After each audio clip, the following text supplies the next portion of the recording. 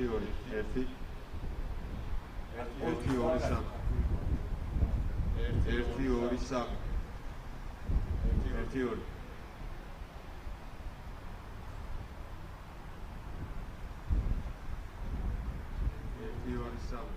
ერთი ორი ერთი ორი ერთი ორი სამი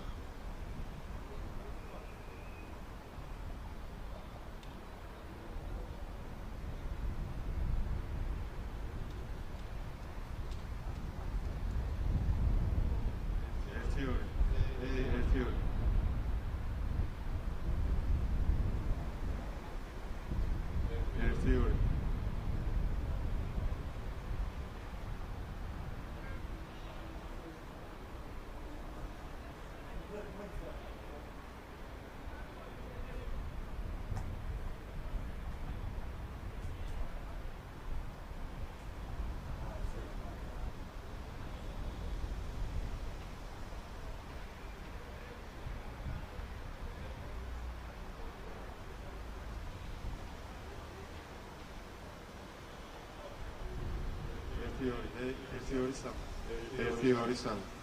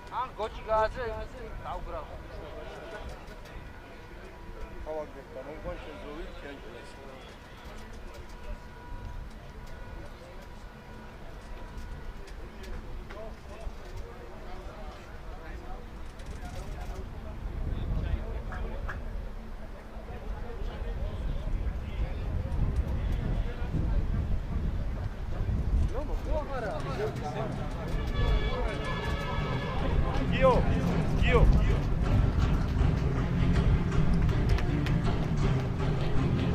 Very warm welcome then to the Soccer Grand Prix Sevens 2025 live from Missouri Arena in Prix. The next 5 days we'll see some of the best amateur clubs from across the world go head to head, all chasing the prestige of lifting one trophy. Underway in Soccer USA against Ranger Thunder. Busy schedule on opening day. This is the half champions local sides. Challengers taking to the pitch as the tournament begins to take shape. მოგესალმებით სრულიად საფეხბურთო საზოგადოებას.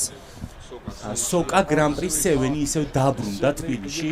ჩვენთვის უკვე ნაცნობი ტურნირი, რომლის ჩატარების უფლება 7-7 ფეხბურთის ასოციაციამ ზედიზედ 4 წლის განმავლობაში მოიპოვა და ზედიზედ უკვე მეორედ ტარდება Socca Grand Prix 7 თბილისში. მასტერლიგა არენა მას მიცნობს ჩვენს პირველივე შეხვედრას.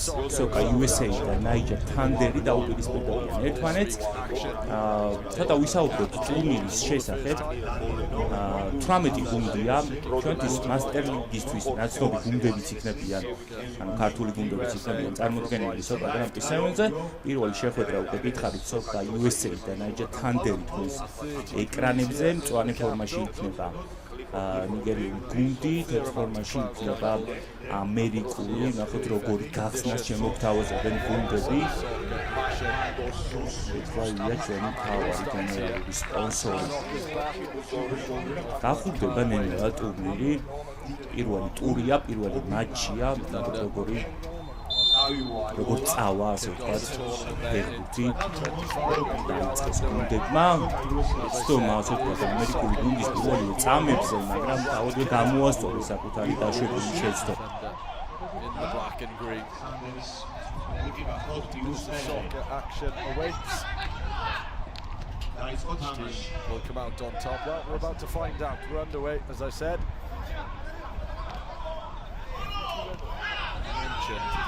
Slightly bigger field. Dictates the tactics of the two sides. This game slightly differently. Some teams prefer that all-out attack, should I say, flair football. Others like to keep it tight, hit teams on the break, and really it differs from tournament to tournament which tactic comes out on top. In the World Cups, the teams that tend to get to the final win tournaments are those teams that keep it tight, the likes of Kazakhstan, infamous for their counter-attacking soccer. The likes of Croatia, much more attacking and open. Had success in the past. Let's see what these two sides have for us in the opening game.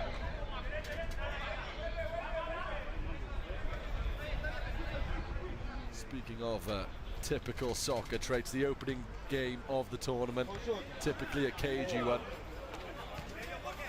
The sides won't know too much about their opponent.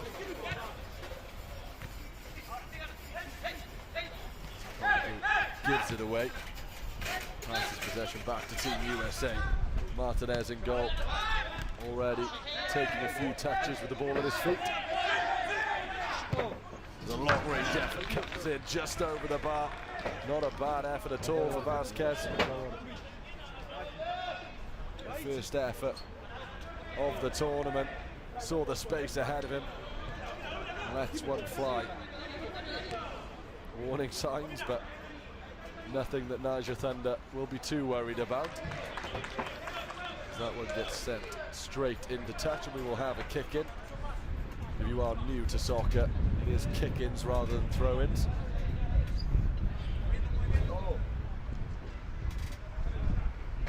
Goes back to Martinez.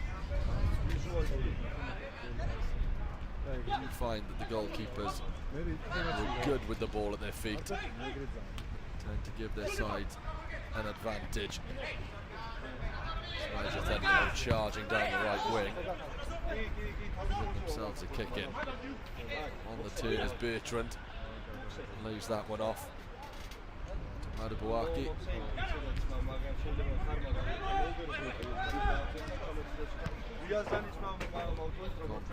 Sends it left. Slow build up. It's a resolute defence from Soccer USA so far. As I said, you can keep it tight at the back and hit teams on the break, which you've seen them do once already, and get the first shot away of the game. You can have a lot of success in these tournaments. Oman are another great example of having those monstrous defenders that just keep it on lock. Boys in green are moving it around nicely. Conqueror into the middle to Bertrand. Good one-touch soccer from Niger Thunder. Bertrand again. Spin in that midfield. A bit of pressure. Alvarado on that left side. KG opening 4 minutes then. Soccer USA back on the ball now, swarmed by jerseys in the middle of the park. Good pressure from Niger Thunder. It just about pays off.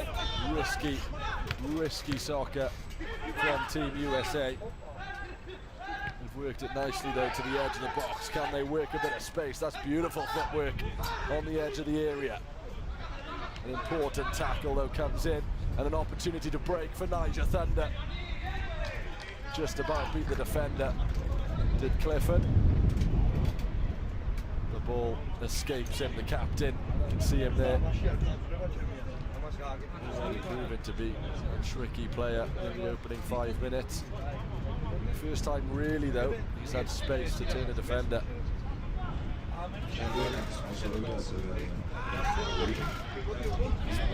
Martinez. Hands the advantage to the opposition, edge of the box now, left-footed through the legs.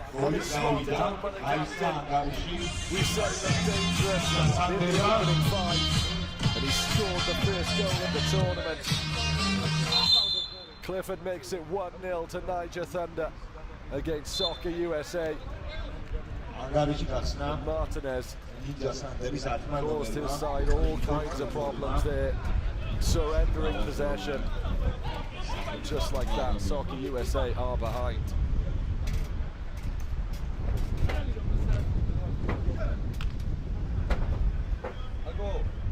Beautifully slotted home.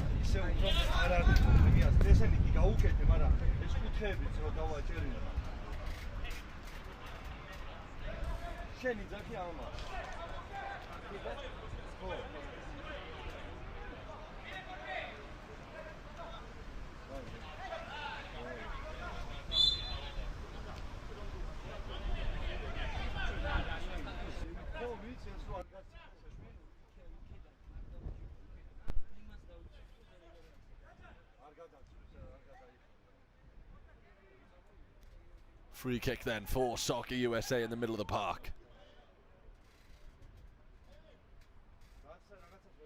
Not too many options, as I said.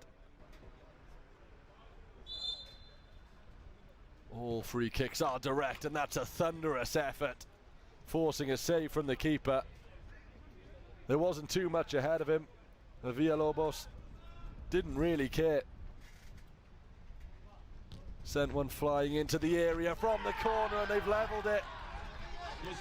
Their real first sniffer goal, and it's slotted home, and that's 1-1, 7 minutes into the game. The captain scores, Villalobos.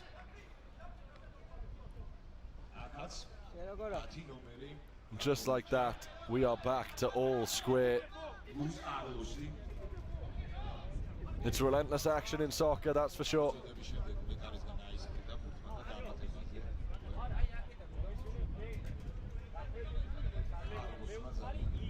Okonkwo sends it forward to the big striker as a long-range effort comes in.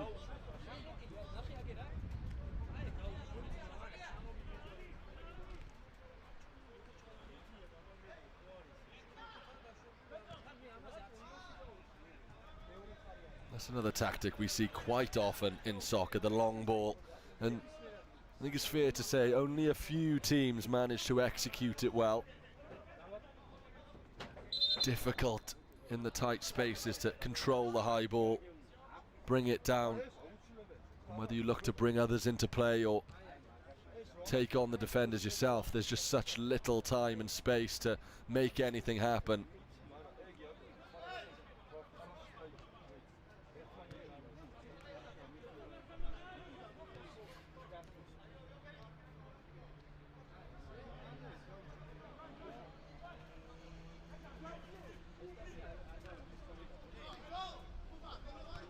Back to possession for Niger Thunder.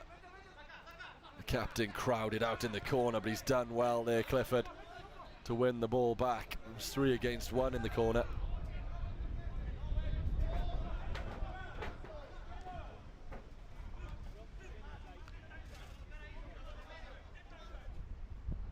Madubuake building nicely, given away and cleaned up by Clifford again. He's nippy, the captain. They do have the big man up front in Ozameni, bringing him into play when they can. Here he is now, Ozameni to the captain Clifford. Good footwork again from him, but backwards they go. 10 minutes gone as a shot from range comes in. It took a deflection. It will be a corner. Not afraid to shoot either of these teams in the early stages. Bending one into the box where the big man was waiting. Couldn't direct his head though, Ozameni.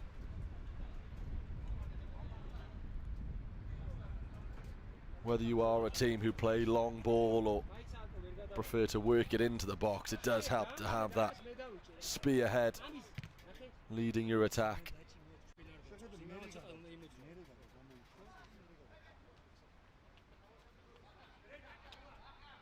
Ten minutes in then. Soccer USA 1, Niger Thunder 1.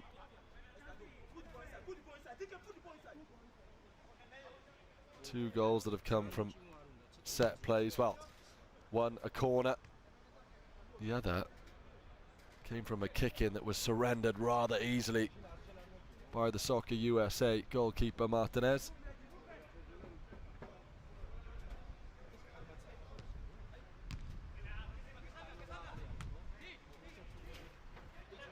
Flicked on again by Ozameni, but nobody up there in support, and that's the problem. It can be a lonely, lonely area, the being the big man up front.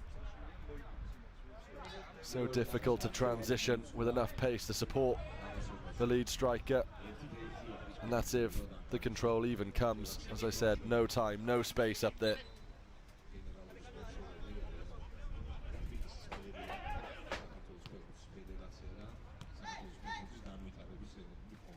Into the area it goes, a wayward strike this time. Didn't quite wrap his boot around it, the captain. Let one fly there. Brilliant 1-2, and, well, saw his name in headlights.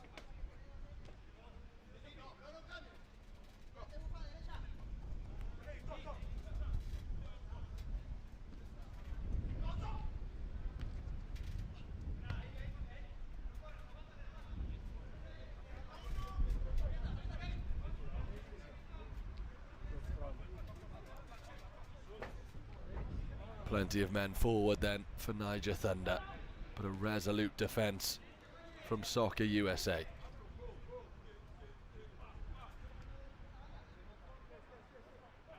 It's fair to say they've been patient in their build-up so far. Okonkwo gives it and goes all the way to the edge of the area. The space is opening up now. Here's Clifford, cuts inside onto his left foot, takes a deflection. Can they tuck it in? Yes, they can. Juggling the ball in the air.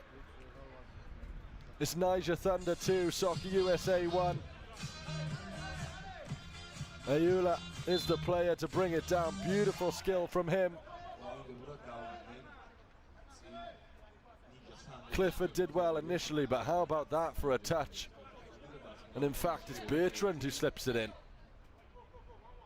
Look at that for a finish.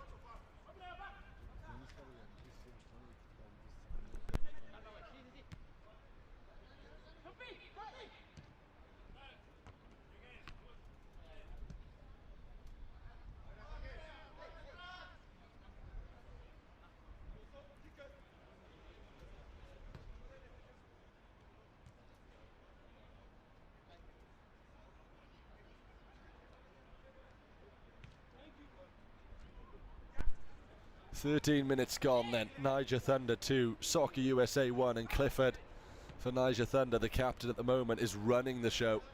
Beautiful footwork from him to create the goal that gave his side the lead. Bertrand with a wonderful finish as well.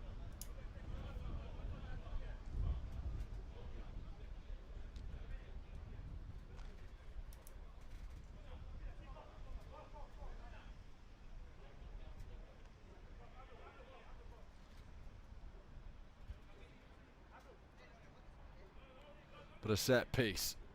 Last time they were in this area, a goal was created. In it goes, thundered into the box. Clifford though collects, composes himself. Once again, Niger Thunder work it out very nicely. Taking control of this game. It's down to Soccer USA to wrestle it back.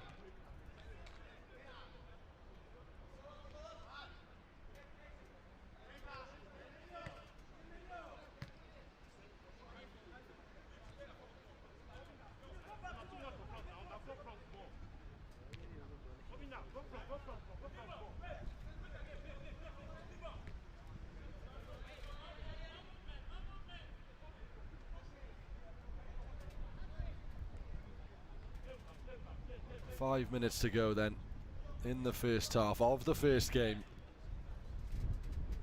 of the Soccer Grand Prix 2025. 3 goals, plenty of action, fast-paced soccer. That's what it's all about. Given away in the middle of the park. Can Soccer USA level it up? That's slightly wayward, we'll call it. Velasquez just a little bit too keen to get his team on the attack, I think. But Niger Thunder in no rush now, in control, in the lead.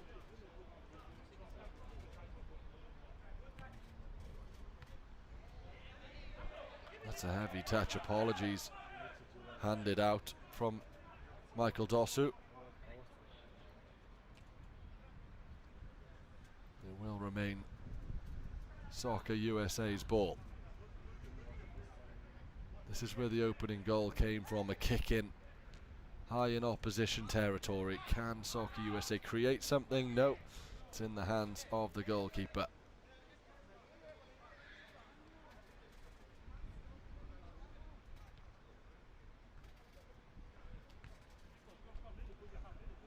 Well, the Nigerian side will be happy to see the first half out, taking a 1-goal lead into the break. Here's Clifford looking to extend it, dispossessed though. A chance for Soccer USA to counter-attack. And again, Clifford has nipped in and won the ball. Can they extend their lead just before the break? Yes, they can. Beautiful footwork again. This time it's a Okonkwo with the goal. But it's that man, Clifford, who creates the opportunity. Beats one, drops a shoulder, beats another. And it's in the back of the net. Look at that, absolutely sold. Moreno off to get a burger. And before he knew it, the ball was in the back of the net. 3-1 Niger Thunder.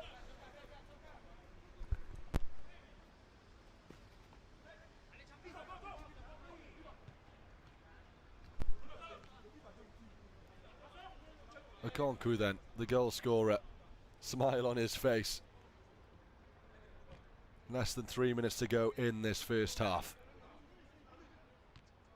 Ayula to Okonkwo, back to Ayula.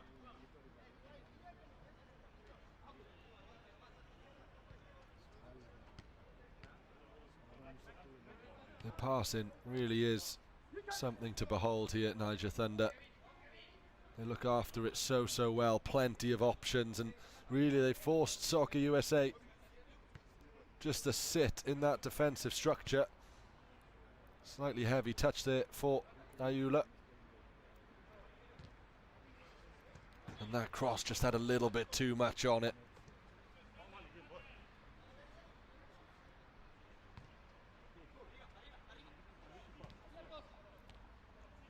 Martinez then. It's a slower build-up for Soccer USA. They aren't quite as cautious in possession. They've given it away to Clifford, left-footed, and lets one fly. And he put everything behind that one. Over the bar it goes. But a dangerous player. It's all about the star men emerging. Who is going to make the difference in this tournament? And already a man of the match performance on the cards for the captain. We're only in the first half. There's 20 more minutes coming up.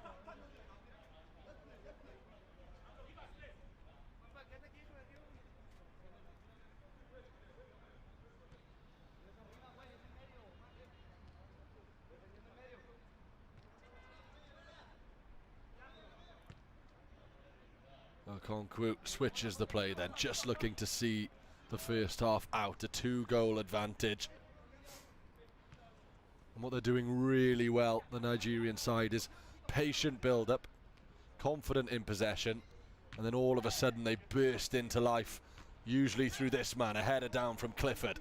Good control in the middle of the park. Here's another goal scorer, Okonkwo. Clifford again, assessing the options.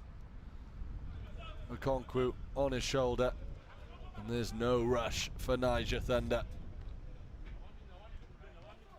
A 2-goal advantage as we hit the 20-minute mark. Half-time is approaching. Madubuaki back to the goalkeeper. On the turn in the middle of the park. Can they further extend their lead? Not with a shot like that. An ambitious effort from Michael Dosu as the half-time whistle goes. Soccer USA 1, Niger Thunder 3 then, after the first half of the Grand Prix here in Georgia. A wonderful performance from the Nigerian side's captain Clifford, scoring, creating. He really has been the centrepiece of what has been a brilliant first half. Don't go anywhere. We'll be back with the second half very shortly.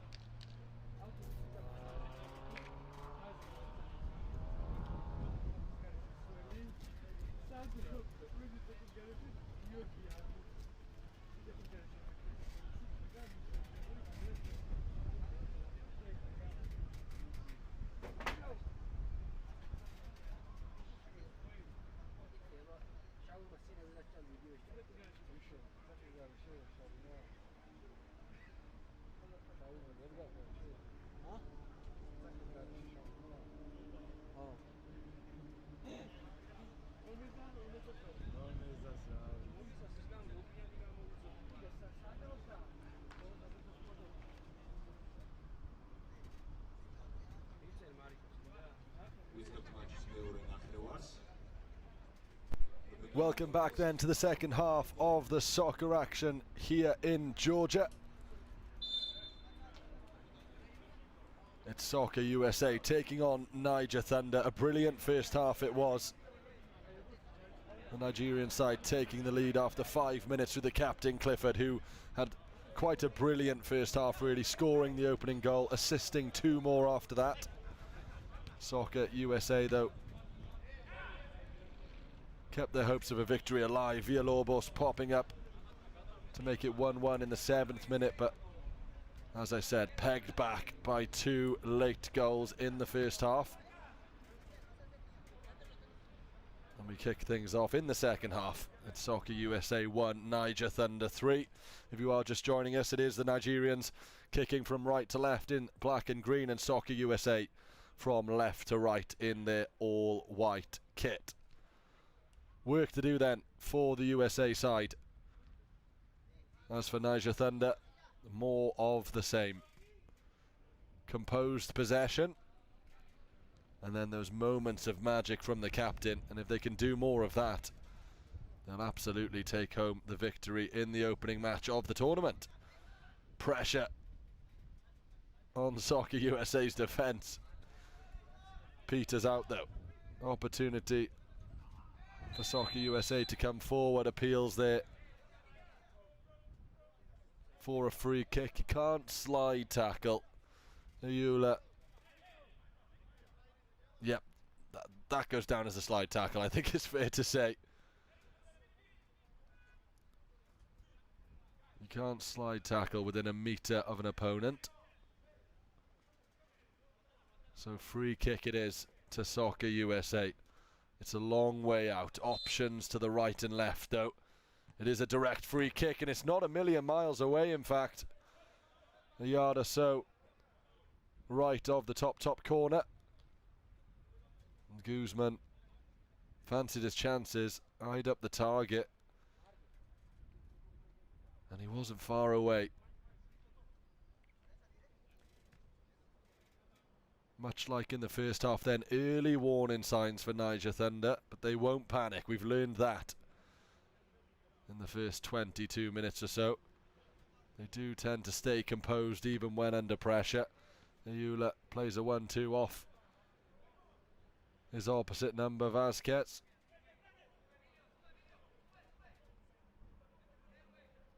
It's great movement off the ball.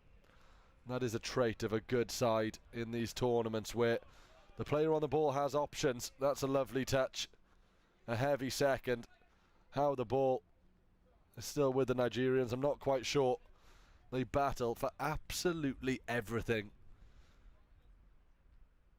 Never giving up. It's quite impressive. They have given it away there though. An opportunity for Soccer USA to come forward. Edge of the area now. The opportunity presented itself for the Nigerians to win it back, and they absolutely took it. Okonkwo sends it back to his keeper, and once again the message is calm. Ayula pulling the strings from that centre half position. He's drifted into the middle of the park now. Here's Clifford to Ayula. Moving it nicely, but struggling to bring it forward. Just that little bit more. The team talk from Soccer USA would have been a stern one. They gave away a few too many opportunities. The opening goal coming from Martinez, misplacing a pass and surrendering the kick in. Ayula drills one left-footed into the area. Just caught on his heels though, the striker.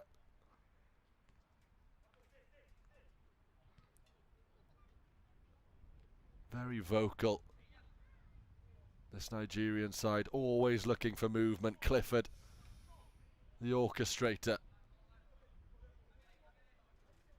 dropped into almost a quarterback role has Clifford, assessing the options ahead of him now. Through the middle it goes.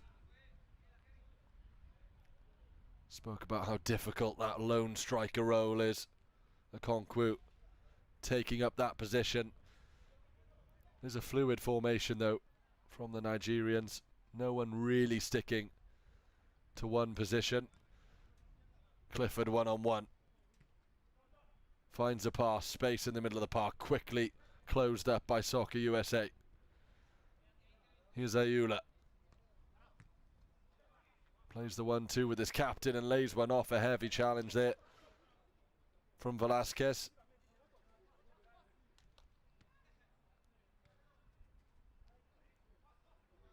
It's like watching prime Swansea City, this. Secure in possession, and they just can't get the ball, Soccer USA. It is remarkable, it has to be said. If you're new to soccer, possession like this, you don't see it often. Certainly not possession that's this effective. And we're nearly 6 minutes in to the second half, and I can't really remember the last time Soccer USA had some sustained possession, and that says a lot.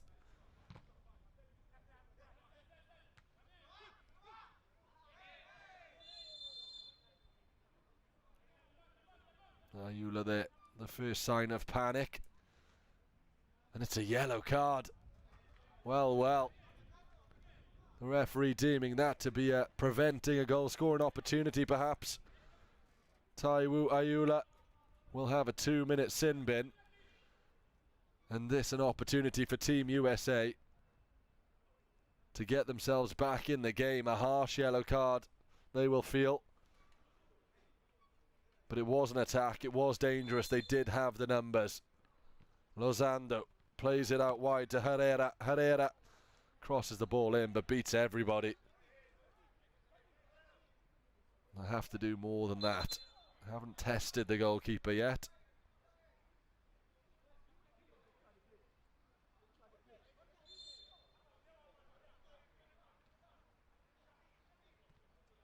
Nono Sambong, though, in the Niger Thunder goal, will have no complaints. His defence have been, well, more concerned with orchestrating attacks than they have been with actual defending. But a man down, and here come Niger Thunder into the area, open goal, and it's in. Soccer USA had the man advantage, but it's Niger Thunder who've scored the goal.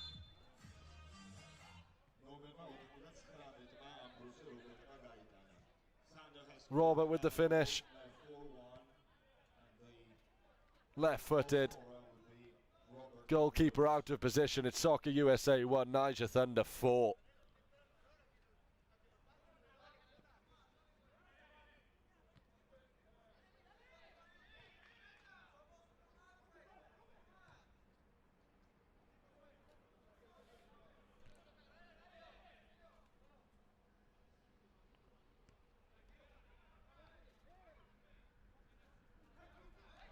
.28 gone then. Soccer USA still with a player advantage. Herrera sends one in. Had the goalkeeper scrambling, but nothing doing.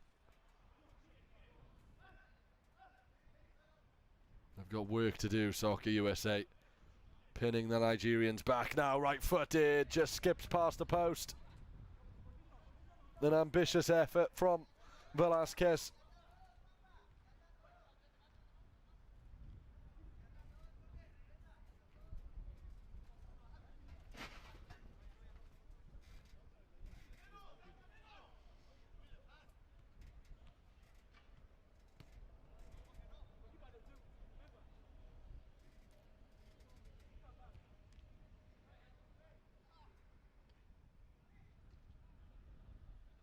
An opportunity then for Soccer USA to come forward. The green jerseys flooded back though. That's a nice switch of play. Slightly heavy touch. Beautifully worked though. Left-footed effort blocked. The first time really we've seen Niger Thunder scrambling in defence.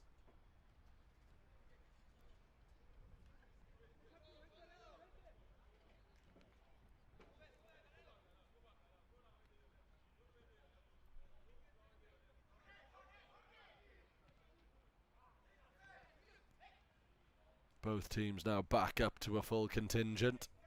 The sin bin period has been served. 10 minutes remain. Soccer USA not able to take advantage of their man advantage and also find themselves another goal behind. 3 the difference now. And that's a shot out of frustration really from Velasquez.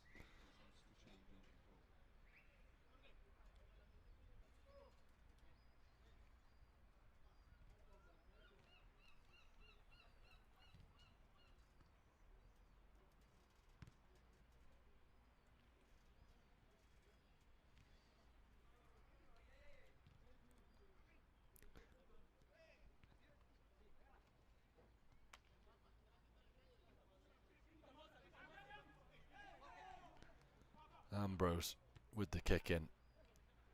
Possession again. Nwangu.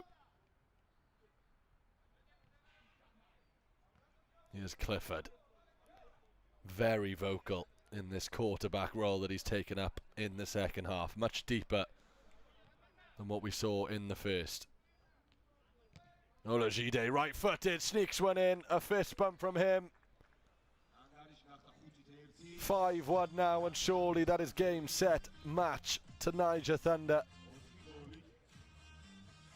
Sustained possession, and then all of a sudden they burst into life. A beautiful 1-2 from Olajide. And what a finish it was. Martinez will feel he could have done better. But Olajide picked out the bottom right and slotted it home. 5-1 now. Damage limitation perhaps for Soccer USA. It's early days, it's the first game. Confirmation of the goal scorer. Work to do for Soccer USA, and they've got yet another free kick from a very similar position. A long way out. They've shot every time, they've shot again. This time though the keeper has to put a hand to it and bonk. It was more of a case, I think, of making sure.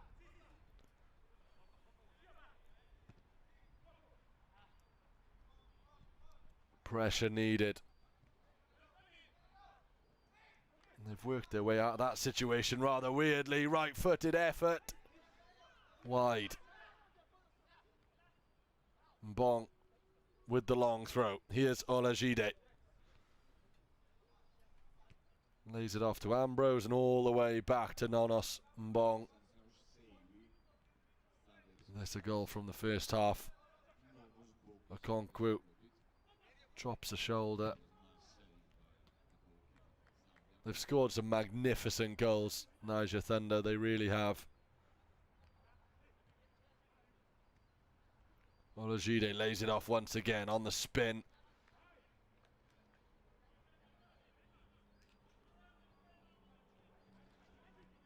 Seven minutes remain then.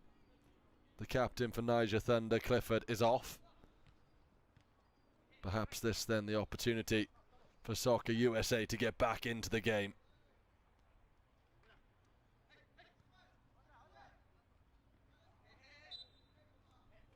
The save that was from Nonos Mbong.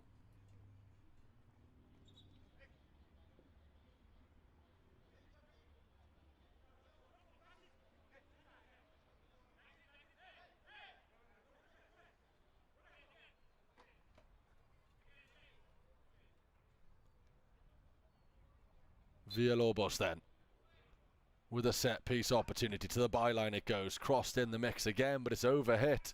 Players struggling really perhaps to get used to the dimensions of the pitch. They do have more space, but of course there are more players on the field than usual soccer tournaments.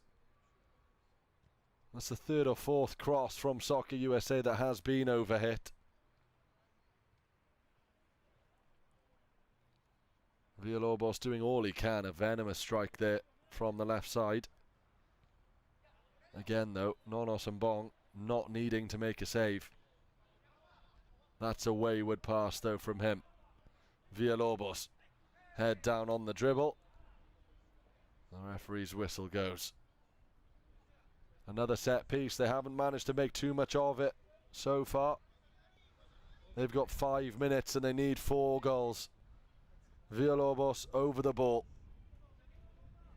They need one now. Right-footed, deflected off the wall, straight into the hands of the goalkeeper.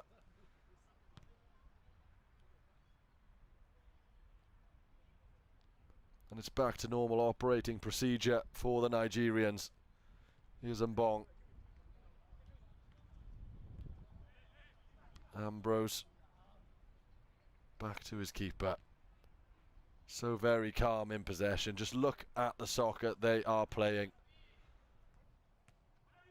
Into the middle of the park it goes. Olajide, beautiful footwork from him. Beats one, lays it off. An opportunity to make it 6 perhaps. The pass was wayward though. They couldn't believe it. Bertrand it was with the final ball. Not good enough.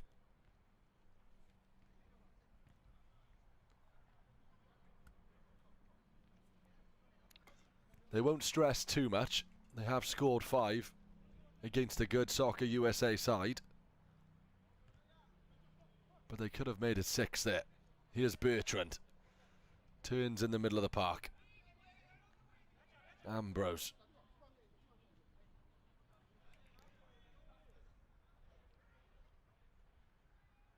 feel the job is done, and you can't really blame them. Soccer USA needing to make something happen here. Olajide sends it out wide, a well-placed pass, and a corner is the result.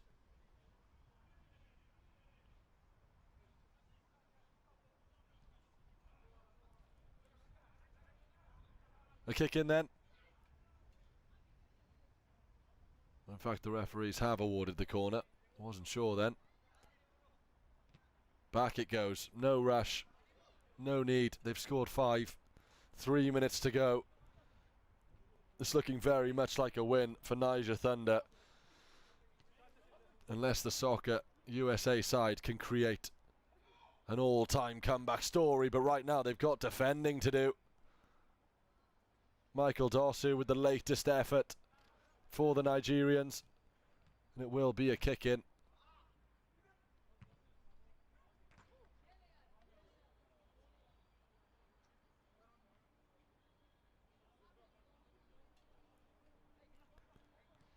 From the back they go then, Soccer USA.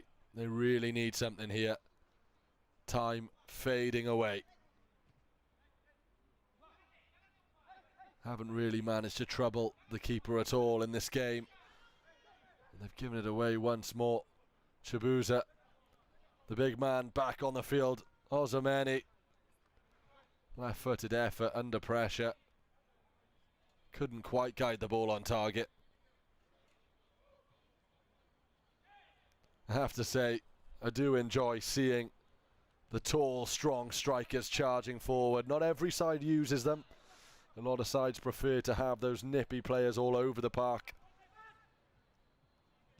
But it's nice to see Niger Thunder rocking the big man up top. Ozameni unable to score the goal there. They just give another option, the target men. Can they put the cherry on top then? Let's have a look. Down the right they go. Michael Dosu battling for the ball. Work to do for Soccer USA. Escaped well on the counter-attack now then. What can they do? If anything, it's just to build confidence, to show that they can score. Alvarado left-footed into the area, looking for the header.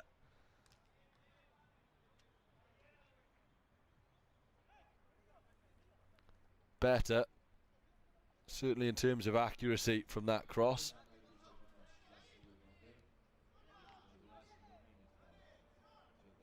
Just in the wrong area.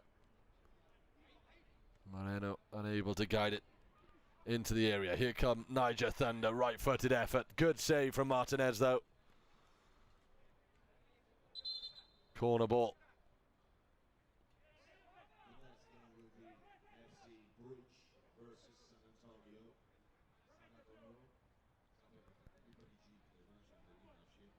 That one is chipped too long.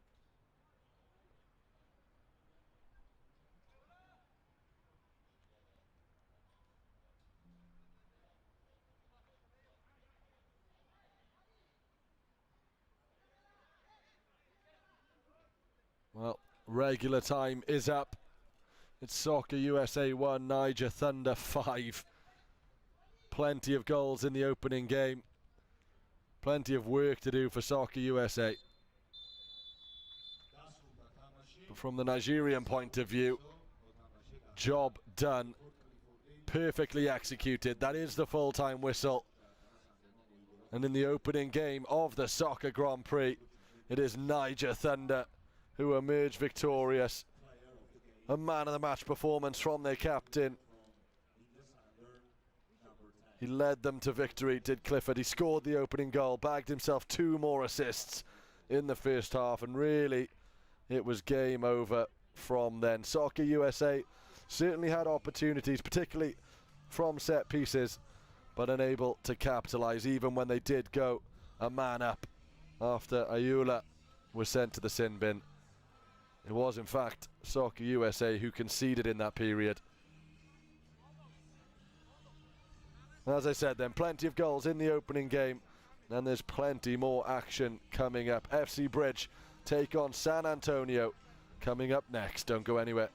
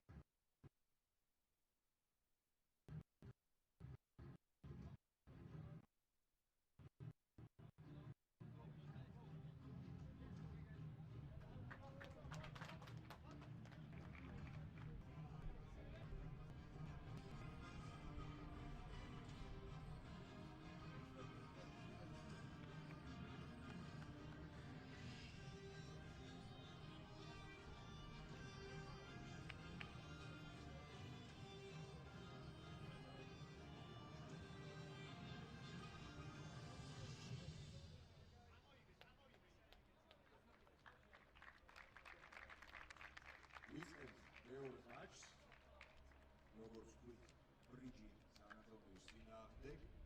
The second game of the day, FC Bridge versus San Antonio. გამოთვალოთ შემადგენლობები. Let's name the squads.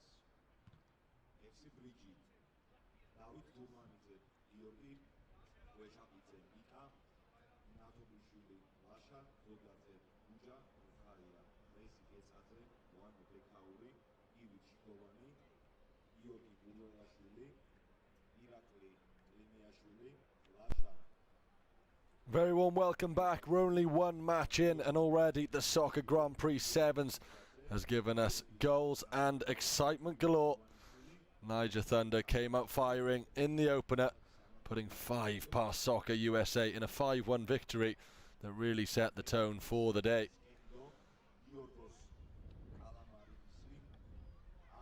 That opening game showed us really what this format is all about. Quick transition, clinical finishing, and how one big performance can swing the momentum early. That performance came from the captain, Clifford.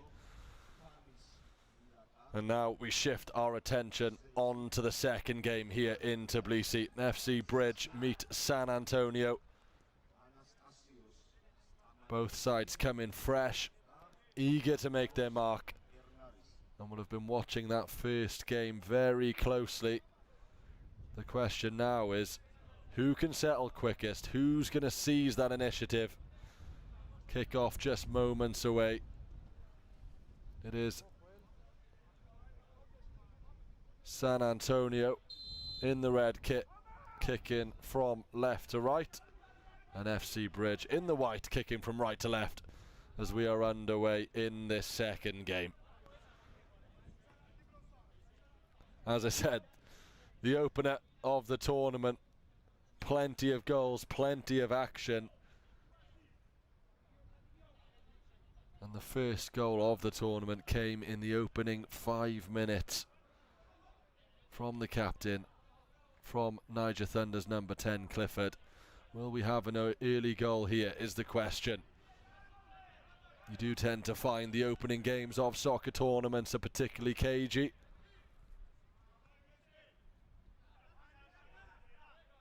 Will this one be any different? Adadze lays it off, back to the goalkeeper it goes. Terminidze sends it wide. The action does come thick and fast, plenty of fixtures throughout the day here in sunny Georgia. Plenty of cloud cover still though, sitting at a nice 30 degrees. As we see the first effort from range come in. Ambitious, I think, from Tadadze.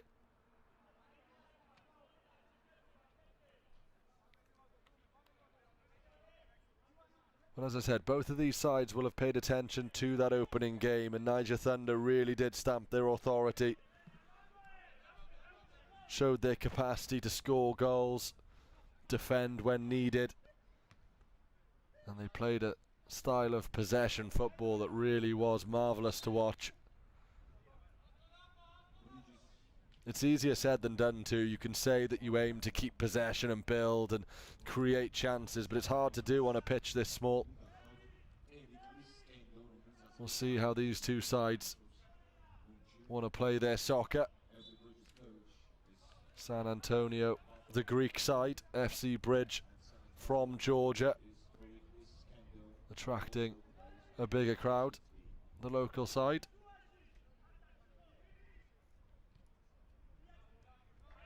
That's a good switch of play.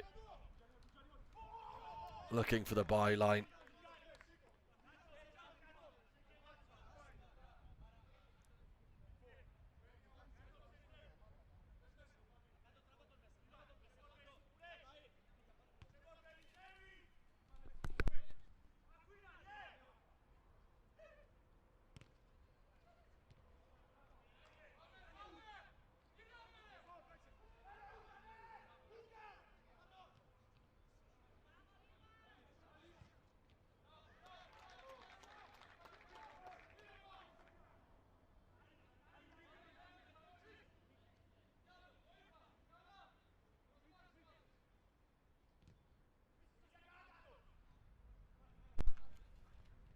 3 minutes in then.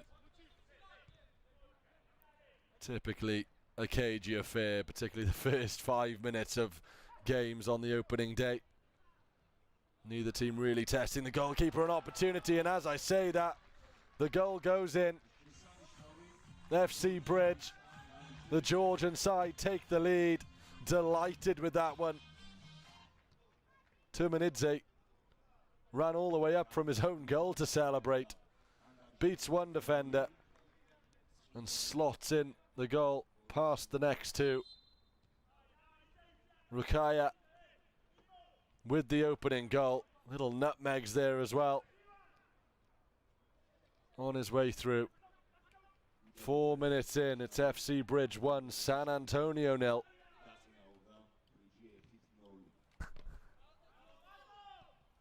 And the Soccer Grand Prix is very much underway into the second game. 6 goals in the first and 1 already here.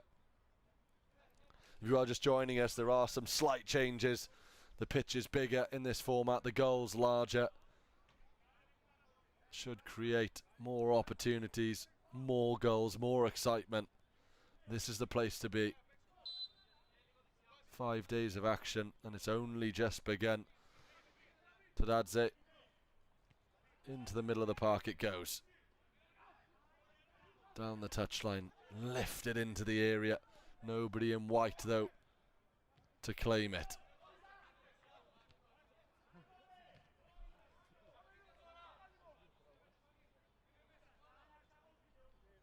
Confirmation of the goal scorer for FC Bridge, Rukaya.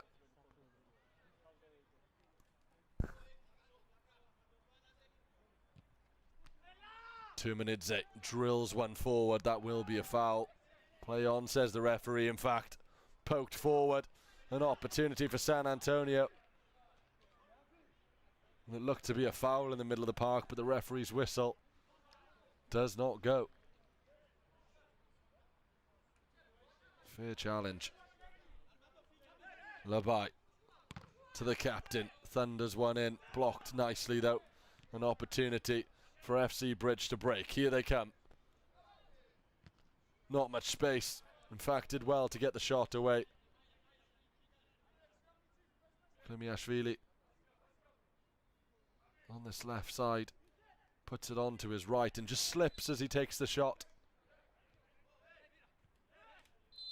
Dispossessed, Klimiashvili. The referee's whistle goes and saves San Antonio really there. Fanis Maraka. Lucky.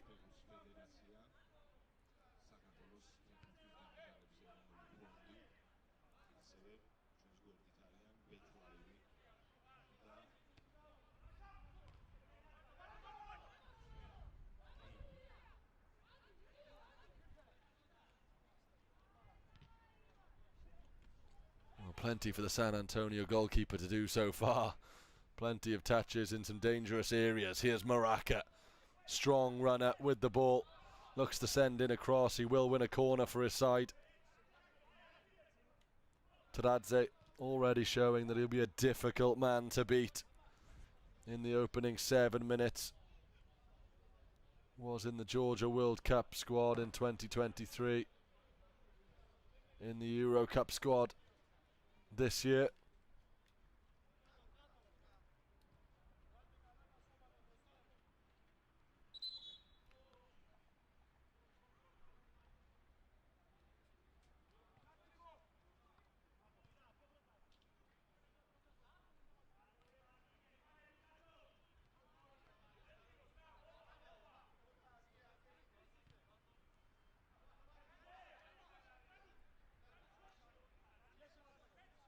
Kudadze.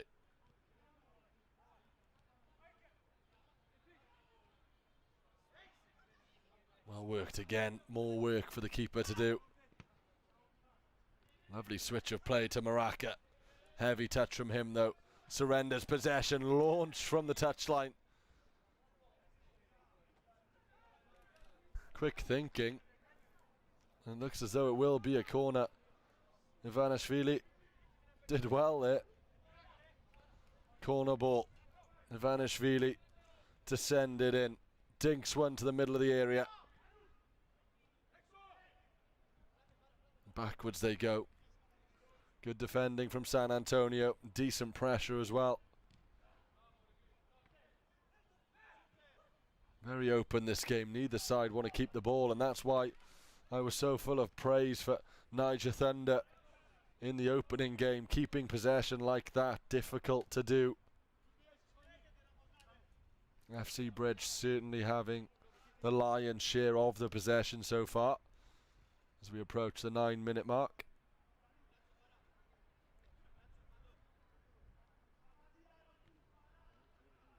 Kadadze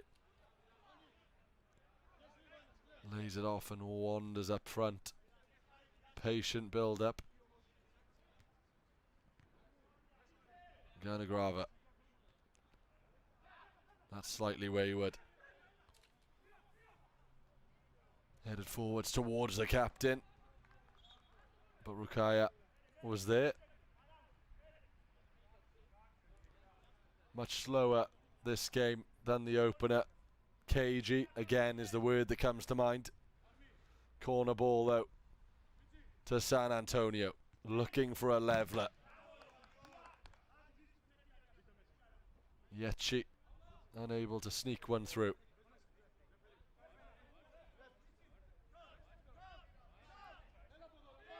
Ibarra then, from this near touchline, assessing the options. Not a lot of movement. Drills one in. Difficulties for the keeper. But Terminidze dove upon it and just settles the nerves of the Georgian crowd that have wandered in here.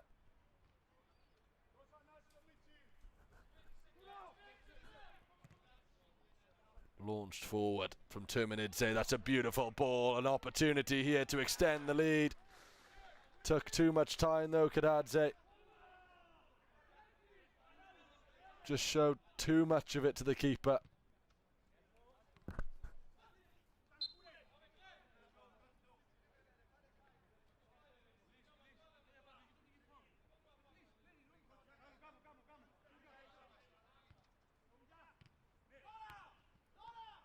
This was the opportunity. It's just that first touch didn't create the angle. 11 minutes gone, just 9 remain. Still FC Bridge with the 1-goal advantage.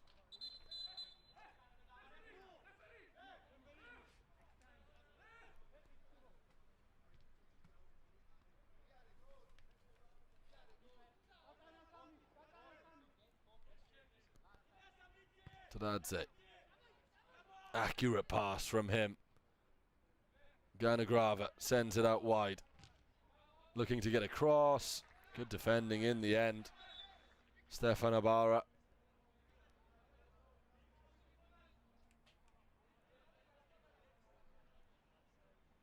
There will be a timeout, a short one, we'll be back soon.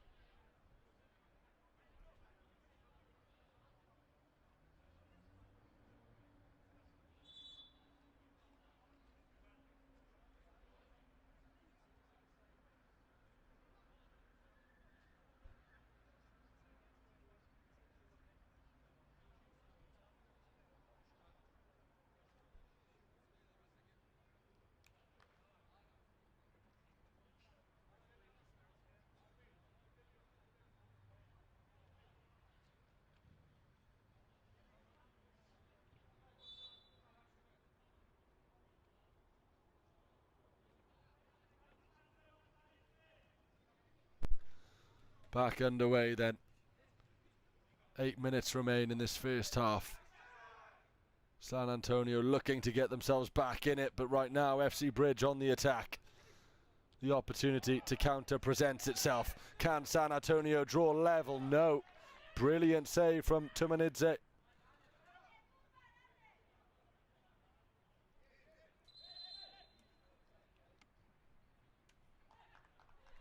They've certainly had opportunities, San Antonio. This perhaps the best one. There wasn't much time, but it was a good save from FC Bridge number 1, Tumanidze.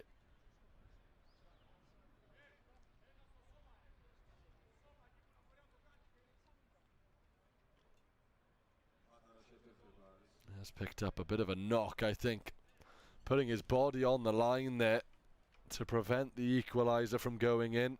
They won't panic, plenty of soccer to be played, as I said. Just over 7 minutes remain in this half. They've got another 20. There's a long old way to go.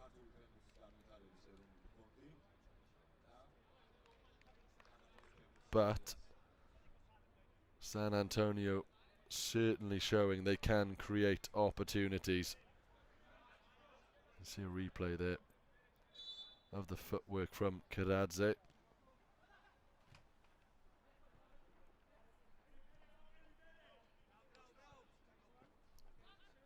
Everybody recovered then, and we're back underway. San Antonio with 7 minutes to go until that half-time whistle goes.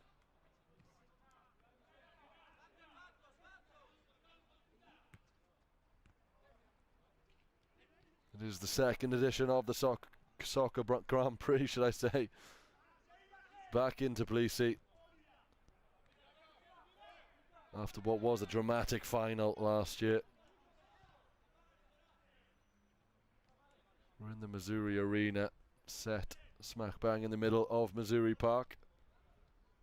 A slightly bigger arena. And as the tournament goes on, expect big crowds. That vibrant atmosphere that we saw for the final last year turned into a bit of a festival. We've got 5 days of action, and it's only just begun.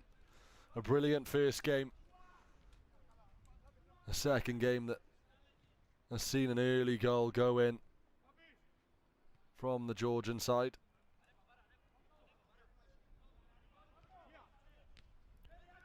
It is San Antonio though. Here is Ibarra from range. Tumanidze makes the save and immediately gets the Georgians charging forward before Kotso puts an end to that attack.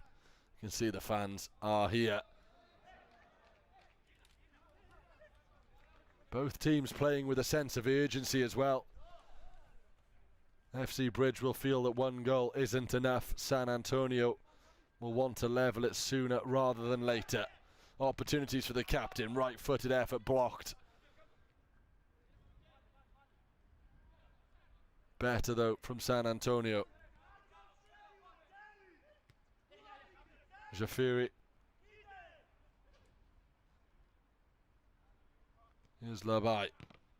Ibarra, right-footed, big save from Tumanidze. He's looked dangerous, Stefan Ibarra. Less so with that effort, but lively in the opening 15 minutes. Here he is, Stefan Ibarra. The movement on that ball was wicked. Tumanidze did well in the end. Look at the bend on this. Just dipping under the bar. Brilliant technique.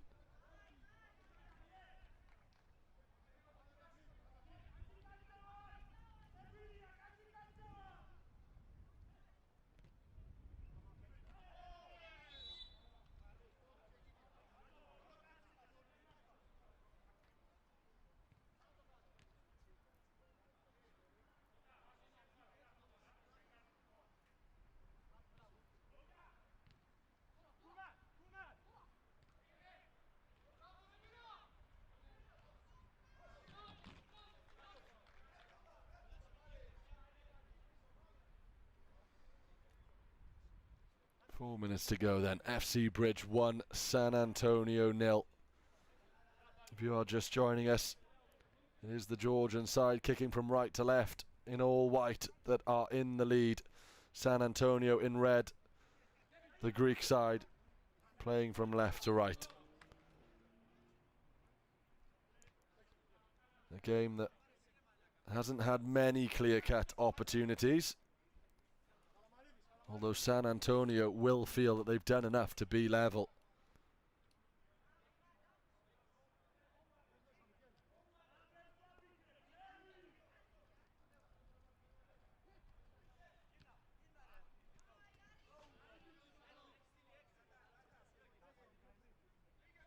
Bakowri making sure that attack came to nothing for San Antonio. Still with the ball though. Once again, the keeper assessing the options. Far less movement off the ball from San Antonio than there was from Niger Thunder in the first game.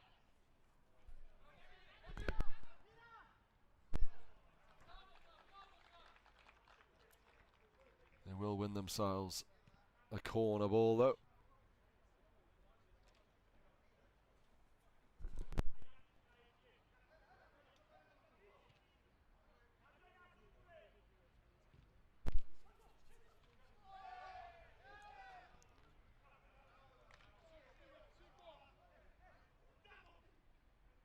FC Bridge then looking to see out the last 2 minutes of the half and take that lead into the break.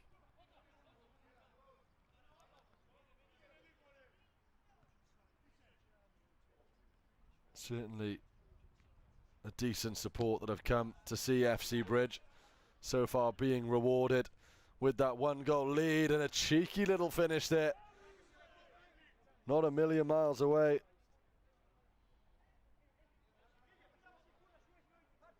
Tartanashvili, there he is, just ghosts into the centre of the 6-yard box. A Giroud-esque finish, just wide of the sticks. What a goal that would have been.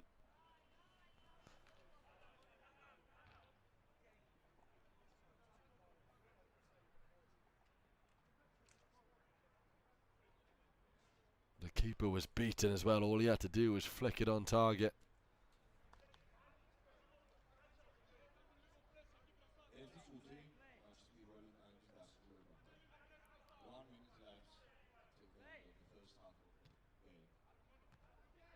Given away to the captain then. Last chance saloon really.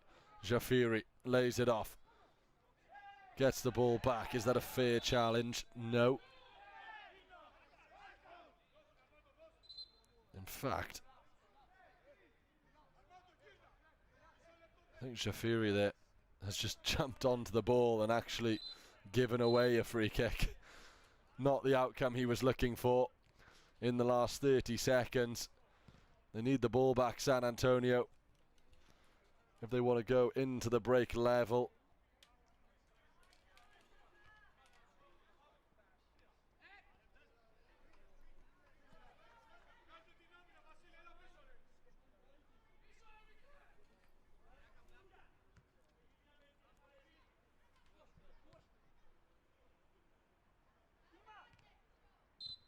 Mvalashvili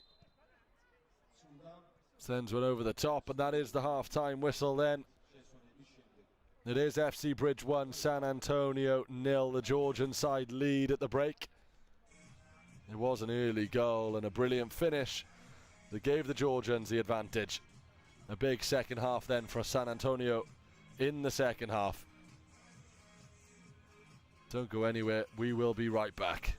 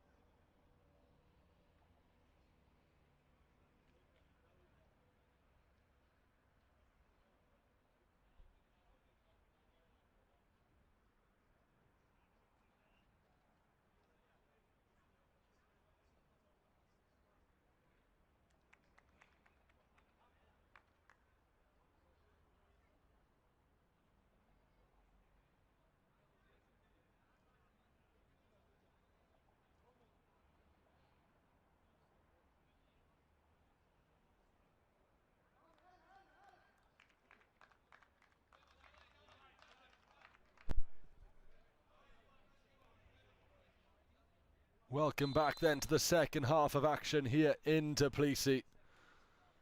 It's FC Bridge taking on San Antonio, the Georgians, with the 1-0 advantage as we head into the second half. A much tighter game than we saw in the opener between Soccer USA and Niger Thunder. 6 goals in that one, just the one so far here. It will be the Greek side, San Antonio, looking to change that. They certainly showed moments in the first half where it looked as though they could get that leveller. And they will start the second on the attack. That'll be retaken. Have to be a metre away.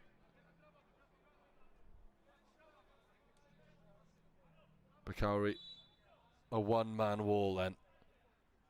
The kick-in is drilled into the area.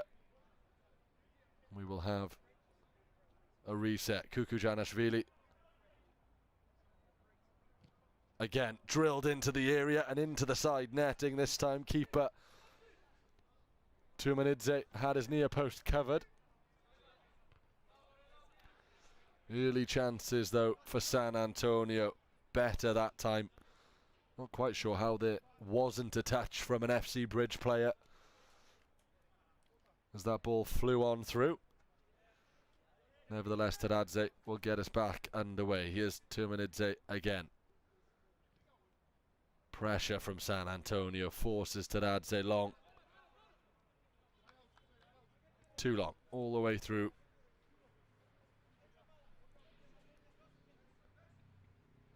It's an interesting one, this, because despite San Antonio trailing, I imagine the coach at halftime would have said more of the same. The chances came, we've just got to take them. And you do have to be clinical in this format. We saw that from Niger Thunder as Maraka goes down holding his head, or should I say his face. There was a coming together. Strong forward is Fanis Maraka. He wouldn't go down easily is what I'm trying to say. The referee's in discussion. The captain think he knows what's happened there, but Fanis Maraka looks as though he will be able to continue. Got a few things to say about it. Pleading with the referee, appealing for an elbow. I think the decision is that it was an accident, and I'd probably go along with that.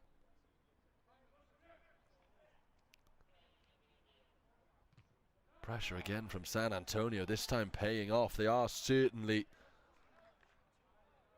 piling on more in this second half. They were a little bit more relaxed, happy to sit back. A little bit less urgency, I think. But the boys in red have come out ready to play in this second half. 3.5 minutes gone. It's been all San Antonio. Nothing clear-cut as of yet. All 6 outfield players in opposition territory, and it's the goalkeeper who lets one fly. Kalamaridis fancied his chances.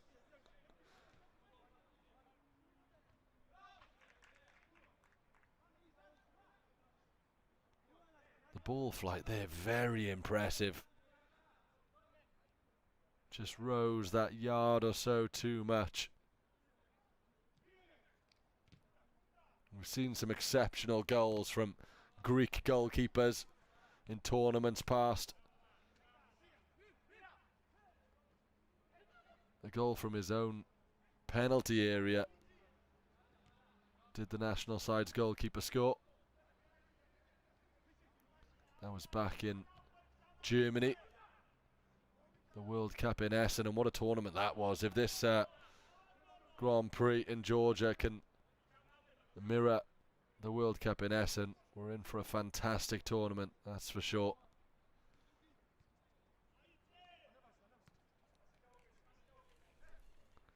And I speak about quite often the different tactics that teams use. We saw a possession-based team in Niger Thunder in the opening game. We're seeing two sides here more than happy to sit back and counter-attack. And this will suit the Georgians. They've got big defenders. Tadadze in the middle there. Mavalishvili alongside him. Happy to sit back, absorb the pressure, look for the moments to break. It was Mavalishvili that time. But Tadadze's there. Strong defenders. Some of the best you're likely to see. They've certainly shown that in the opening 25. A clean sheet so far. More work to do though, as Maraka lays it off. Wanted the 1-2 with his captain. Doesn't get it. Here's the danger man, Ibarra. Back to his captain. Left-footed effort saved. Much better from San Antonio. Piling on the pressure now. They've burst into life. And they'll get another corner. And Stamatakis, the defender, winning the latest corner for San Antonio. Jafiri, another danger man, as a 50-50 there. Neither player really winning that one. 26.5 minutes gone. Still plenty of time, only one goal the difference. But look at this pressure. It's much better from San Antonio. FC Bridge, the local side, they've got the support. The flags are in the stands. But they can't take this lead for granted. They'll need to do some attacking of their own. And here they come now. Chipped into the area. That's a good header away from Jafiri. Headed away, but not out of danger yet. The advantage, of course, that FC Bridge have is that they do have the lead. They don't have to rush. San Antonio, well, that urgency will have to increase as the game goes on. Here's Jafiri, picks it up in the middle to the danger man. Ibarra, left-footed into the area, cleared away.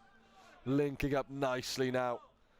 The captain and the number 7, Stefan Ibarra. That's where the goal's going to come from, absolutely.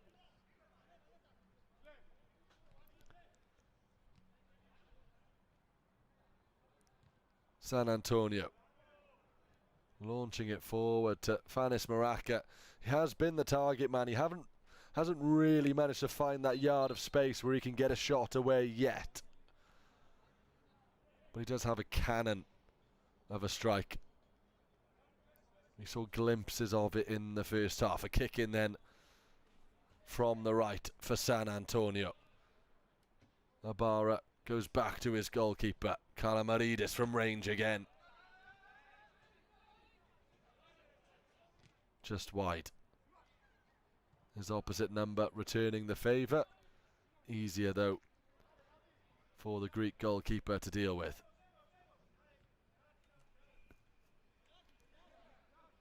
Here he is again. Kalamaridis sends it long, but too long, and no chance for Yetchi to get on the end of that. A big talent, Yetchi. Really looking to unleash his ability. Hasn't had the opportunity to get on the ball so far.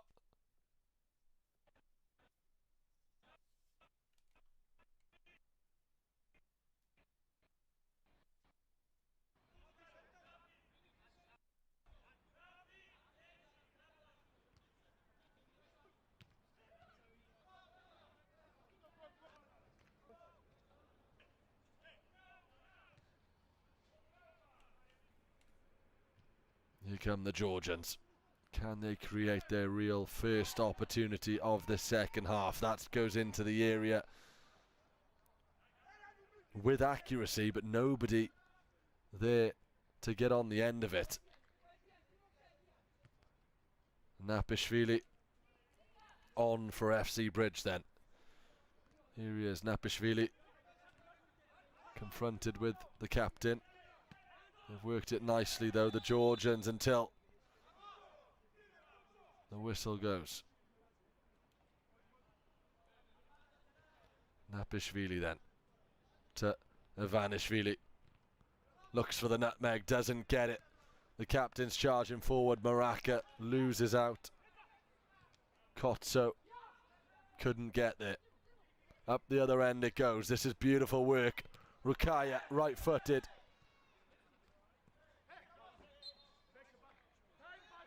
Katsadze unable to keep it in. 10 minutes to go.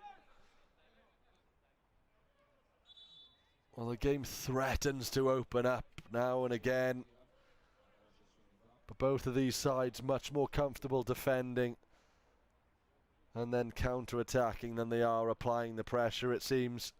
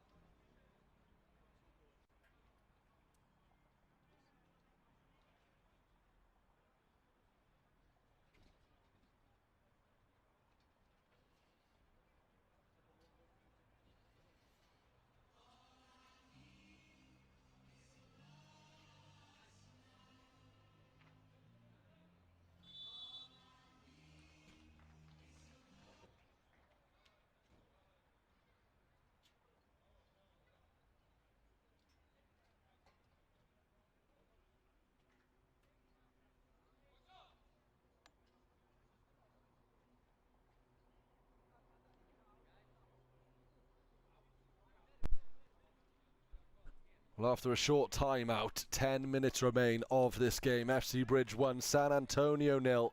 The Georgian side in the lead. And I wouldn't say comfortable. They looked good in the first half. They got their goal very early on. A beautiful finish.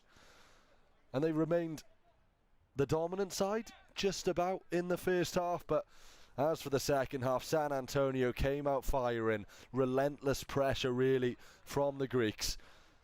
And if you were to bet, you'd have to say the next goal looks as though it will come from San Antonio. However, the Georgians are dangerous and you can't rule them out.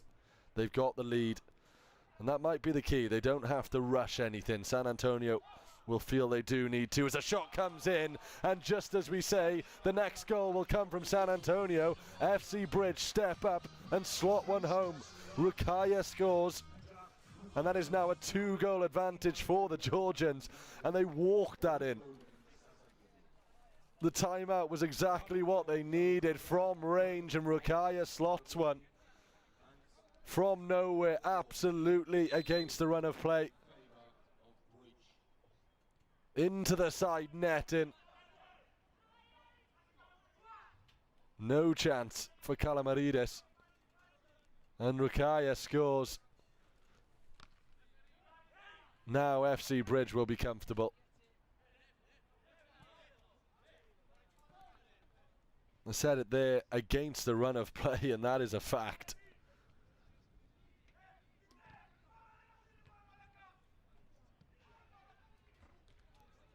That's a real blow for San Antonio. As I said, started the second half so brightly, creating opportunities.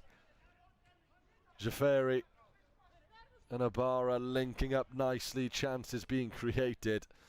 And then just after the timeout, they concede another goal. Work to do now then.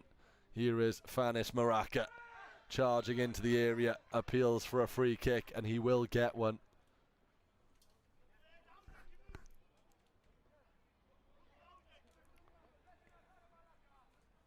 Just clipped, I think. Left the ball behind, and that's when the challenge came in. Although, soft. Not much contact there at all.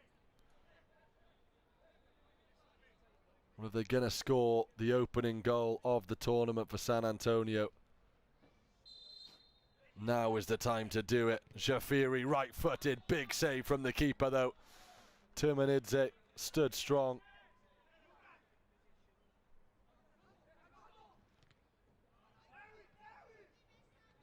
Labai dispossessed. An opportunity for the Georgians to go through. Left-footed effort and in. Not even on the field of play anymore. 3-0. And you'd have to say Game, set and match. Klimiashvili on the break beats the keeper and chips one home just before a hop, skip and a jump over the advertisement boarding.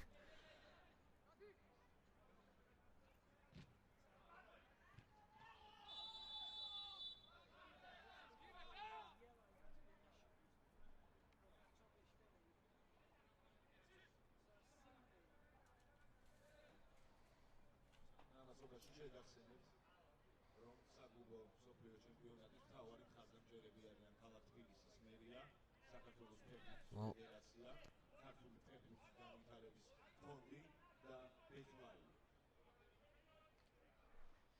Natobishvili receives a yellow card there for that foul, presenting San Antonio with the opportunity to opening their account.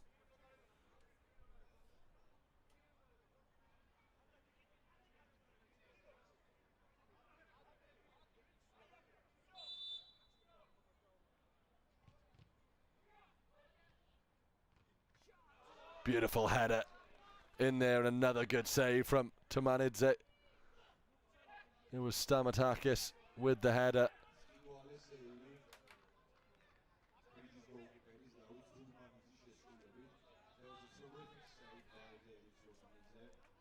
Good cross from the captain, and it was a bullet header just straight down the middle of the goal. Tumanidze did well actually to get back.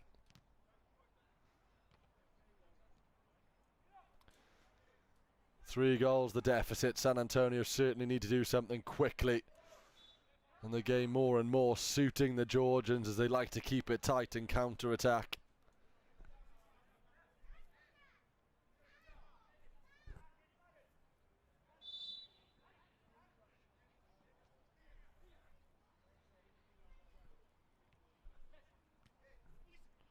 Rukaya, the goal scorer, launches one forward. Kept in play just about. In fact, there will be a corner ball. Slightly wayward though, an opportunity for Kotso. A slip presents an opportunity to the captain, left-footed, straight down into the keeper's arms.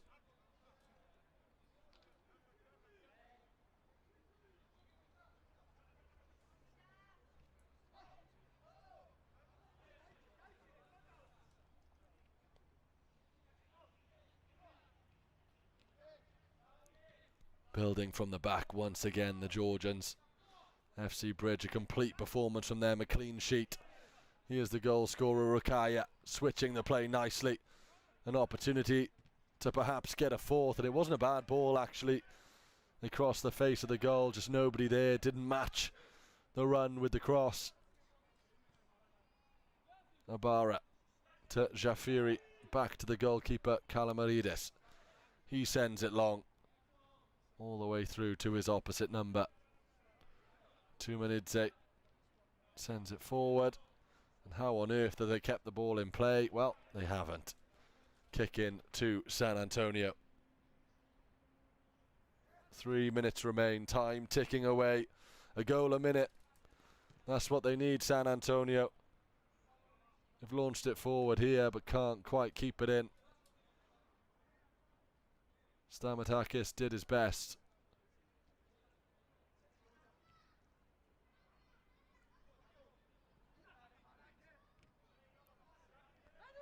They've defended wonderfully well, FC Bridge. They'll be a difficult team to break down as the tournament goes on. It is that formula of two strong ball-playing defenders. Flair up top, and here's a ball in, and again, it's like watching an Olivier Giroud highlight reel with some of the attempted finishes we've seen so far, the latest from Ivanishvili. Just that little heel flick, and what a goal it would have been if that had beaten the keeper. Labai. 3 goals, 2 minutes. The odds worsening for San Antonio. given away once again. An opportunity for a bicycle kick, and not a bad effort at all. Kadadze with the acrobatics. What a way to top off a near perfect game from the Georgians.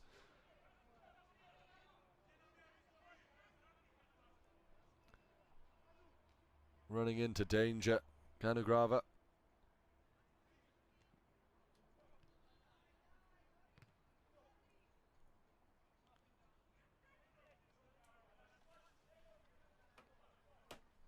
And those odds we were talking about, 3 goals now, 1 minute to go. We've seen crazier things happen, but it's been such a complete performance from FC Bridge. You can't see them conceding a single goal, let alone 4. Beautiful footwork from Kadadze. He's having fun out there now. The entire side can be very proud of their opening game.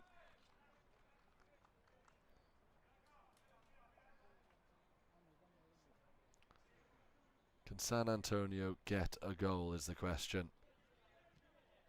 Both sides scoring in the opener. FC Bridge have bagged 3.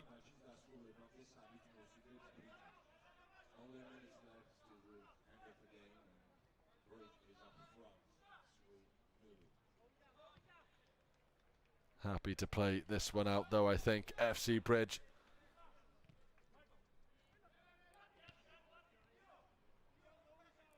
Ivanishvili. High and wide.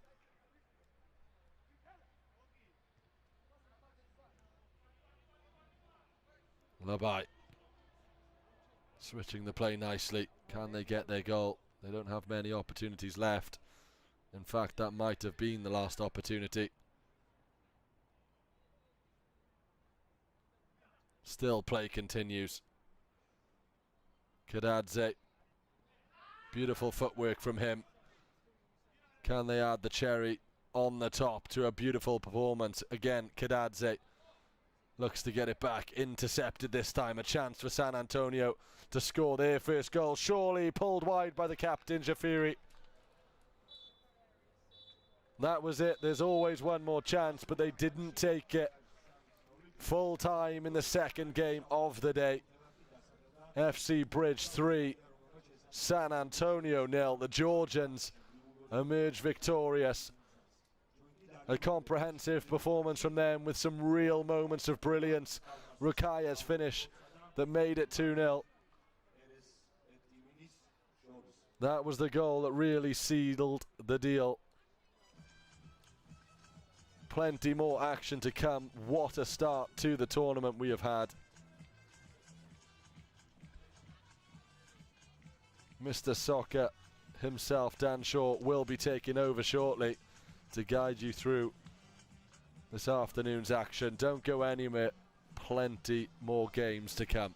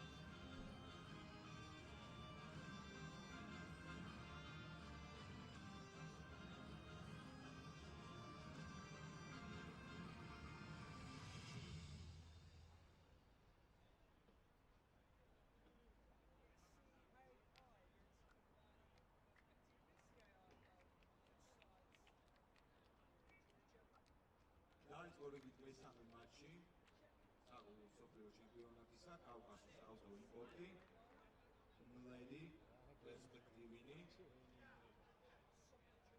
The third match of the game, Caucasus Auto Import and Mledi Perspectivini. Let's go through the squads. Caucasus Auto Importi. Alexander Jamburaia, Nicolos Shulaya, Georgi Bochormeli, Ilya Dadelia, Georgi Berishvili, Irakli Sakhladze, Georgi Enukidze, Nicolos Enukidze, Gian Minoshvili, Nicolos Dadiani, Georgi Iknadze, Erekle Sultanishvili, Kaha Marlakelidze. Mledi Perspectivini,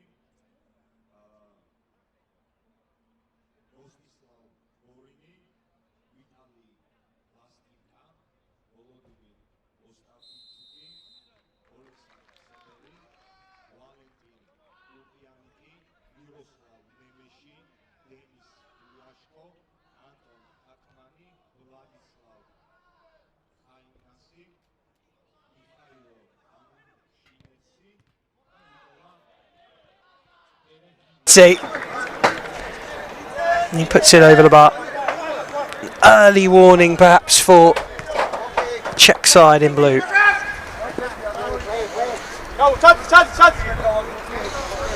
Good strength from Berishvili.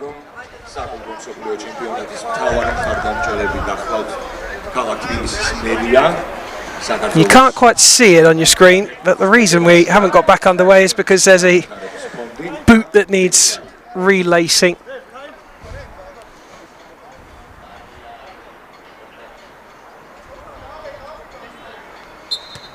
And it is relaced by Berishvili, and he gets us back underway.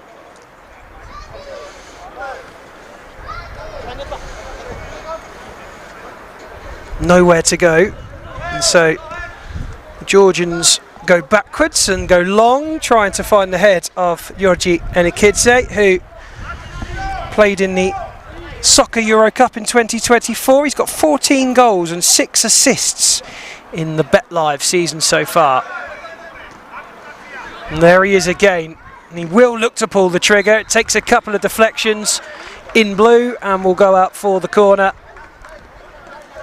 And that is the first one of the game, 1 minute and 45 in. No doubt that Georgi Enikidze will look to do that more often in the game. He is a goal scorer, and he is the man they will look to. That's cleared away by Geber.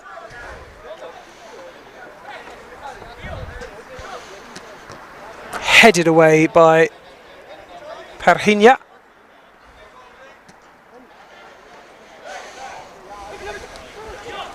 And another shot. The pass came from Nico Enikidze, the captain, to the feet of Georgi Enikidze. A tame effort, really. Down to ground goes Parhinya, and he will get a free kick on the halfway line.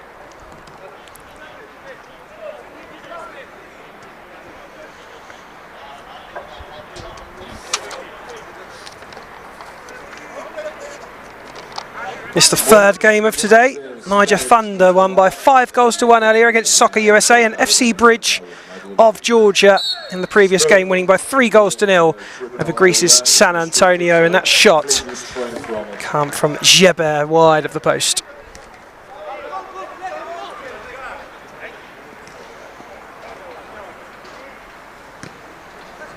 Long searching ball for Enikidze on the turn, collected in the middle. And a chance on the edge to try and break through that back line, but the Czech side, Mladi, have it back, and they have a free kick.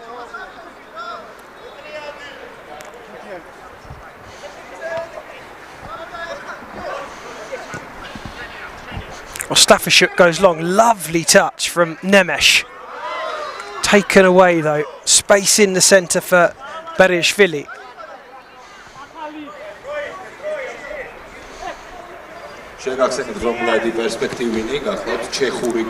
Enikidze. Well, it stayed in. The cross didn't. And it's a kick in. And Goran, he doesn't speak a great deal of English, was able to say line, and there's a chance. And it fell to Nico Enikidze, who couldn't get a clean enough contact on it. And another let off. CAI have started with some real desire to get the early goal. They haven't got it after 4.5 minutes. And I doubt by now many of you need telling, but it's 20 minutes per half. Each team has one challenge and one timeout should they require it. Strike inside with some venom, but a foot onto the pitch. And Ferreño needs a little bit of explaining about that. He couldn't quite work out what he'd done wrong, but you'll just see it there. Steps onto the pitch as he kicks it. You must be outside of the arena playing surface when you take the kick in.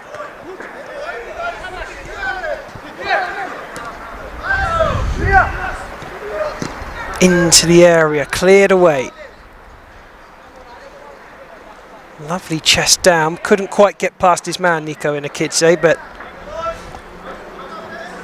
showing a bit of quality earlier on in the game.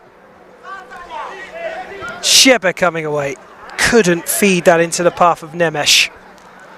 Haven't quite got to grips with the game in the opening 6 minutes.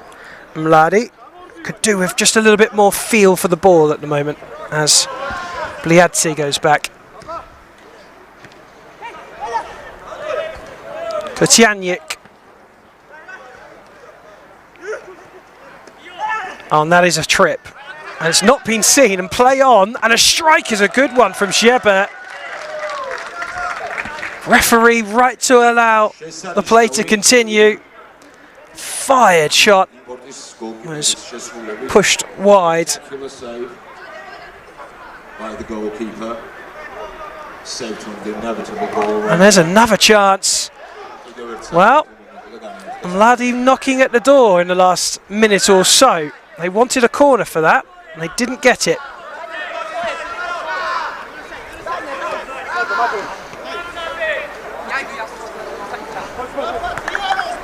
Nico Enikidze going back to Berishvili. In the centre and on the turn. It's Kiknadze.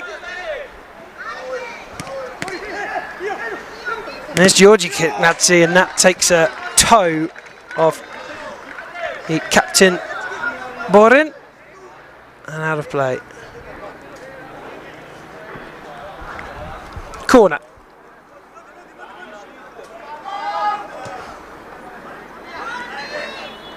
Back on the diagonal. That's a nice ball across to the back post. Really well worked by CAI and Bliadze. What's the man to take the strike?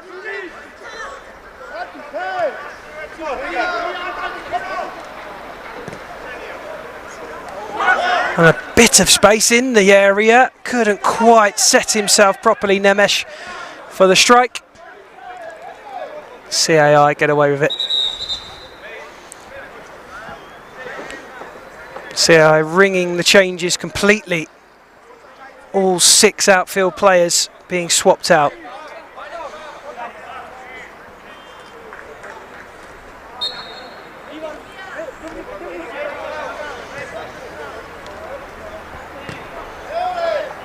Magla Kalitsi having to clear quickly, and it goes up top for CII man, but it's out of play, and it will be a goal kick for Mladi.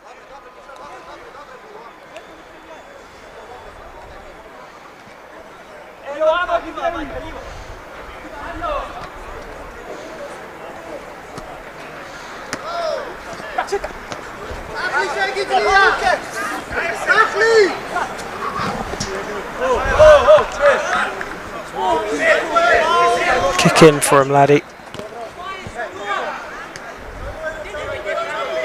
Back it goes. They have gone long most of the time. They go short this time.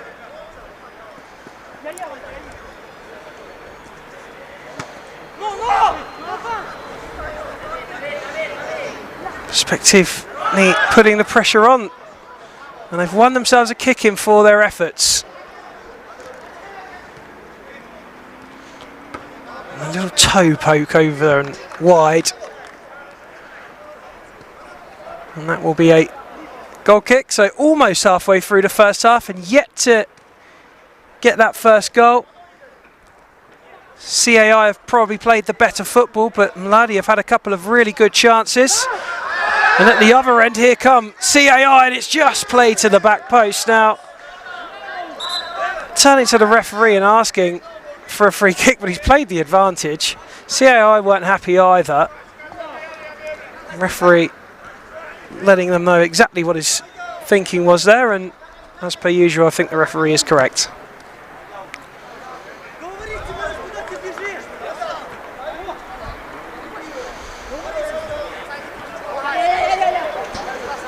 That's Magla Khalidze.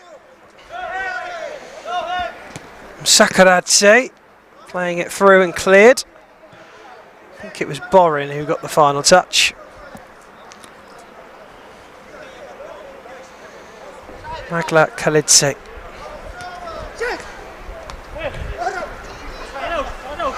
Just trying a little 1-2, didn't come off, but it remains on top of the Czech penalty area. And down the left-hand side, CAI came, but it was a little too much and out for the kick-in.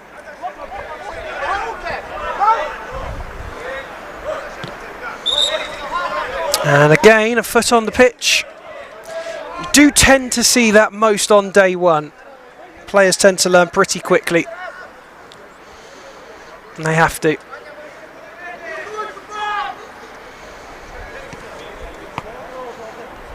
Bocciamelli. Lovely ball from Bocciamelli into the area. Chance on the turn. That was heading goal bound. That was cleared well, and then a really athletic effort. Sees it go wide, but decent couple of nibbles there.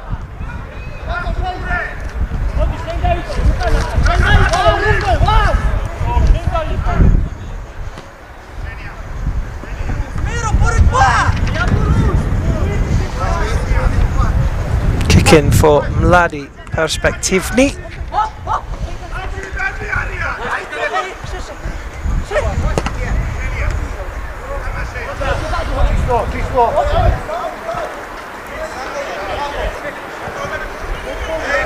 Beautiful feet again. Driving run. Cut out, but at the expense of a corner.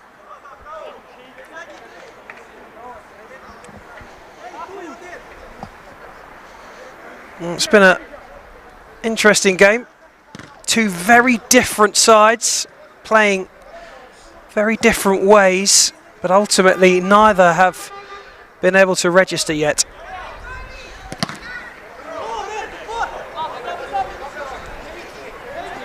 Magla Khalidze was trying to change that, but it was blocked off.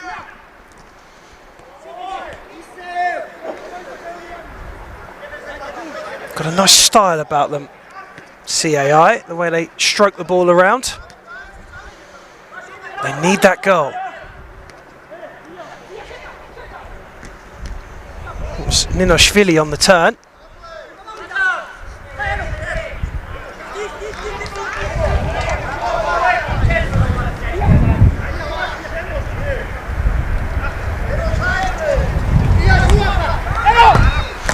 Like another one fired to the back post, and Mladi having to clear. Nice touchdown from Ninoshvili.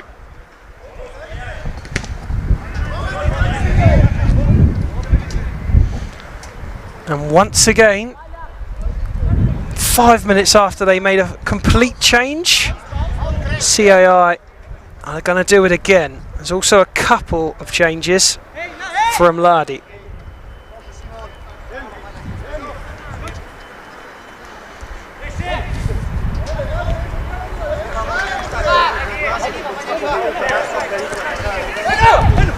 Berishvili plays it inside to the number 8 Enikidze. Smashes it over the bar. 6 minutes remain of the first half. Not too often in soccer you get 0-0s. This would be the first of the day, but there's a very long way to go yet. Well, that's to the back post, and there was a little slide in the middle. It just needed a touch from Perehinya.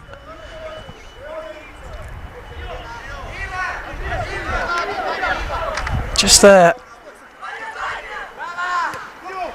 And a ball down the line at the other end coming from Bliadzi. Wasn't quite on the same wavelength as Kiknadze, and it goes out of play for the goal kick. Staffordshire takes it.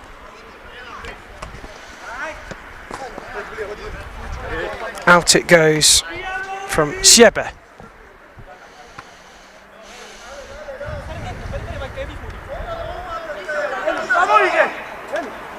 Nico and Akidze gives it away. Just about managed to keep that in. Anton Hackman was the man who just about salvaged it as it went out of play. Stopped it on the line. Well, that's dangerous, giving the ball away there. And Akidze had to turn the other way, which was fortunate for Mladi.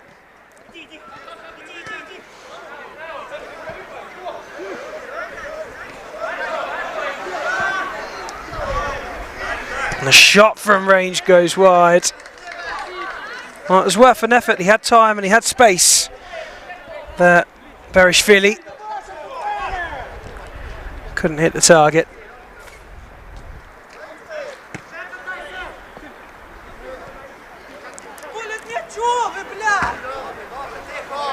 Perehinya fighting to keep it in. The Georgian side doing enough to see it out. Oh, and a timeout's been called. And it's the Georgian side, CAI, who have taken that timeout.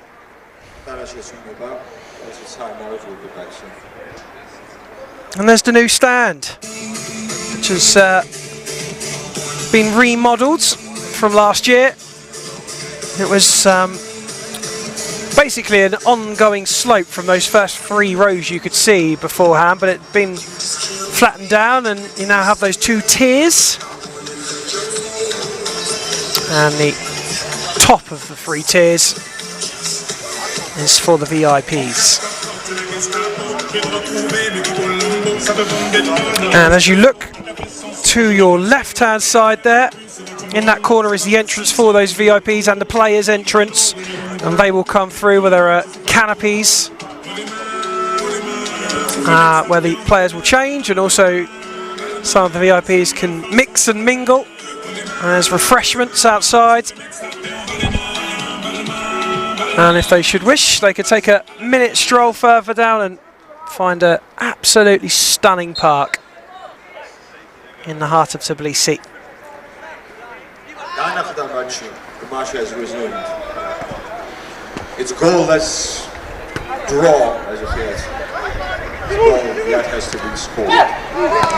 Oh, that's nice feet and movement from the side in red. Still, it can't find that goal. Just begin to wonder if this one might just have 1 goal in it. Someone able to finally scramble one home, perhaps. Which end is up for grabs and debatable at the moment. That's a nice little ball. Keeper will get there, though, ahead of Sherbet.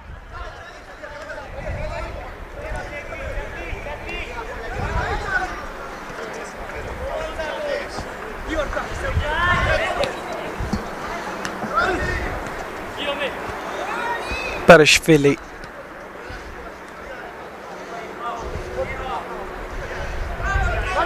Taking his time. Gadia. And a shot from range isn't a bad one from the captain, Nico Enakidze, but again he can't keep that ball underneath the crossbar.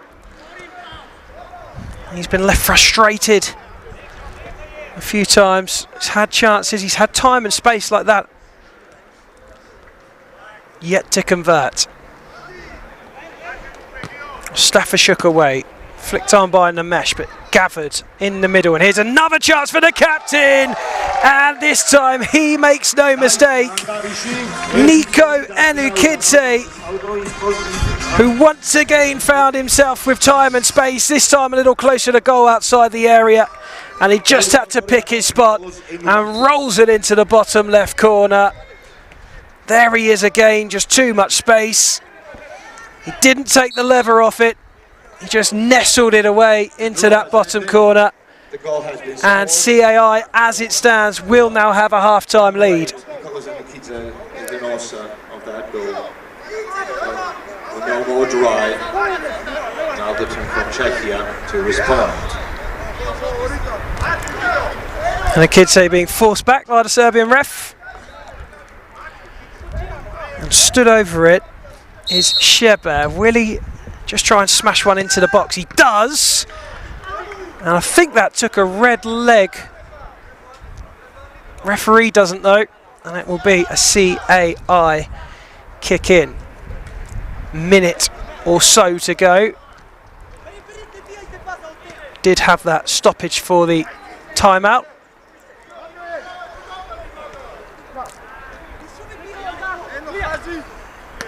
Oh, beautifully played. There's potential for pressure. Not a bit of it. That's a lovely turn as well, just to wriggle free from Garaia.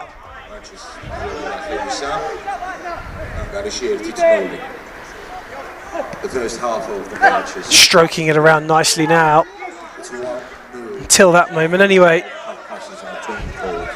Hackman.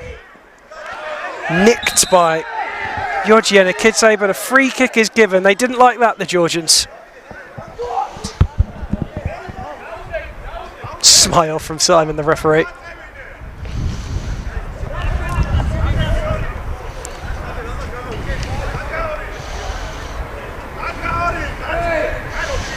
Georgi Enukidze once again being asked to just retreat a little. And there he is in the wall, alongside his brother. Well, that nearly found its way in. It was a clearance that cannoned off the boot of Perehinha, who was just trying to block it. And the keeper there showed great reactions, because he would never have expected that. Enukidze at the other end. Header down, little bit of time and space for Hackman, but now finds himself with two red shirts around him. Gets its way back to Ostafashuk. That's better from Mladi, lovely from Mladi. They've got to make this count, just a little too long on the ball in the middle though. It opened up for them, but they just pondered a little in the centre and the chance was gone. Chance at the other end now though, it's 2 on 2 and that's a little too light from the boot of Bliadzi, and that will be the last move of the game. Well, CAI have played the better soccer, I think it's fair to say. Mladi had a couple of really good chances, they were unable to capitalise. Nico Enukidze had a few shots and he just couldn't hit the target. But a few minutes before half-time, he found the ball at his feet, and with the first touch, he rolled it into the bottom left corner and gave CAI the lead. So the Georgians in control at the break, a 7-minute half-time, and I will be back with you for the second half. CAI and Mladi Perspektivny.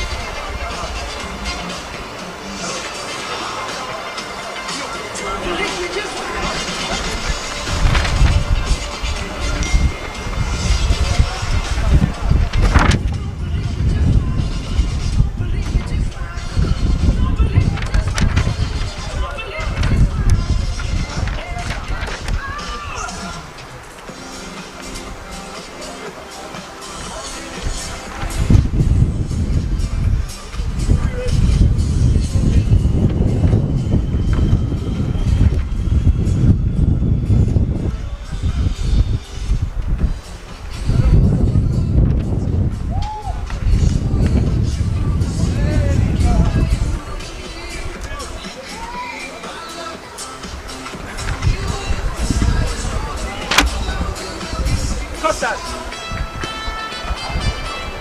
Kostas! Is there any water there? Any water there? Any water?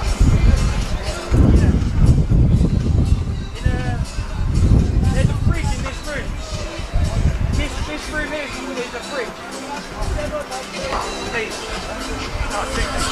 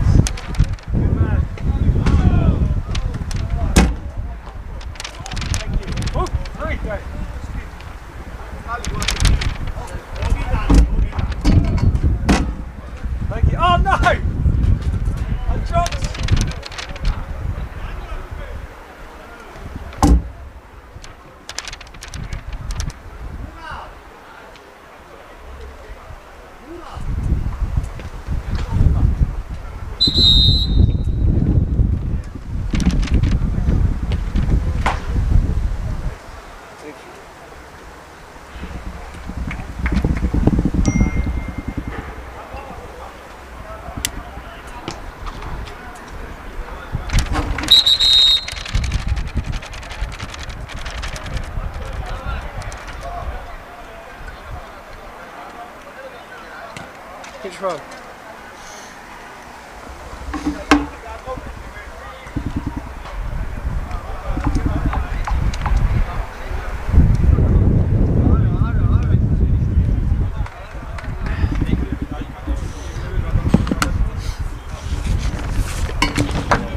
No!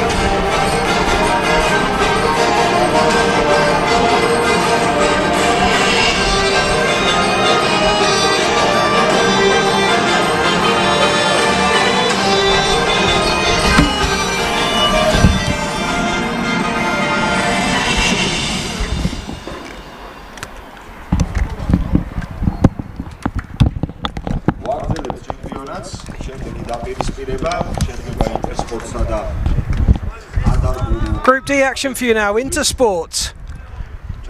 Georgian side. The Georgians have a 100% record so far on the opening day of the Grand Prix Soccer Sevens. And they're up against the Spanish Basque side, Adaburu Taberna. And bumped into a few of the Adaburu Taberna boys who arrived earlier than the rest of the side yesterday, who arrived to find that they didn't have a hotel reservation until morning, so were scrambling to get a good night's sleep. I'm told that that was resolved and everything was sorted. And everything is pretty sorted here in Georgia. The hosts have endeavoured to look after everyone as best they can. It takes a lot of organising. And thanks to Lasha and all the rest of the Soccer Grand Prix Sevens Georgian Federation staff who have worked tirelessly to keep us all happy.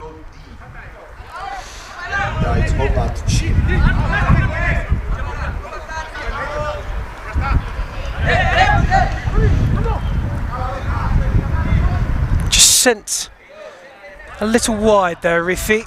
Felt as though if it was the right weight of pull, he would have been in, but didn't quite work out that way.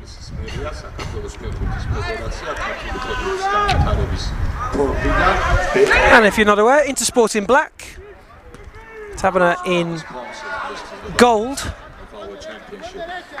And that there is one of my absolute favourites in soccer, Bakradze, the keeper, who has got this way about him. He's just got this effortless, nonchalant attitude, but I love him. And there he is, and that's why, and that's about what I was about to say, given the opportunity, is that he's so good. Well, that was a decent cross over to Urko, right under the crossbar, just a little too high for him in the end.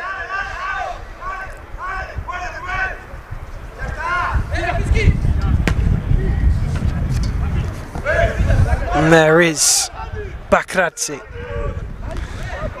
And that was his save. Takes a lot to beat him. And he too is a Soccer Georgia international, played in the 23 World Cup and Euro Cup for Georgia. Intersport on the ball. Clearance isn't a good one from May. Header away from Eder.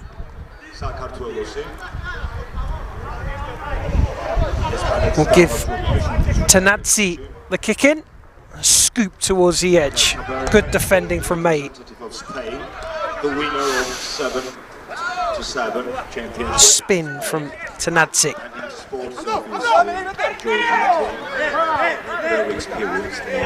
Pass back from Nemsadze to Bakradze.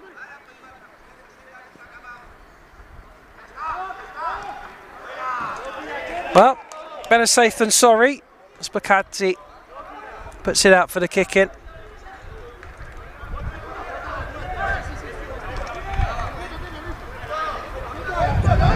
Ruben hit it towards goal. Urko was trying to get a touch on the edge of the area. Runs through for the goal kick.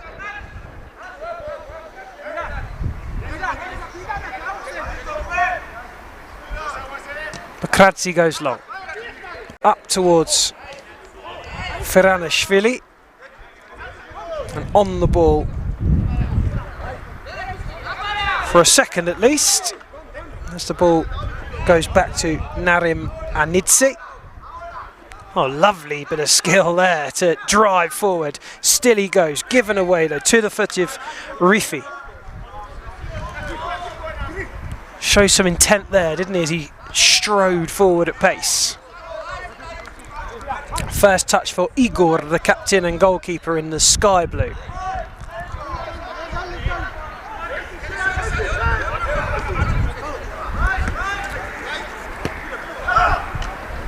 Gobbled up by Bakradze as it goes goal bound.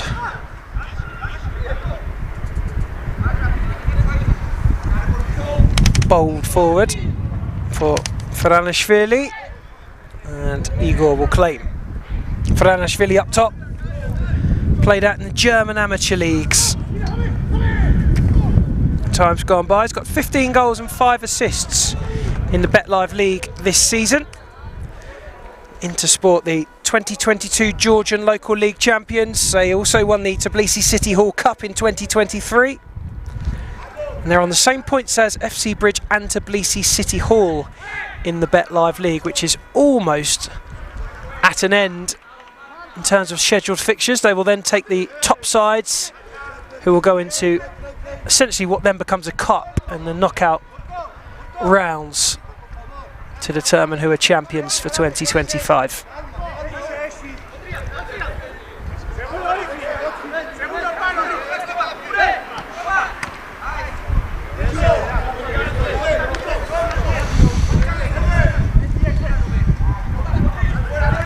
Ruben.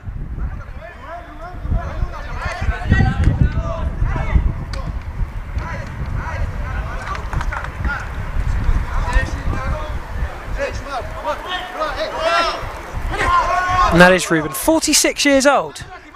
Ruben, who doesn't look anywhere near that age. Shot over the bar from Eder.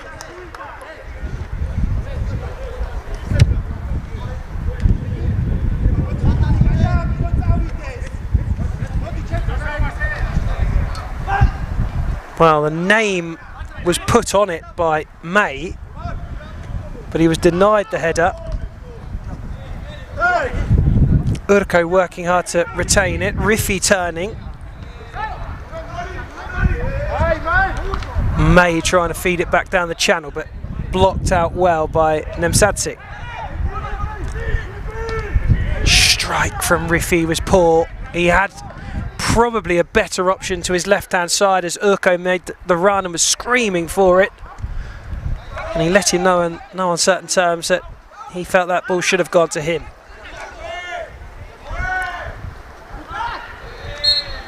Free kick. That's Oleg, referee in Moldova, who is now working in the top professional leagues in Moldova. Has aspirations of being a referee across Europe in a couple of years' time. Strike at the near post, fired in from Nemsadze, and defended well by Eder for the corner. You might notice it's got a little dark. It's certainly got windy again, you could probably hear that. Potential threat of rain, which wouldn't be good for the cameraman and I up here out in the elements. That's Naramidze. And he's done well to get that back, has he? No, well, that's just squeezed out by May, who just positioned himself nicely to allow that ball to run out of play. And Igor, who is the biggest of the Adaburu side, filling the goal. And that's lovely play. Forward they will come. Beautiful run, wonderful effort. Really unlucky from Eder. And it's that man again, one of my favourites, Bakradze. Tips it wide. Great save by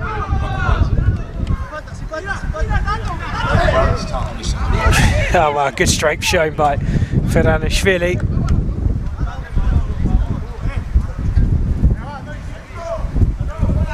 Complaints from Antoni.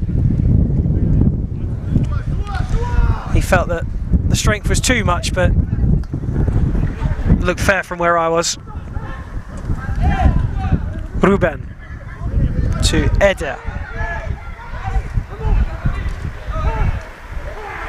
Well, the header came from Urko. It was never travelling, well, yeah, it wasn't travelling or troubling, Bakradze.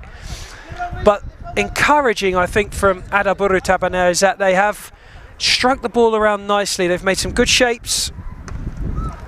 They've been full of intent. And they've played some lovely stuff. Intersport have been a little more reserved, a little more patient. Now feel their time will come.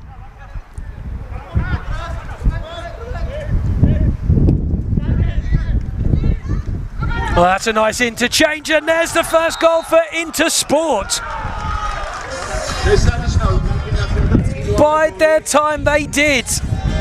And Feranishvili has found the back of the net and given the host side the lead. It's probably the first real effort that's threatened the Taberna goal. And they've scored from it. Beautiful exchange. And a clinical finish. And Feranishvili is the man to get it.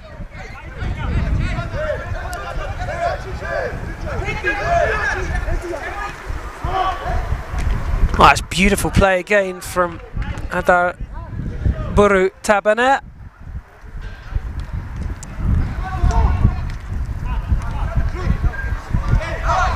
And there's the goal scorer on the ball. Tried to roll it in for Hashvani, who just stopped in his tracks And he again is another player that we recognise, the 22 World Cup and 23 Euro Cup. He played for Georgia.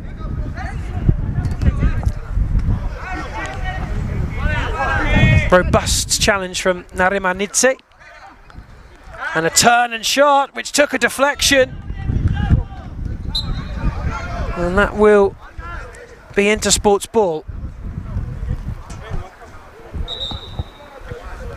There he is on your screen. Franishvili.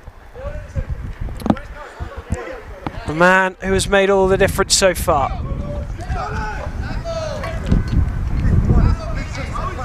Manoeuvred well from a couple of Georgian heads to keep the ball in. The keeper's done enough. Under pressure was Adair, who was cool as you like in offloading the ball to the right hand side, and the long ball from May was blocked off. And it will be a kick-in for the Spaniards. Ruben. He really has been a bit of a string puller so far for the side in gold.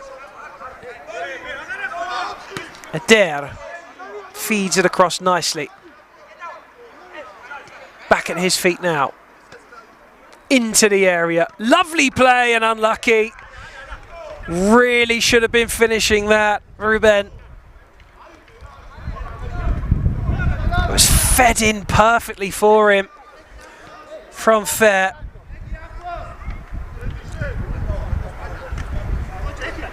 A little shake of the head when he missed it, Fair.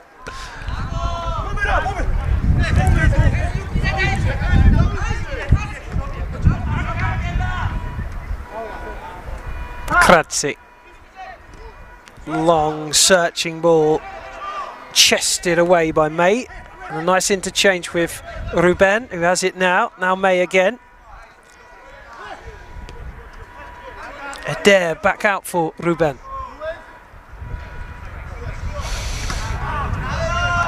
Defended well. This time by Baridze. And Adair goes to the right hand side. Oh, there's a challenge. A fair one.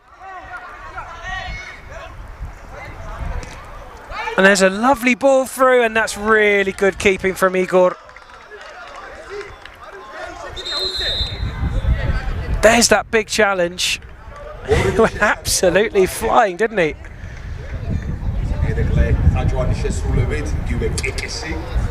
And a timeout called, and the timeout has been called, I believe, by Intersport, who have that slender lead. Adaburu have been more open, they've been more threatening, but they haven't been as clinical as Intersport were in front of goal. Franishvili really with the only opportunity in front of goal that had any significance, and he took that chance. Adaburu Tavernas so far have been a tad wasteful.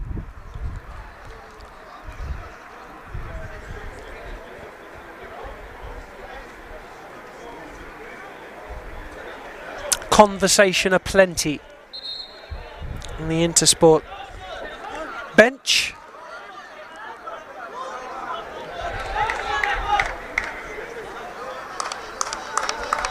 And to be fair, as I look right in front of me, there's some pretty fiery conversation between the men in gold as well and their coach. The game has resumed after that spectacular assist, almost assist.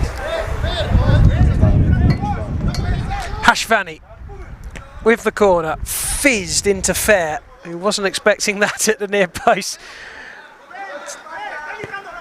And a shot come cross to the back post from Baridze, drifts past the post and out for the goal kick to Adaburu Tabana. Eder. May. Asking for someone to come a little closer and offer up. Looks up over to his right hand side and sees a man in space, and it's Andoni. Challenge comes in from Kakabadze, who played at the Soccer World Cup in 2022.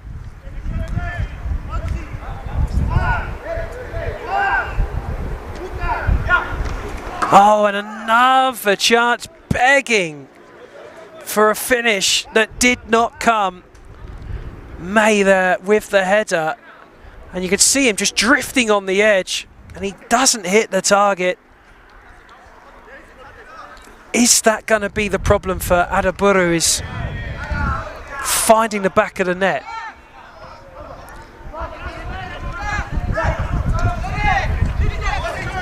Fair on the turn, tries to feed it down the line for Ndika.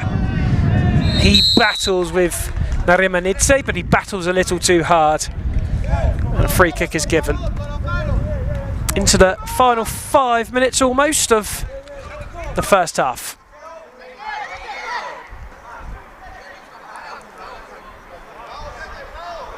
Kick in for Intersport.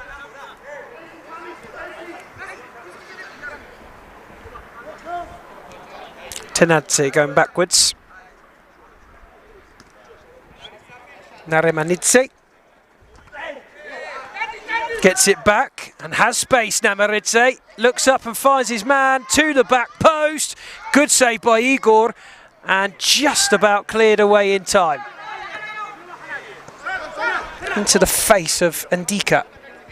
He played second Division B in Spain for La Ua.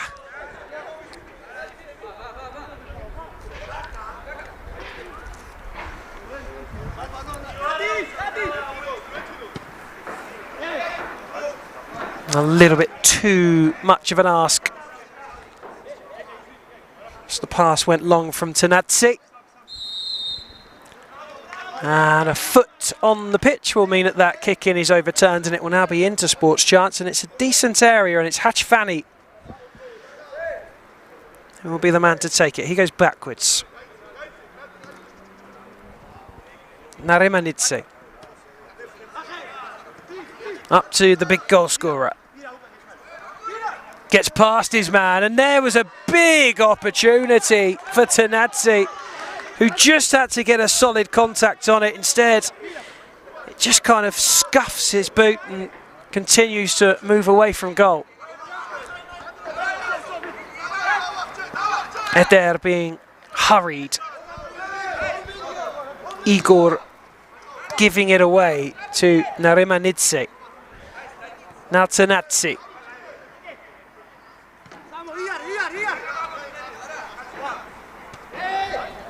Bakradze, who doesn't seem to have touched the ball in quite some time.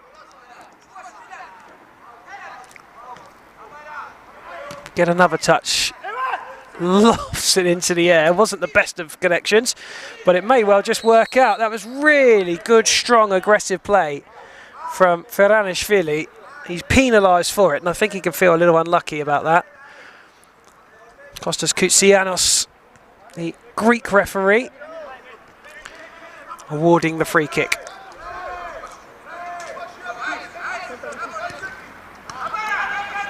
Another one who refereed at a very high level in the Greek leagues. There's also a firefighter by day, putting out those fires on the pitch on yet another soccer tournament, which takes him all around the world. He was in the Brazilian Copa America recently as well. And Aburu with the shot, and it was flicked on by Andoni. In fact, it was Rifu who hit the original shot. And the shot at the near post, this time coming from a Georgian and Tenadze, and saved by Igor down to his right-hand side.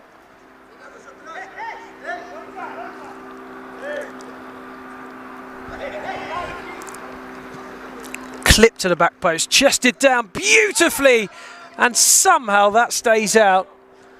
And Franishvili has been showing real quality in this opening half.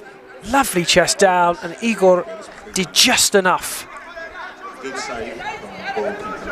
Eder. Meanwhile, only a minute left to the end of the half. Fair. Trying to wriggle past his man, he doesn't. Still Fair goes! Saved by the keeper. who grabs at the second attempt. That was lovely play from Fer. Well, he is a quick player with skill, Fer, and he showed plenty of quality there. He played semi-pro in the semi-pro leagues in the Basque region.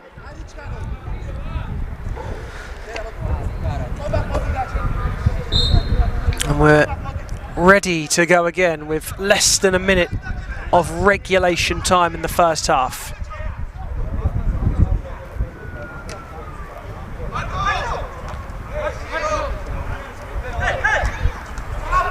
Stolen by Rifi. Taken back though by the men in black. And again, Tabana have it. Well, what a take that is from Nemsadze. And he gets it back, Nemsadze! Well, that is quite sensational stuff.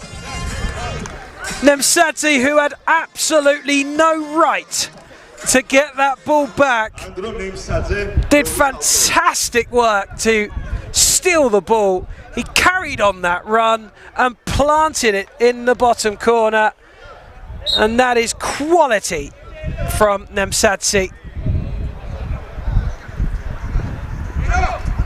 2-0 on the stroke of half time.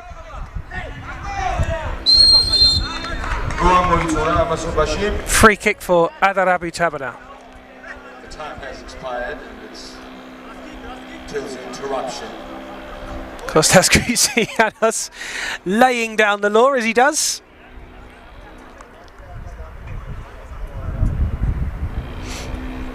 And he's a lot of fun, Kostas Kousianos, a really, really great guy that is all business, as they all are on the field. It's Fer, plays it down the line, into the area, and there is a goal back at a really crucial time, and that will bring the whistle, and it's Rifi who has got that goal, and that now means it's game on again at the half-time whistle. Really well worked goal off the training ground, and it's Intersport 2, Adarabu Tabana 1. Watch this. That's how you do it. You've got to work those set pieces. If you can do that and you're well rehearsed and well drilled, you'll find that goal. 2-1, and it is half time. Goals from Firanishvili, who gave the Intersport side the lead. Nemsadze scored a wonderful goal after all his own work in the middle to retrieve the ball, and Rifi with the final touch of the first half makes it 2-1. Intersport 2, Adarabu Tabana 1, and I'll be back in about 5 minutes to send you through the second half.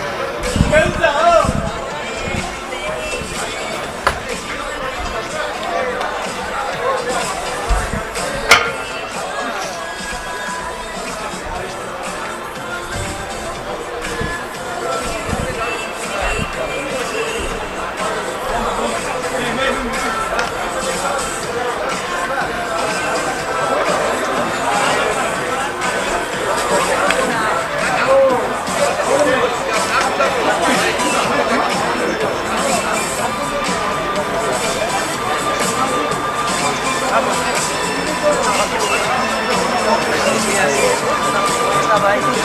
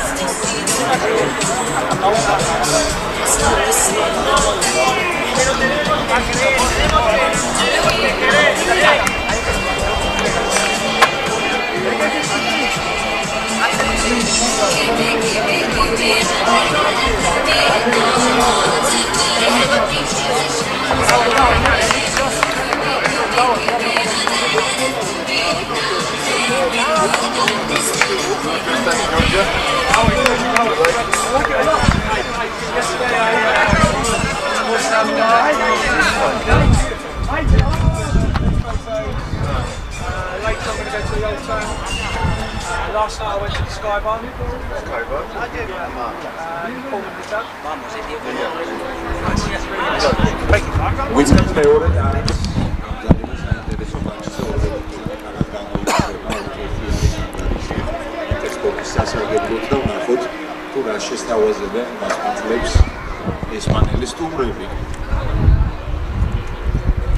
We're resuming the game. The second half is beginning, and it's very interesting match. 2-1 in favour of Boston. Back underway, and as some of the teams do, they will give the ball to the opposition to start, just as the side from Spain did earlier on. Right back in it now, though, with that goal on half-time. Fair, getting a little bit lucky initially, but couldn't get it back second time around. He's done well to get it back there, though. He tried to twist past Nemsadze. Shot high and wide this time from the boot of Rifi, who got the goal on the stroke of half-time. The very last touch.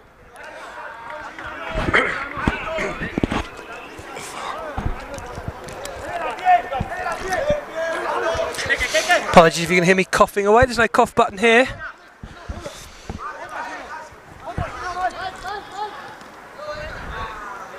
And that's a kick in.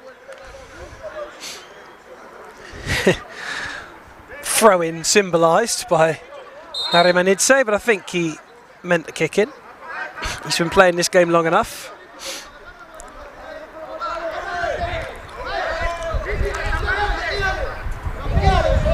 Fer is being asked to get right in the corner.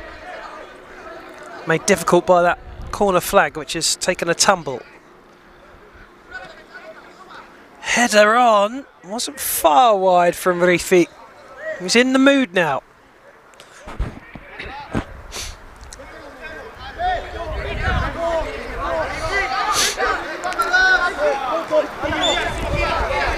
Tanazzi. Intercepted well by Rifi. Forward they'll come. And a free kick given.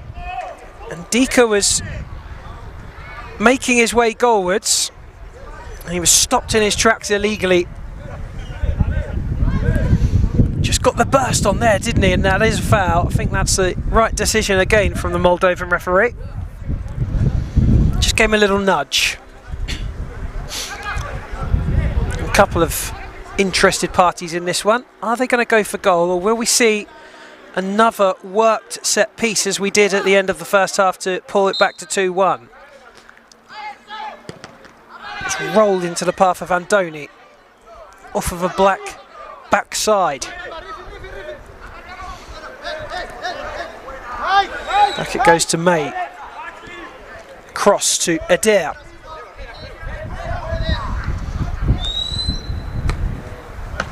And the shot came in down the throat of Bakradze.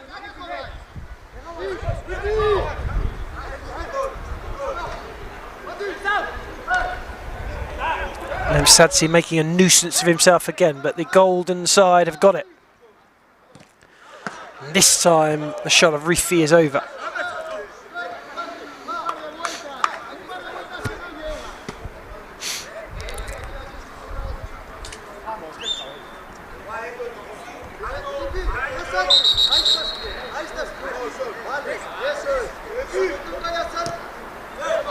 Bakradze into the path of a black shirt in the middle, and that is not good enough, and it will be overturned, but only for a second. They nearly lost it in front of the penalty area. Tenacious work inside. That's not good enough though, and it will land at a Spanish foot. Into the area it goes. Good retrieval and a lovely bit of skill in the area there from Kakabadze. Down the line from Kalandadze. Free kick given. But not there. There. Eder.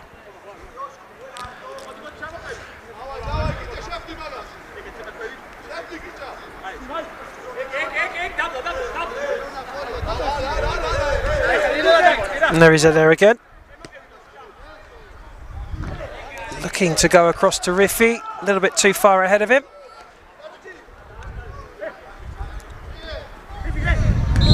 And a free kick for Intersport.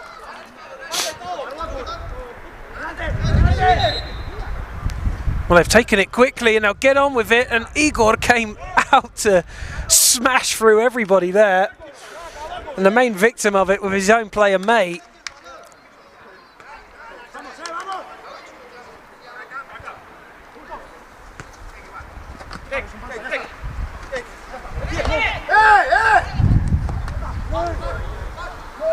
Well, here they come, and it's flashed across the boot of Andoni. Urko was arriving at the back post, but he wasn't going to get there. And it makes its way up for the kick in to Intersport in the black.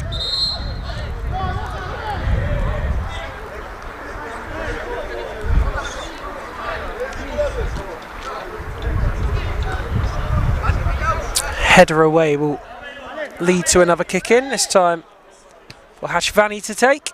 Spreads it across, tried to just feed that straight back into the area. That would have been lovely had it come off. That's a beautiful pass. Cuts inside and shoots, and it hits the leg of Ramanidze. Goal kick, but you just get the sense that Adaburu Tabana have got their tails up. One thing we have seen though is that Intersport, without having too many chances, are capable of scoring goals, and they lead still by 2-1.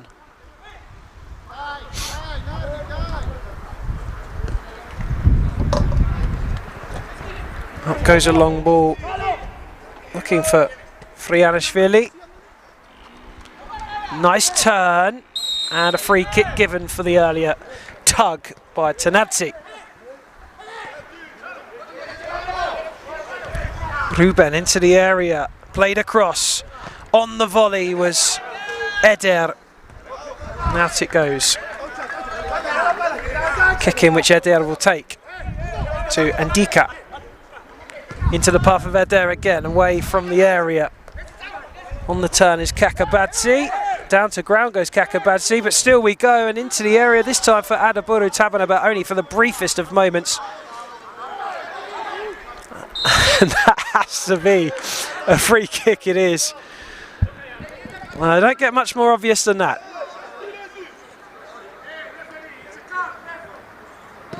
Oh, it's there!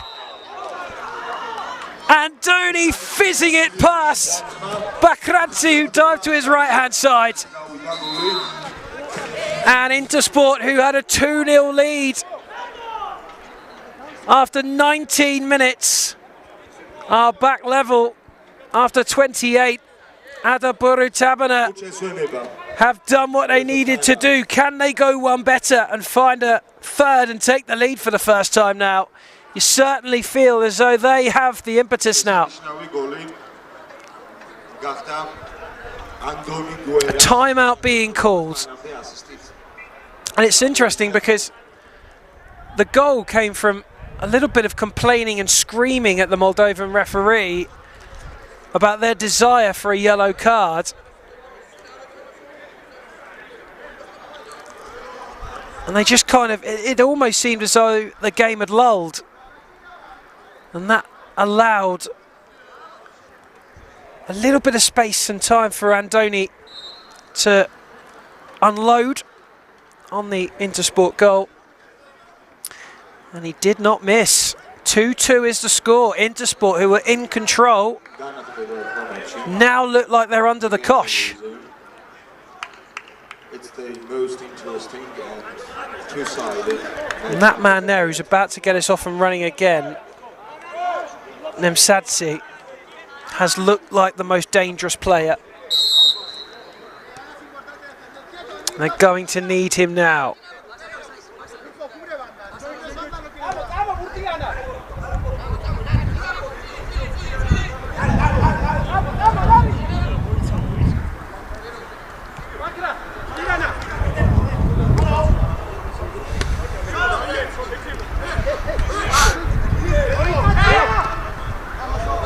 Flick into the air isn't the best, and that's a late challenge from Eder, who doesn't like it, but that is absolutely the correct decision. Kostas Kousianis will go to check. It does look to be in some discomfort there.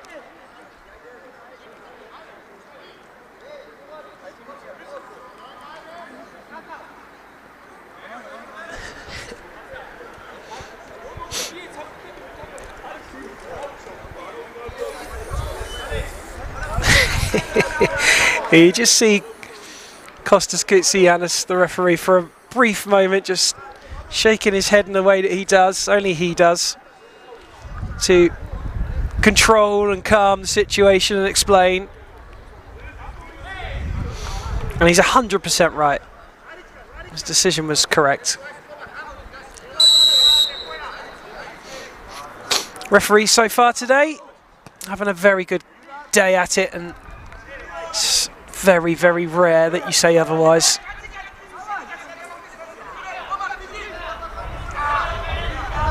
Kostas Kousianis here for a chance meeting with Marek Skara at an airport. Both referees just began chatting in an airport,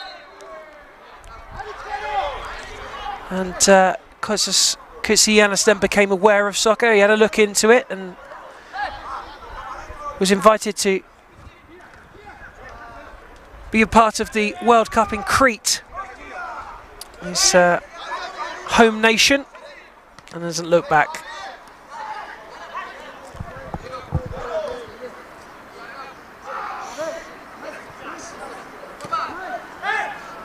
Oh, that's too much of an ask for Ruben. One referee who isn't here though is Adin Hasic, the Croatian, who is the double act to Kostas Kousianis, and I know that Kostas is missing his buddy. And there is that strike from the man I mentioned earlier, Nemsadze. Feranishvili, the other man, the other big target man up top, who is going to be a danger. But those two, and they are both the two goal scorers, have looked the most likely in front of goal so far. Ball breaking loose, and it should be retrieved, and it's a wonderful turn. Really lovely drop of the shoulder from Feranishvili, but he's run out of steam, and the side in goal have it back with Eder. Ruben couldn't keep it under control, and Narimanidze will gratefully accept the kick in. He goes long. Unable to keep it in this time for Feranishvili.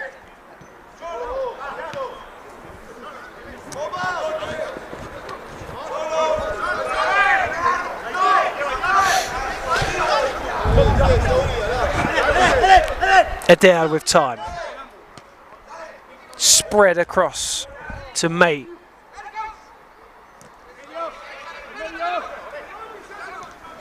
And here they come into sport again, looking for that third to retake the lead. It was a little breakthrough from Beridze.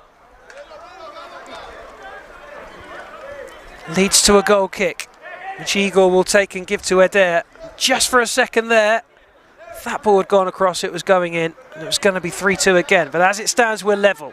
Headed towards the first draw of the day, but there is plenty of time to go. 8.25 minutes. Shot from range from Eder, pushed away by Bakradze. Feranishvili. Well, it was the right idea trying to feed in Hashvani, but Hashvani stopped his run. He probably wanted it a little wider. Good touch and a nice scoop over the top. Narimanidze. Hashvani. And Hashvani blocked off by Rifi.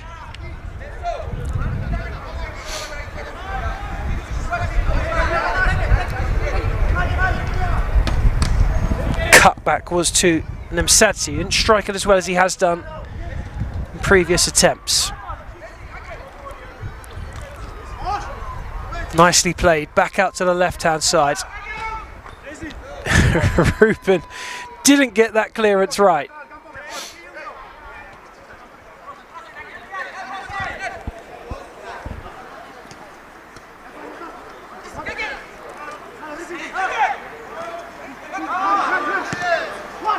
On the edge, and they want handball.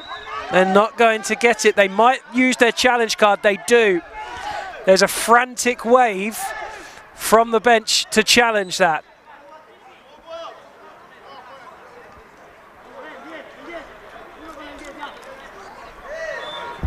Well, they're still trying.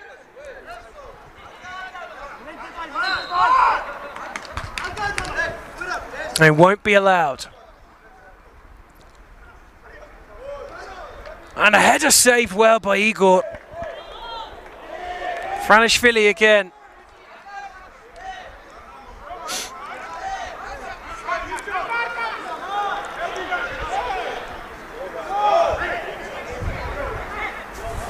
Still trying to challenge. They've been told no, you can't. And I think that's probably circumstantial. There must be rules around when you can and can't make a challenge. Forward will come the Spanish, and he nearly fed it through for Uko. It was Andoni tried to thread it through. Here is Andoni now. And now Rifi probably had a better option there, didn't take it. Intersport in control on the halfway line, and that is a foul. It's a cynical challenge from Rifi, a little tired perhaps with 5.5 to go. And it's a free kick. That's the one they were looking for. And on the spin is Franishvili, who claims his shirt was being pulled. Not enough for me and not enough for the referee. Ruben challenging in the air with Kakabadze, who comes off better.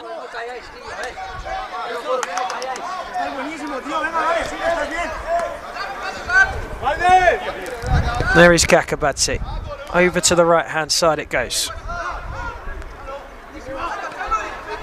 He might try one here. Kakabadze does. Stopped by Ruben in its tracks.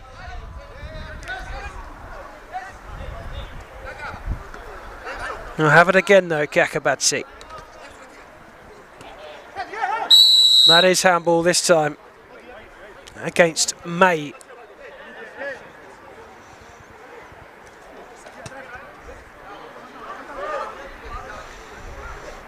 Shot from range is a good one. Igor left it late. I don't think he saw that until the very last second.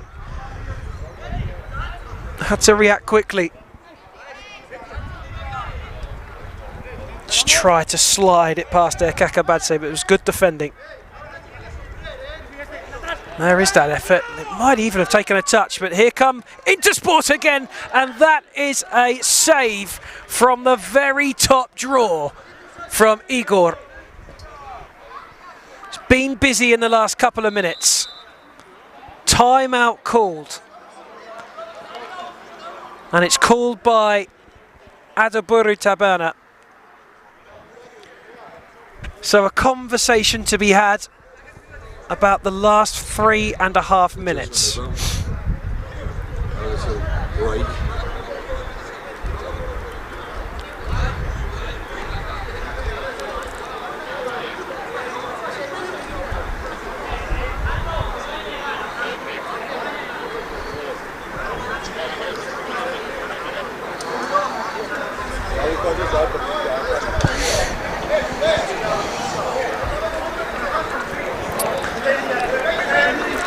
Well, I just went a little quiet there because I had a little peek over the edge of the commentary box just to clarify about the decision not to use the challenge that was desperately being pleaded for by Intersport. And the conversation was, look, we didn't need to review it. We both saw and agreed that it wasn't handball as it happened, and it wasn't worth the challenge.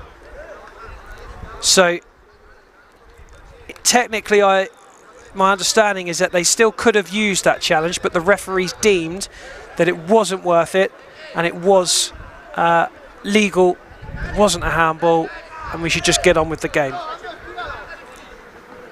And that's what we're about to do now after the timeout has been completed. Long ball up forward for Ndika, who showed really good strength, lays it off to Eder, up towards the edge and cleared away by Kakabadze. Through for the goal kick. Draw that we have, 2-2. Magnificent goals and great saves we've seen all through the match. It's great scenery, really.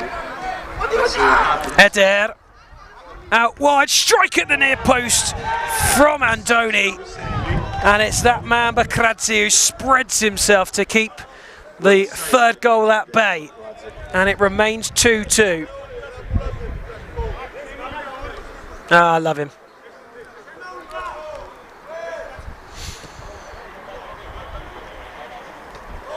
Oh, Fair's done ever so well to keep that in, and still he keeps going, Fair. He's a real live wire. And now, Intersport come forward on the break. It's a good challenge. Fair gets his head up and hits it. Just look for a placement into the top corner with a little bit of dip on it, but it was too high.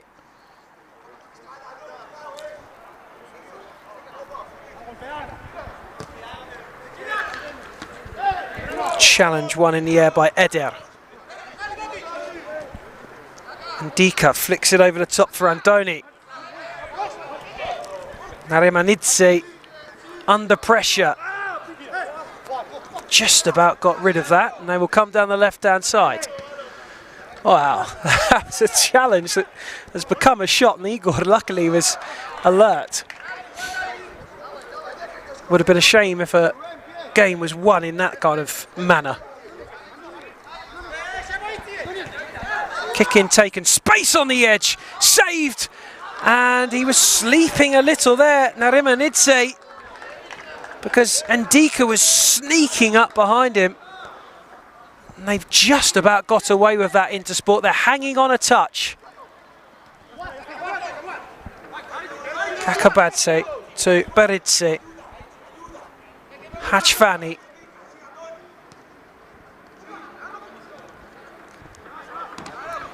Can't feed it through for Feranishvili. Into the last minute of the game, virtually.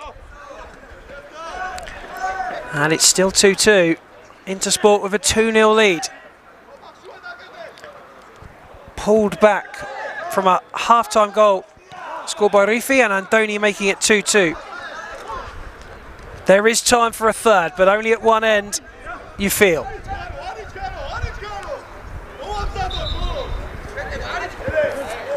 Kick in which Nemsadze will take once he's in the right position.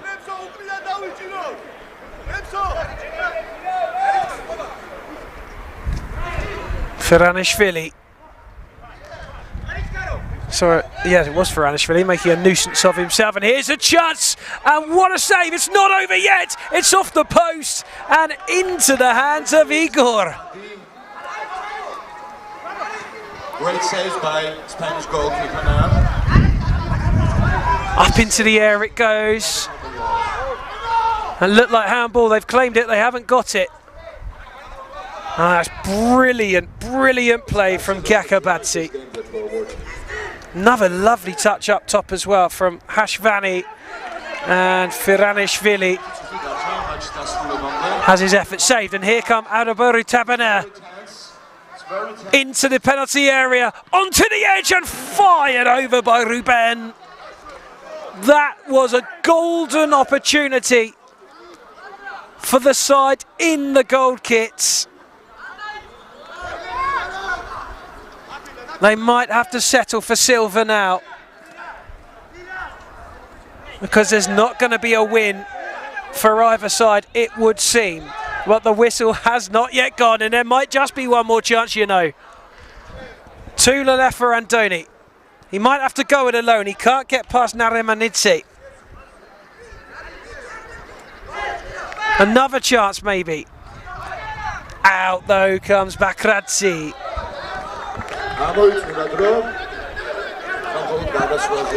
Naremanidze. And that might just be the last touch of the game. It is. Well, it's been a fantastic game. A really enjoyable watch. Two very different styles. Intersport, who were hustle and bustle. They relied on Firanishvili to use his strength up top. Didn't have a great deal of opportunities. When they came, they took them in the first half, certainly. Adaburu Tabana looked a really good side, fast, fluid and energetic, but they just couldn't score. And then all of a sudden on the half-time whistle virtually, the very last touch of the game, they were able to pull one back through Rifi. That gave them the confidence that they required in the second half. They looked the better side, and they went in search of the equaliser. They found it through Andoni. There wasn't to be a winner, but it wasn't for the want of trying. Plenty of chances from both sides. And this one finishes equal. It's Intersport 2, Adaburu Tabana of Spain 2. And that's me signing off. Rob Burke will be taking you through the rest of the evening's play as we approach 6 o'clock here in Tbilisi. Thank you for being with us. Have a good evening. And over to you, Rob Burke.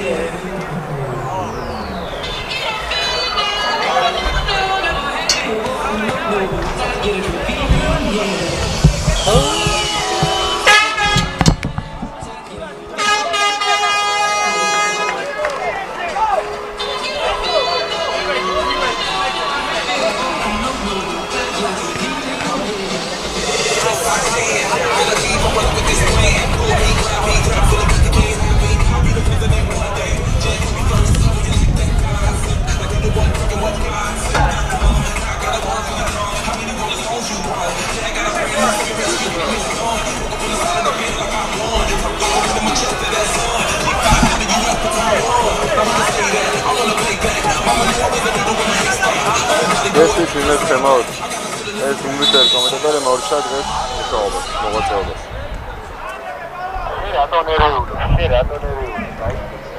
მორჩა. ხუჯო, ტექნიკური მხარეა და საქმის გულში რა ისმის. შენ ნერვიულია.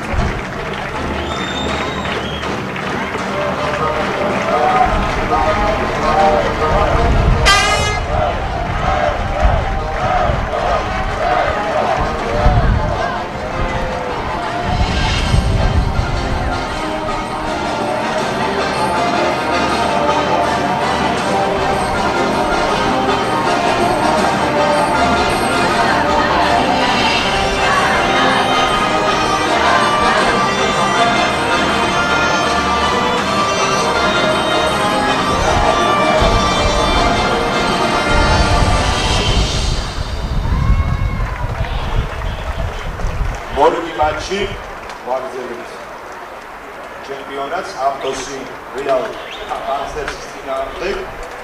The next game we have is Aptos against Real Panthers. Let's go through squads really quickly. Aptos Koka Sekiashvili, Data Parajanishvili.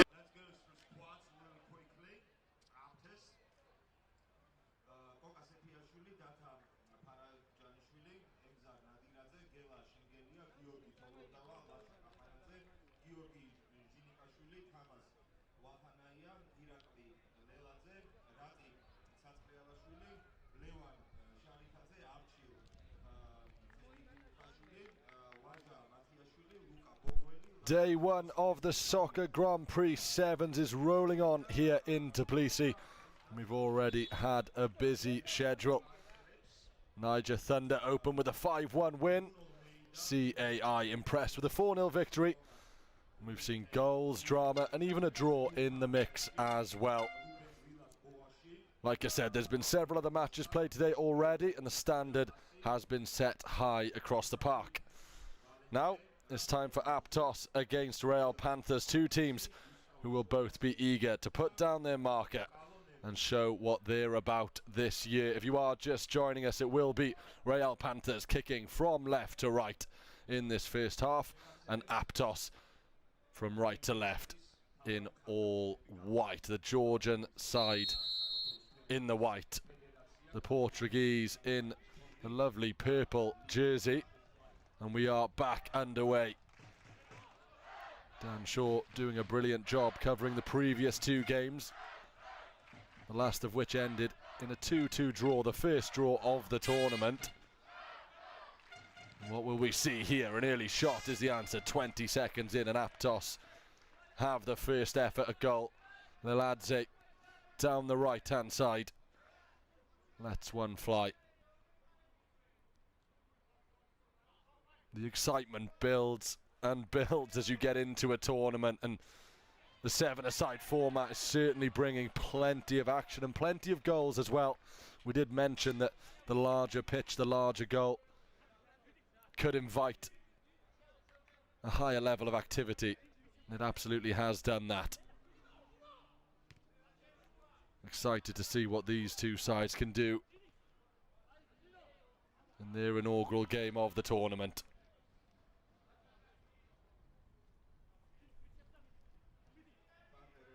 It's always interesting when the tournament begins, seeing the different tactics laid out by the teams.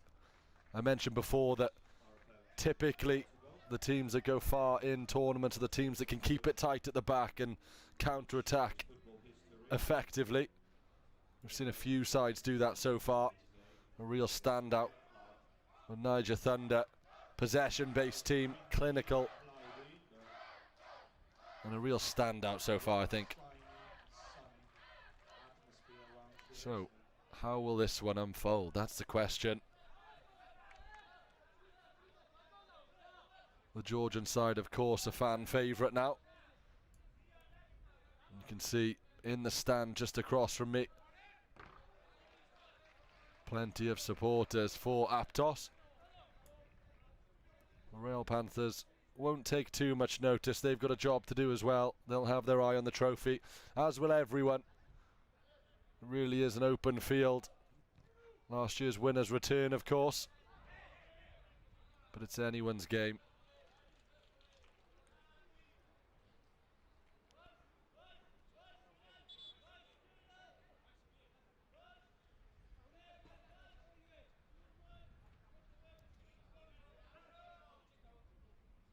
No dip in intensity and absolutely no dip in temperature either. The cloud cover is overhead, but the temperature still a toasty 30 degrees here in Tbilisi. Many of these players will be used to those kind of conditions, particularly the Georgian sides, but I can guarantee the Portuguese are no strangers to 30-degree temperatures either, as they just struggle to get the ball under control ever so slightly. Nuno Pereira in the centre there. Foul given as Costa dragged back. We are back underway. Long ball all the way through and it's snuck in. A foul's been given, but what a way to open the scoring had that been allowed. Let's take another look at this. It's a long ball.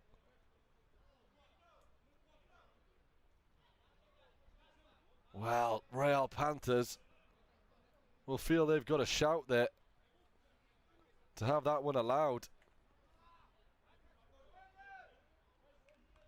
Diogo Velas, the man under the pressure.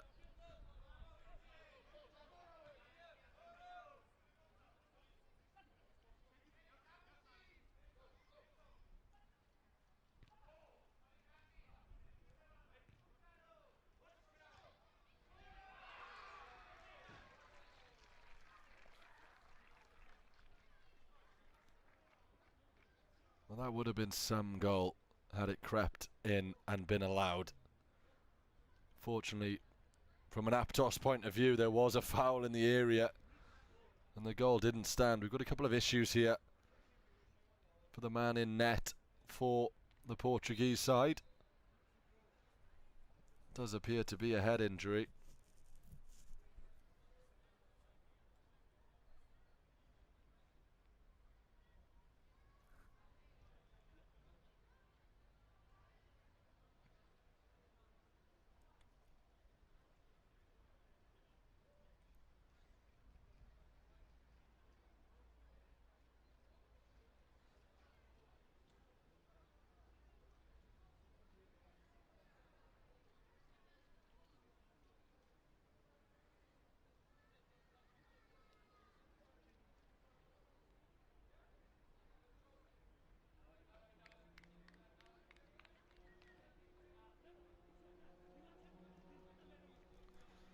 Well, Bruno Almeida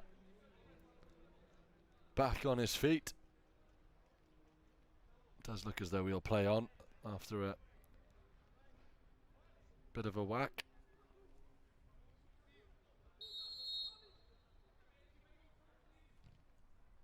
Long it goes. Well, that's brought the pace down ever so slightly. The ball has been in the back of the net if you are just joining us. Hit from Almeida's own 6-yard box.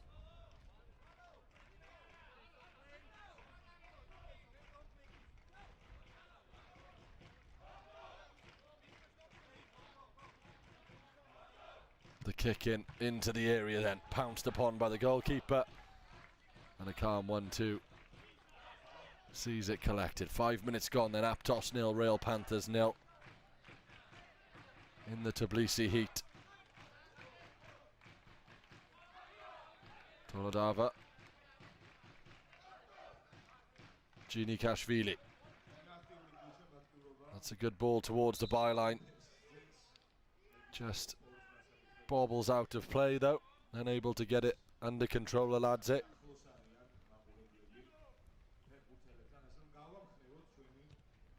Long it goes once more, nobody there. It's always difficult playing long ball in soccer. The pitch might be bigger, but controlling it and having players around you, easier said than done. Only a few teams have ever really pulled it off. The ones that do certainly have some success. But there are easier ways of playing this game as another shot comes in from Laladze.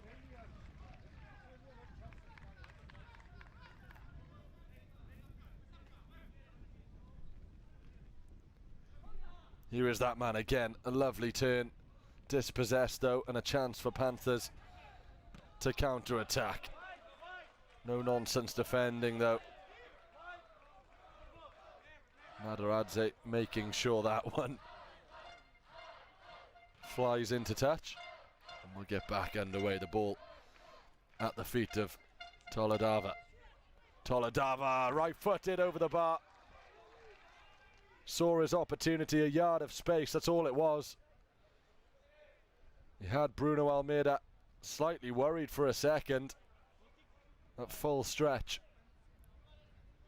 Happy to see that one sail over the crossbar.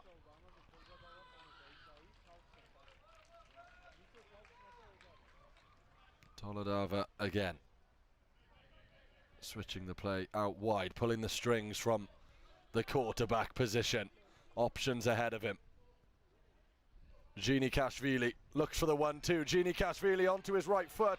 Shepherded away, goes down. The referee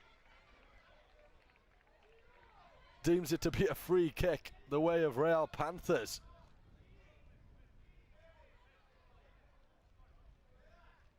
Well, he wormed his way into a shooting position, and it was Costa who dealt with him effectively, it has to be said.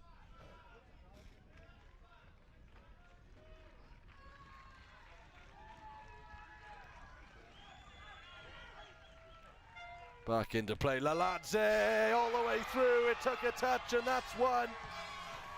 Aptos lead the group.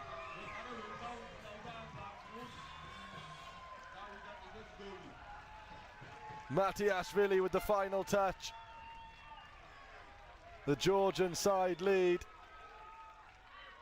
The home fans will enjoy that one. Beautiful turn from Laladze. Smashes it into the area. And then a flick from Matiashvili.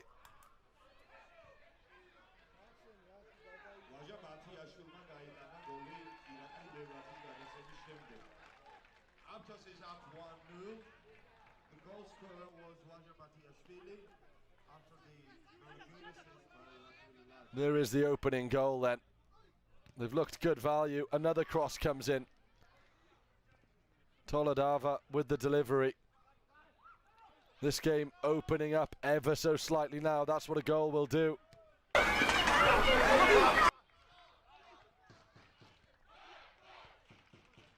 Caponadze back to his goalkeeper. Looks for options, finds one. Toledava plays the 1-2.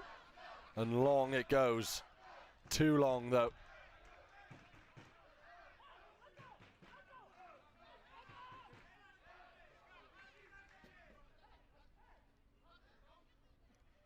Capanadze plays it short. Once again into the arms of Almeida. He's got a taste for it. Effectively scored a goal 5 minutes into this game. It was ruled out. Nothing to do with his shot.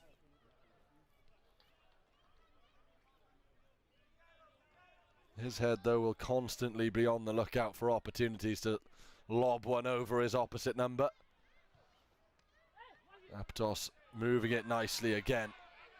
Well won in the middle of the park, though. Here's an opportunity for Panthers. Slotted home, 1-1. The Portuguese are level. Quick as a flash.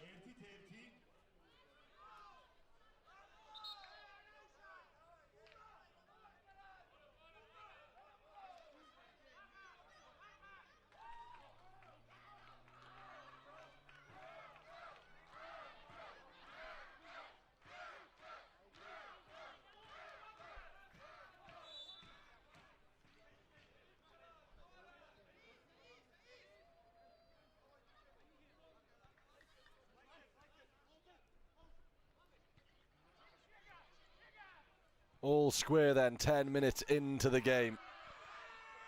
Both goals coming from wonderful play from each side.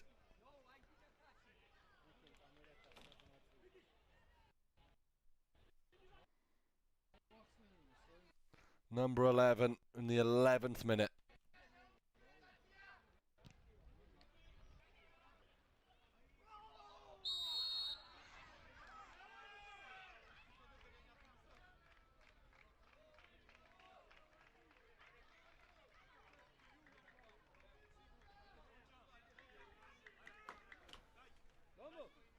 Set piece opportunity then for the Georgians. Leladze over the ball. He can absolutely thump it. You wouldn't want to be one of the Portuguese players in that wall. It's a two-man wall. Neither Shaw, Leladze thumped into the shins though. We'll get the ball going almost immediately. Good pressure from the Panthers. Good defending once again from Costa. Makes a big difference having those strong central defenders in this game.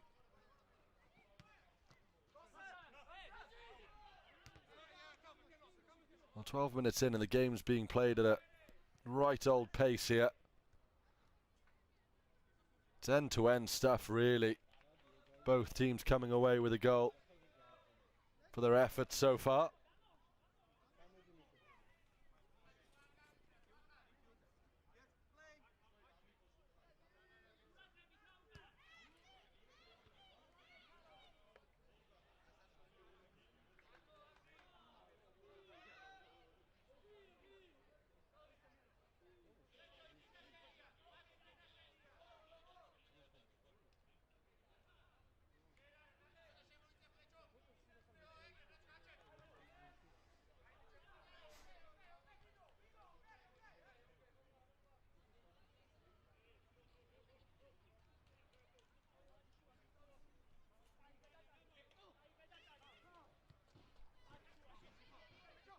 Good control in the middle of the park. Aptos on the hunt.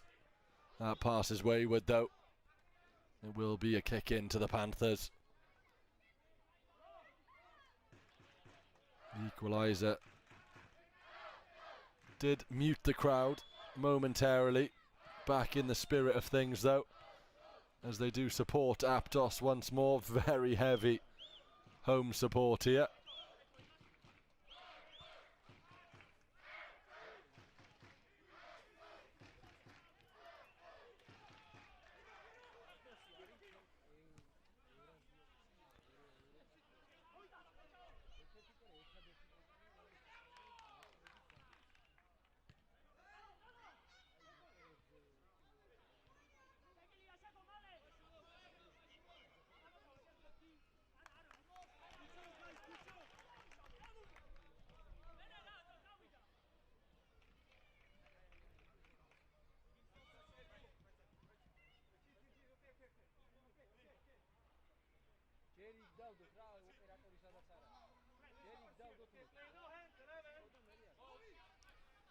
A kick in then for the Panthers. Tommy Laiti.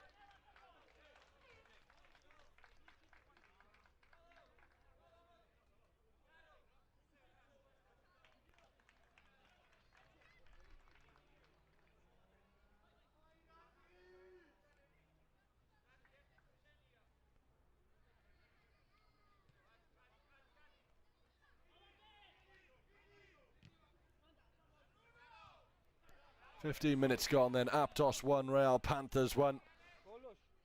Aptos having the better of the exchanges since the equaliser went in. Another shot on target. Kechikashvili with the latest effort. Narrow angle though. No problem for the keeper, Almeida. Busy man so far.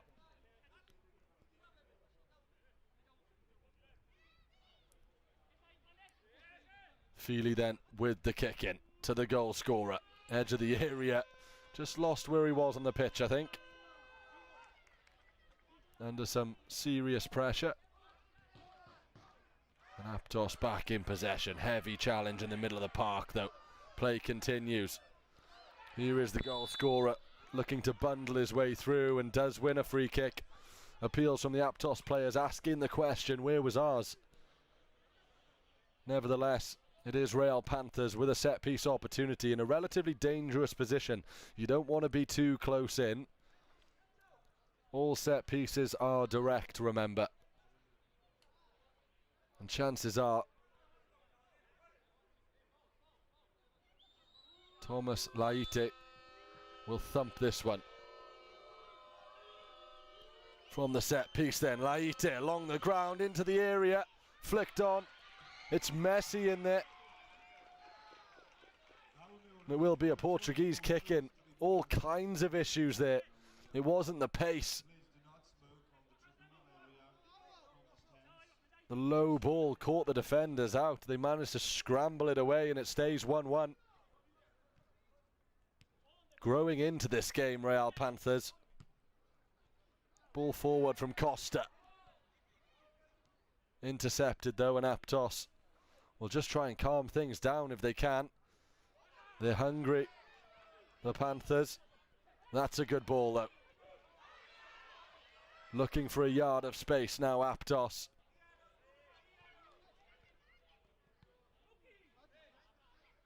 Vakanya. Back to the goalkeeper. Looking for options. Finds one on the near touchline. Vakanya onto his right foot. Shoots. Keeper saves. The follow-up's there and it's cleared away. Kechikashvili looking to tap in. The spilled ball from Almeida. But support was there and Villas-Boas able to block. And we will have a timeout. Aptos will be grateful for it as well. A re-evaluation of tactics as the entire team gather round.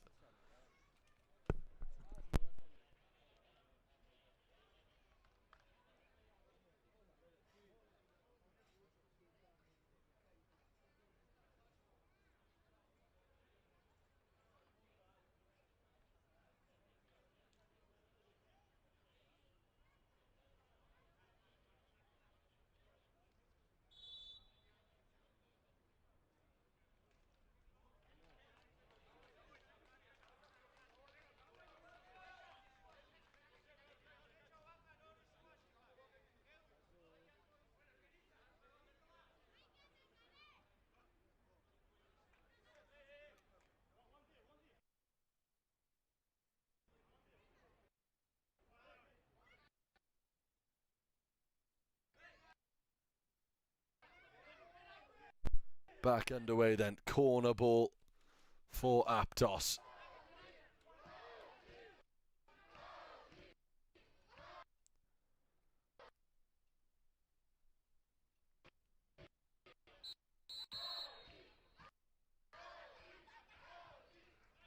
Played short into the area, deflected away.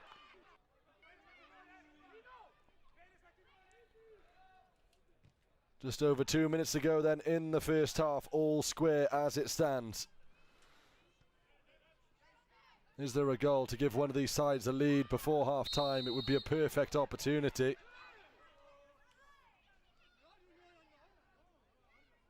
Costa the man down at the moment.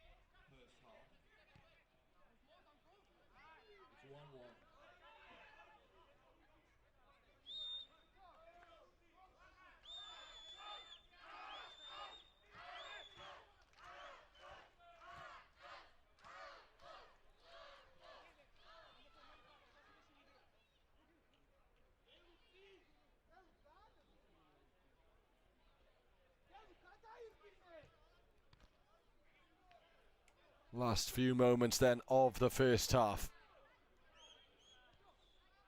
Aptos with momentary possession, given away though to the goal scorer into the area, and there is the goal to give Real Panthers the lead. Albino Costa with the finish.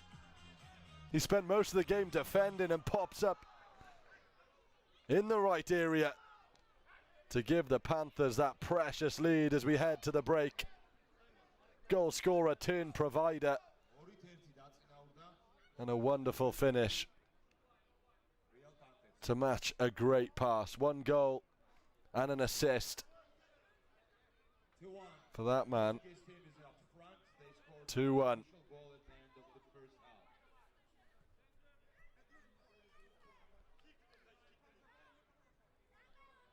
The Georgian side then find themselves behind as the clock ticks into the red.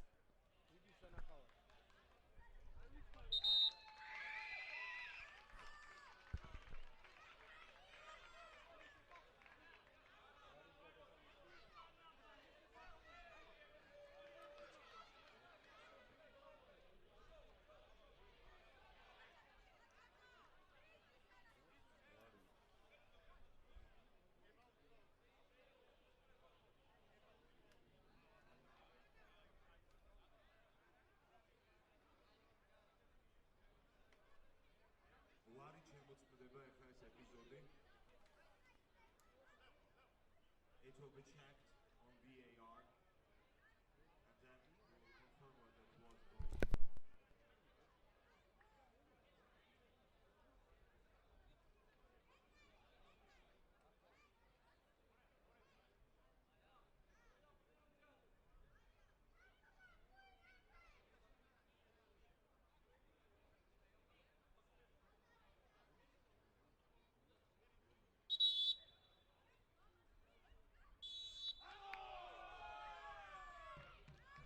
Golü ayıklarla oru tepkiye ise Vangarış.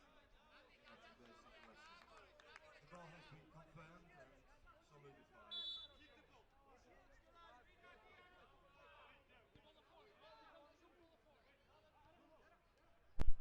Now it was vice versa. Not long to go then in this first half. As I said, the Georgian side find themselves behind. Sharikadze trying to make something happen. Squeeze through a gap and a shot comes in from Vakanya. Forcing a save. Did well to squeeze through the gap, saw his opportunity. And there is the half-time whistle then. Aptos 1, Real Panthers 2. A goal that equalised for the Panthers from number 11 in the 11th minute. Followed up by a lovely finish from the defender, Costa, to make it 2-1. Plenty more to come in the second half. Don't go anywhere.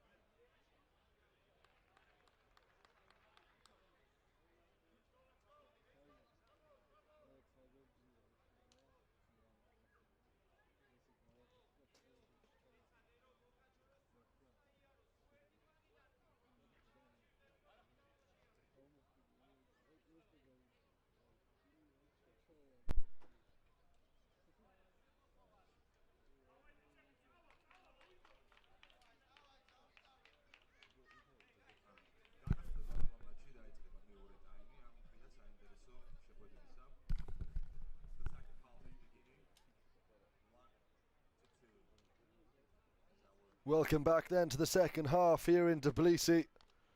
It's the Georgian side with work to do as they trail against Real Panthers 2-1. A late goal in the first half from the central defender gave the Portuguese side the lead.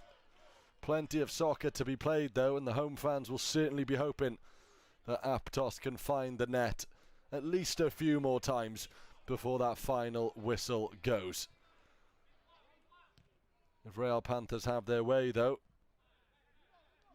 they'll be looking to slot a few more home themselves. An interesting game this, far more open than the ones we've seen so far. Not as many goals. Niger Thunder netted 5, 3 in the first half of the opening game of the tournament. Their captain Clifford setting the tone really with a goal and 2 assists in just one half of soccer. Not bad at all.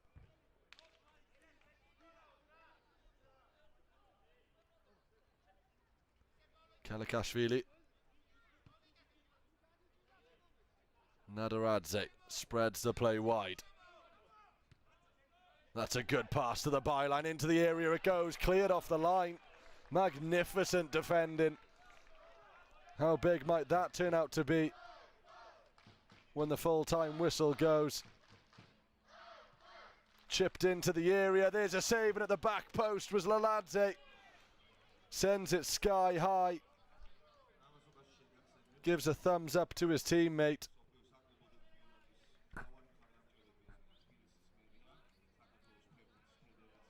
An early chance though for Aptos to come level.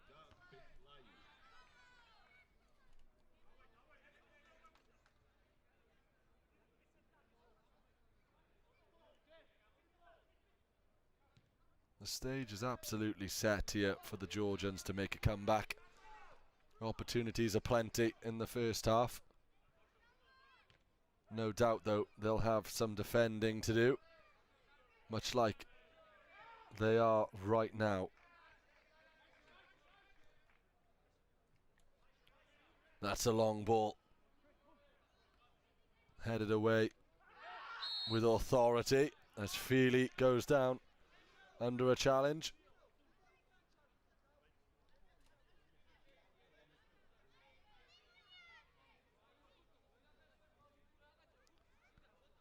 Heavy one, I think it's fair to say, from Nadaradze.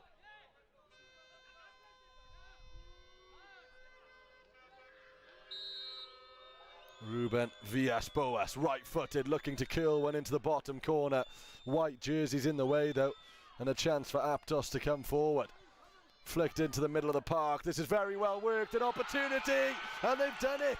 2-2, just 3 minutes into the second half, and the Georgians are level. Gini Kashvili with the goal, and a serious celebration from the Georgian. Kechikashvili spotted his teammate flying in at the back stick, and Gini Kashvili with a hop, skip and a jump taps one home. Just the deftest of touches past Bruno Almeida in the Real Panthers goal, and we're all square. Here's Feely up the other end. No purple jerseys in the box. Aptos will come again. Costa puts an end to it only momentarily. Here's that man again, over the bar this time though. Gini Kashvili linking up again with Kechikashvili. The dynamic duo is emerging here for Aptos. And just like that, it's all turning around in favour of the Georgians. The crowd are back on their feet. You can see the supporters there just at the top of your screen.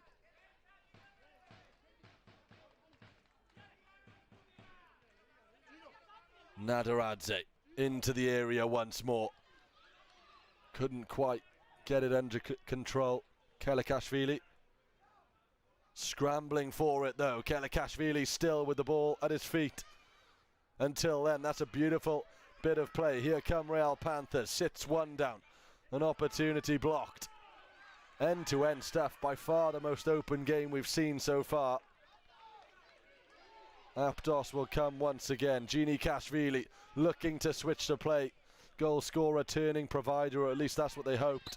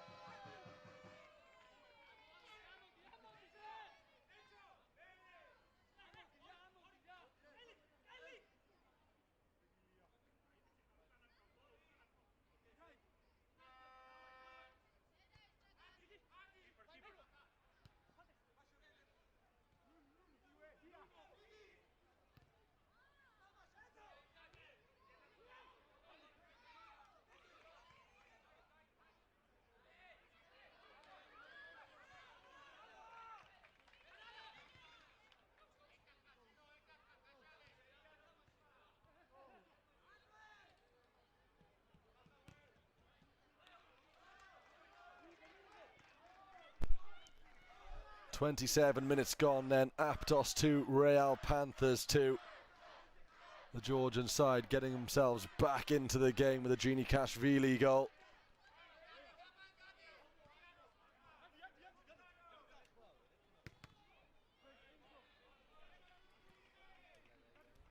As I was saying, very open compared to what we've seen so far. Neither team really sitting back, happy to counter, happy to throw players forward, and it's making for a really good game as a thunderous cross from Laladze sent across the face of goal. Nobody there though. First time cross. In fact, it was a flick on attempt from Kelikashvili, the closest effort.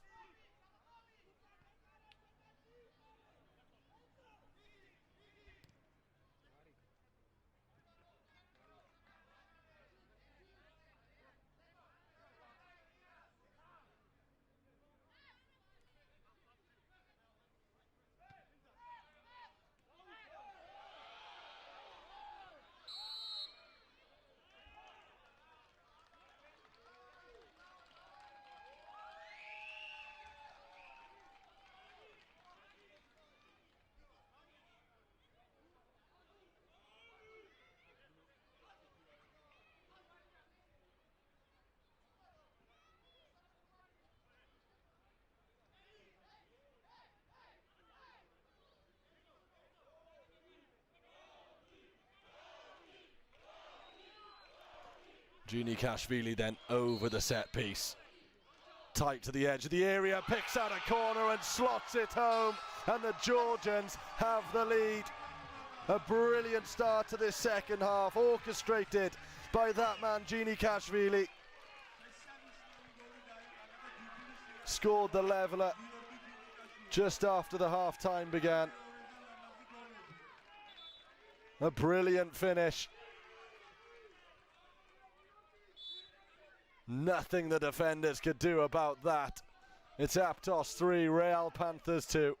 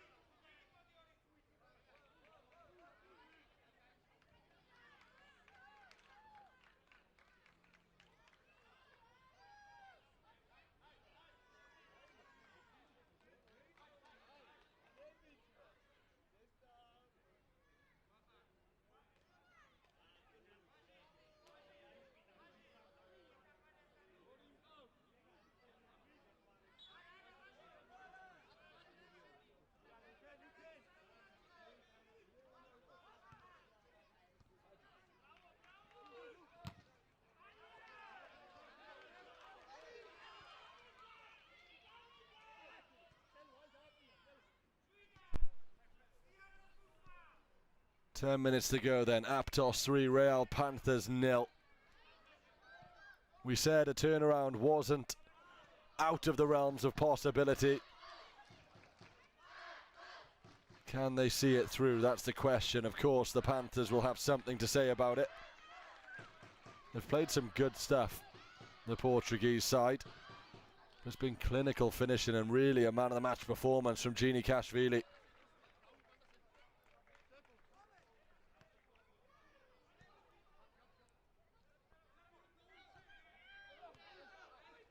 I was about to say settled on the ball now, Aptos, but chaos at the back. Where was the shout? Again, they're having to battle to keep possession, the Georgians. That's a good ball, though. Out to the edge of the area, left-footed effort. It's for Kapanadze. Gives Aptos a 2-goal advantage. A beautiful crossfield pass, slotted home by the number 8. And all of a sudden, the Georgians are very much in the driving seat. Beautiful control with the outside of the boot and a first-time finish from Kapanadze. A dream start to the second half for the Georgians.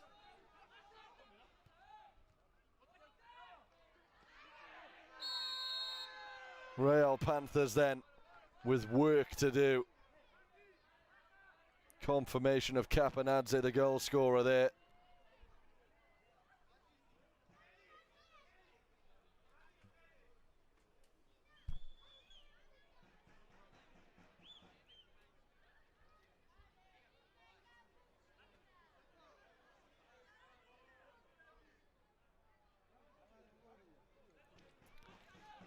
An opportunity then for the Panthers. Villas Boas, Feely all over the ball. It's the number 5 though who calls rank.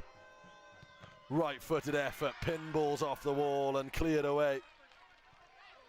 8 minutes to go. A bit of urgency from the Portuguese is needed. It's good goalkeeping from Bruno Almeida. As the Panthers look to come forward. Direct ball, dispossessed though in the middle of the park from Kelikashvili.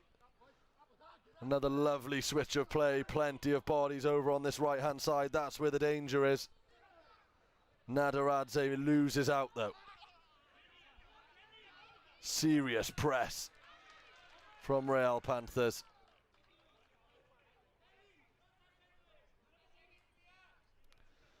Time ticking away though. They started the half with a goal advantage. They're now 2 behind.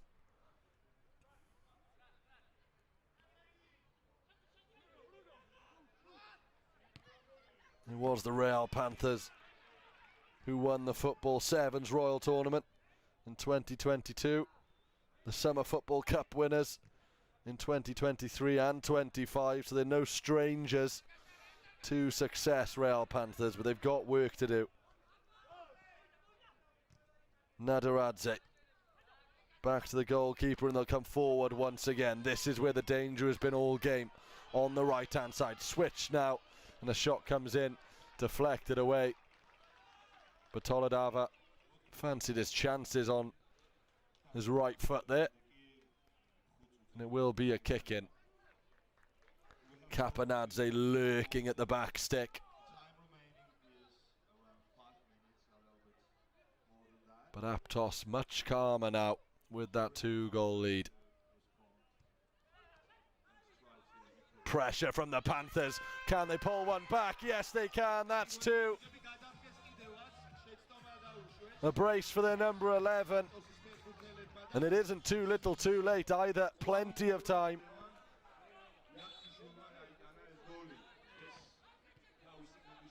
Well, it isn't Albino Costa who got the goal. He has scored today.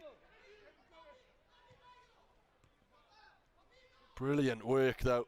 The press paying off. Sharikadze in all kinds of bother.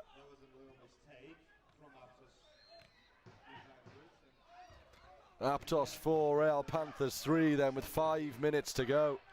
A very open game. Neither team really interested in defending. But as a neutral, brilliant to watch. Caponadze ordered to take a few steps back as the kick-in sails over. And it will be a Panthers ball. Feely sprints over to receive the news that it is in fact potentially an Aptos ball. And a timeout is called, just over 4 minutes to go then. And this game could really go either way. Advantage Aptos, but the Panthers are coming.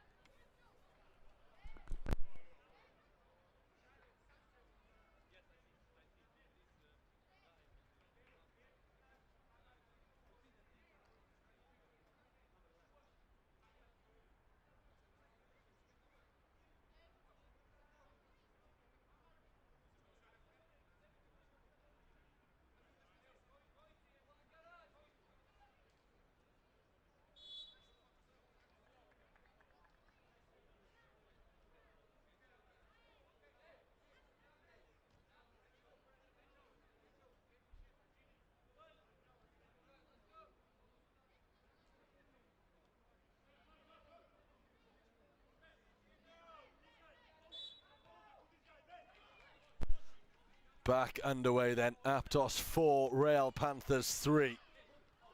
The Georgian side still with the advantage, but the Panthers smell blood. Just a goal in it. Playing out from the back, a risky game. Up against the Georgians, so keen to get on the ball. That's a lovely switch of play. That's where they've had the glory. Quick passing, wonderful switches. We've seen some standout passes in this game. Never mind goals of the tournament. Assists of the tournament. Look no further than some of the Aptos passes. Almeida with a long throw downfield, headed away. Nobody wants the ball at the moment. Very scrappy. That's good footwork though. And Toledava gets it under control for Aptos. Kelikashvili to the touchline. Outside of the boot, switch again. Toledava. Calm is the message. Caponadze loses out.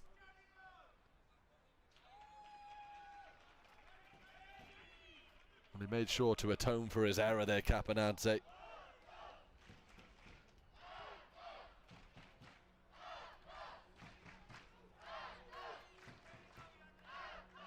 Dinked forward. That's not going to cause any issues for the goalkeeper. Sepiashvili in net for Aptos. Despite the 3 goals, he hasn't had too much to do. There wasn't a lot he could do about any of the goals really, especially that first one. A wonderful flick. That's gone all the way through. Difficult to generate the power there though for Kechikashvili.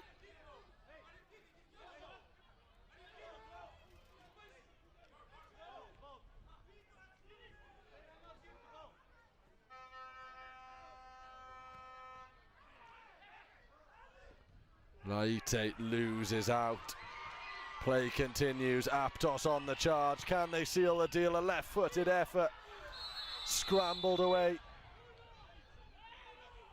There is a foul in the area and we will see a yellow card.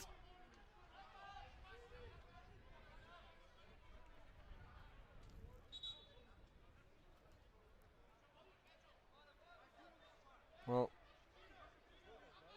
it's Kechikashvili who made the foul. I'm not sure he realises he needs to go into the sin bin, but he does, and that means that Real Panthers will have the man advantage for the remainder of this game.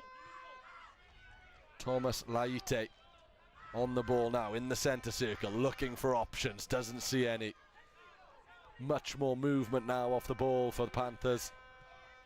Dinked forward into the area. Shovelled away though, still the dangers there.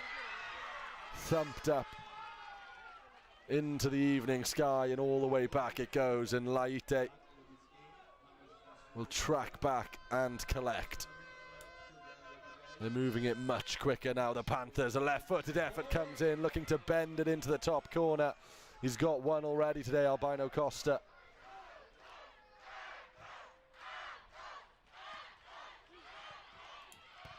Up the other end, though, the Georgians snatch one wide.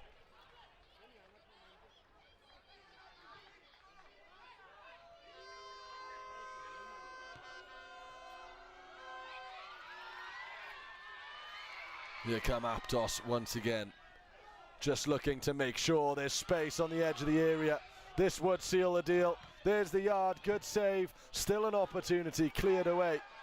Can the Panthers go up the other end and equalise? Bodies back for Aptos, that looks like a foul. It will be a free kick to Real Panthers. The clock is in the red.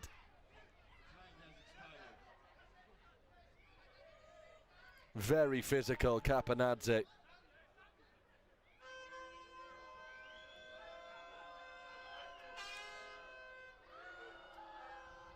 Thomas Laite. Last chance saloon then for the Portuguese. Laite over the ball. Condense the space is the message. One last opportunity. The referees are happy. Laite sends it into the mixer and it's gone all the way through. Thomas Laite equalises in stoppage time. A valuable draw for the Portuguese. Shattering the dreams of the Georgians. You can see the fans in the background. They can't believe it's gone all the way through. Not a single touch. Sepiashvili gets a fingertip but can do nothing to deny the Panthers an equaliser. Late drama here in Tbilisi. And what might that mean for the tournament? Wins are valuable, and Real Panthers have denied Aptos. That is the full-time whistle then. The drama continues here in Tbilisi, well into the evening. Don't go anywhere.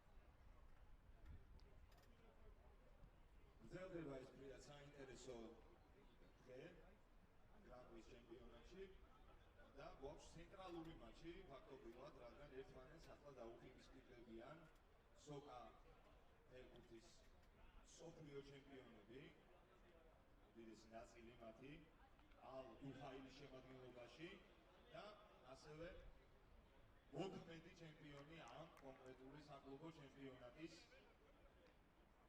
გრან-პრის ფლობელი სარმატი უკრაინიდან, ალ-დუჰაილი ომანიდან. აი ამ ძალიან საინტერესო მატჩის მონაწილეთა სახელებს და გვარებს გავიცნობთ. We have two major. We're back underway then here in Tbilisi as Al Duhal take on FC Sarmat, last year's champions. We've had some brilliant games so far, and this promises to deliver much of the same. So let's see who plays there. Al-Duhaili, დავიწყოთ. Adil Jabudi, Abdulaziz Al-Rukhadi, Al Duhail, Jabudi, plenty of world champions in their team. Mohamed Bait Sabiti, Nabab Ba Omari, Abdullah Al-Wahdi, Ayman Bait Rabia, Muatissi Al-Shamsi, Samir Al-Balushi, Mahmoud Al-Balushi და Mohamed Davush.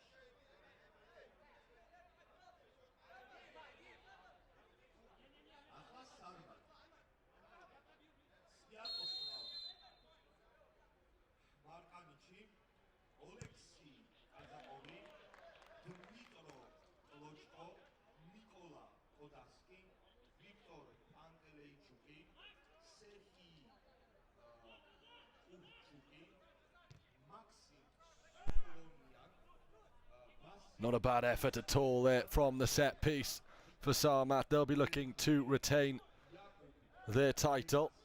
The beautiful green kit, but Al Duhail will certainly have something to say about it.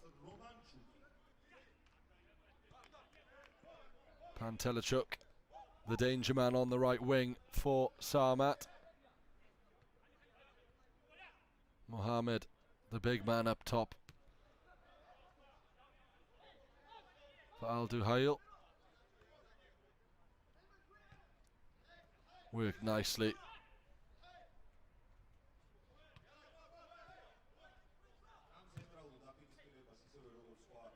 Klochko dispossessed. Mohamed on the ball now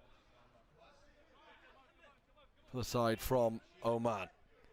Nicely worked to the edge of the area, right-footed effort and rifled home for the opener. FC Sarmat lead. It was only a matter of time. It was relentless pressure in the opening 2 minutes from the champions.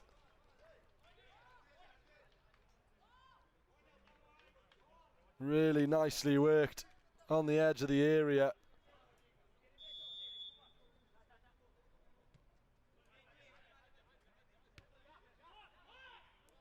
And Kuchuk gives his side an early lead.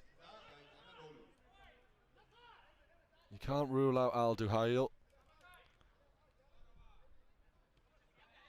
Plenty of stars in their side, but is Sarmat on the attack now?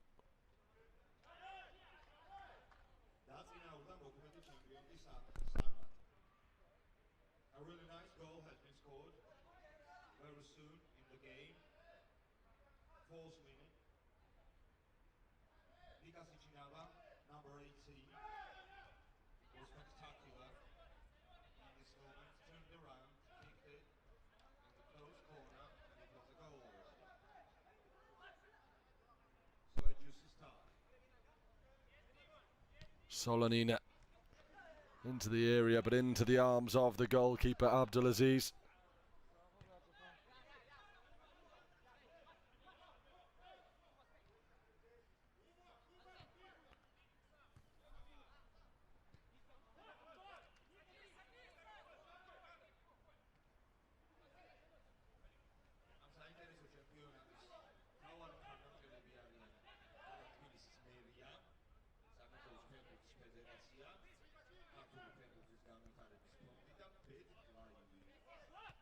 First period of possession for Al Duhail. Such a talented side, they won't panic at all about being a goal behind. Al Shamsi. Forward it goes. Good hold-up play from Mohammed. Constantly looking for space. Back to Abdulaziz. Confident goalkeeper. It's good play down this left side. Al Balushi though, just a little bit too much for him.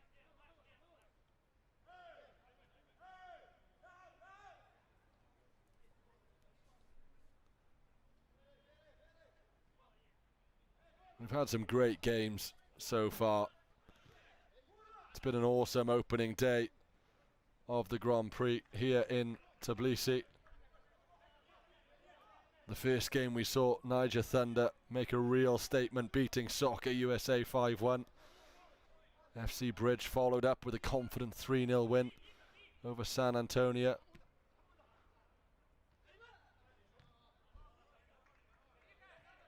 The most recent clash ended 4-4 between Aptos and Real Panthers.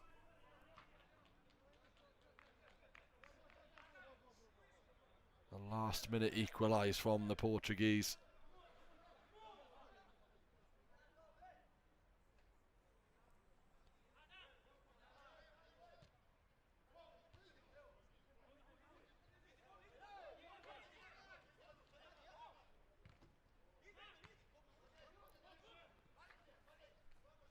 Good control from Al Shamsi. Ayman crowded out in the middle, but Al Shamsi gets it back under control. A real standout player for this side, Al Shamsi. World Cup winner, of course, with Oman.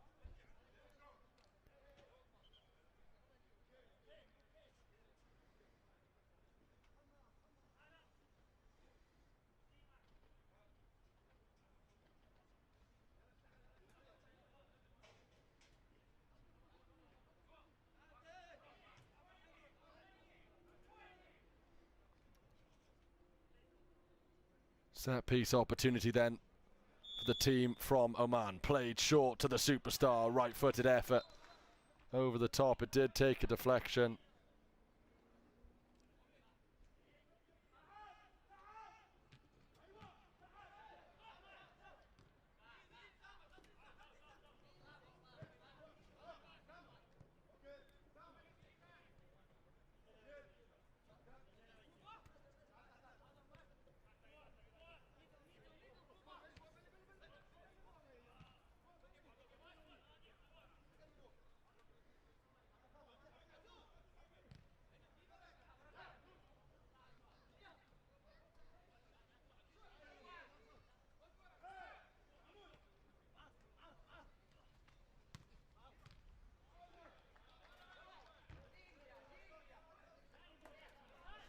Eight minutes gone then.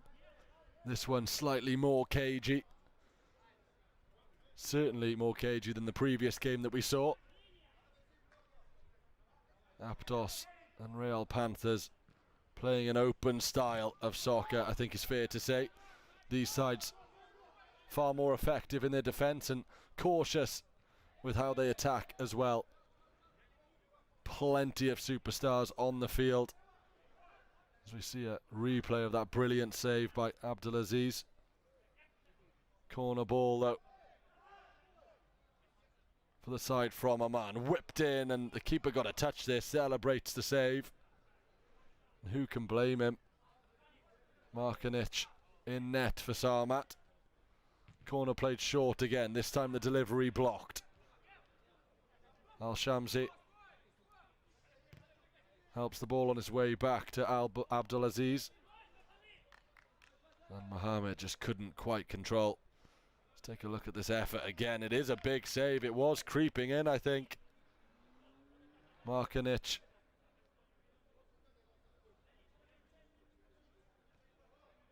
Denying Al-Duhail.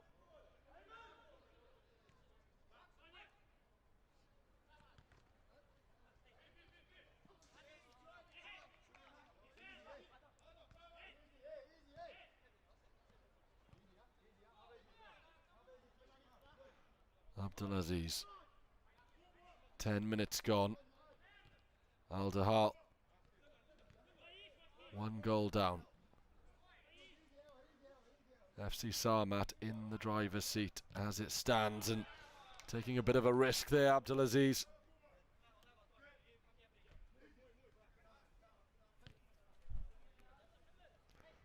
Much calmer this game. Far more tactical.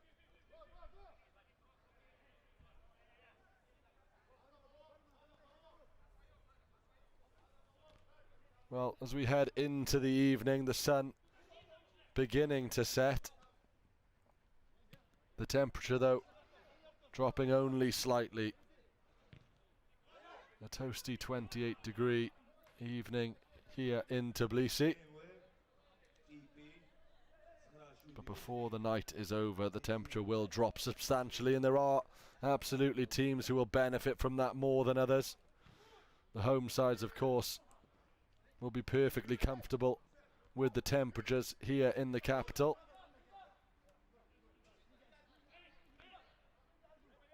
As Abdulaziz sends his long throw up to the halfway line. That's beautiful footwork from Ayman. He's sent to the ground, and they'll take the free kick there. Appeals for a card. Nothing too cynical, though, says the referee.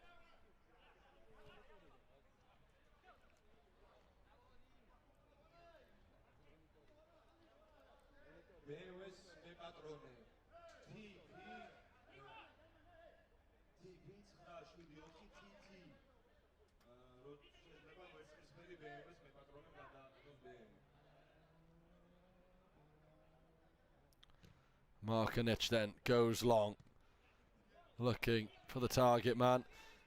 Once again, it's a difficult way to play soccer, the long ball.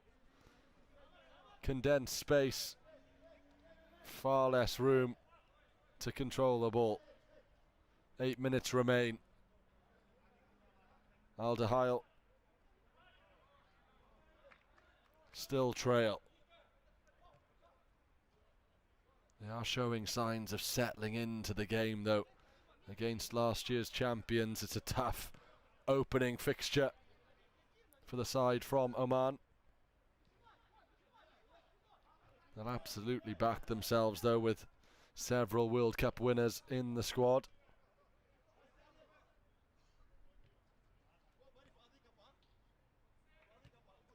Al-Shamsi sends the ball forward. 2 players competing for it.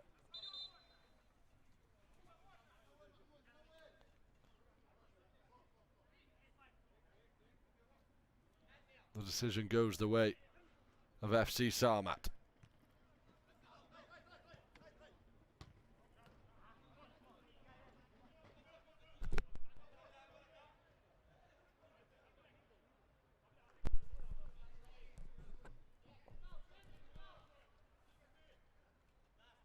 To the captain it goes. Sent forward once again, intercepted. Haven't quite found the key to unlock the defence, and that's poor. Nobody's interested.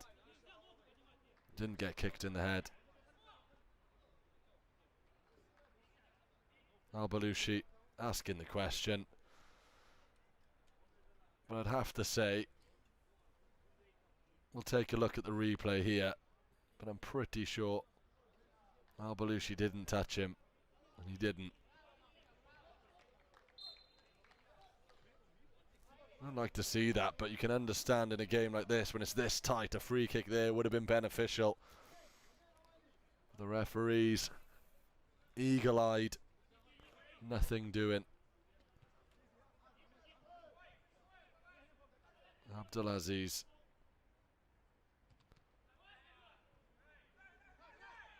Here's Al-Balushi. Does well to win a kick in there under pressure.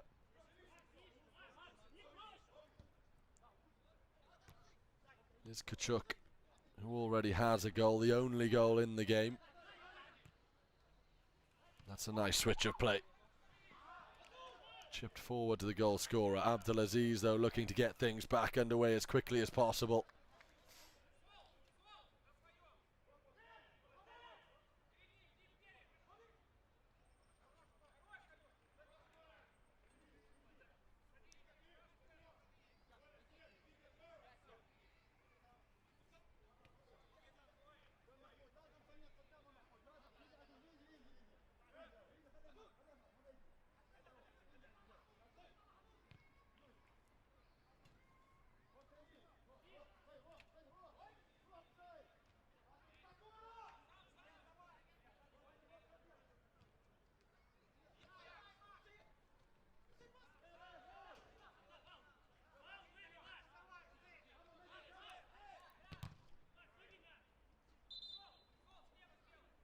Well, Solanina's shot is blocked, but will go back as there is an injury for Al-Duhail.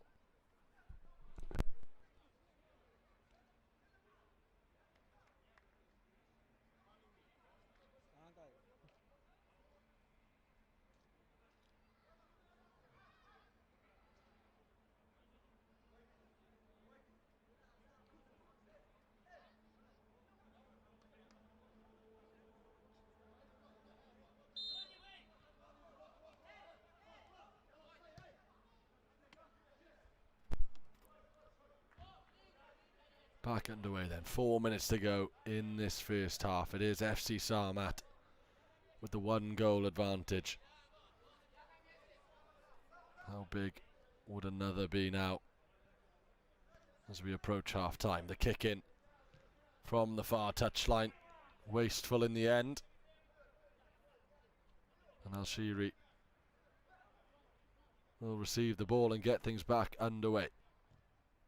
Launched forward. Once again, headed away comfortably by the defending champions. This could be an issue though. Left-footed shot wayward from Al-Balushi.